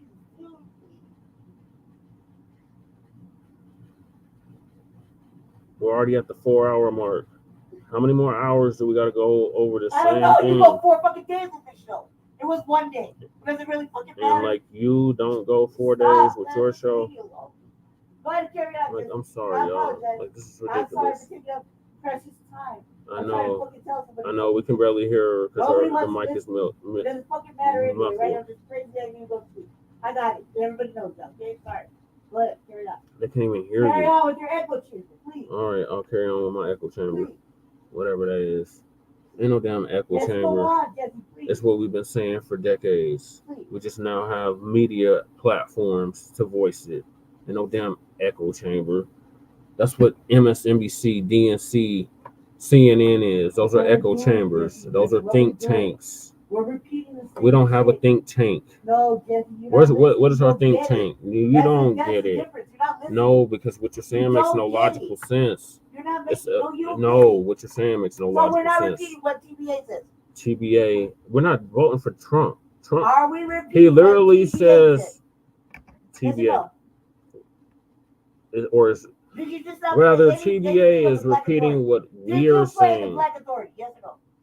Yes, I started off the All right, there you show go. with that.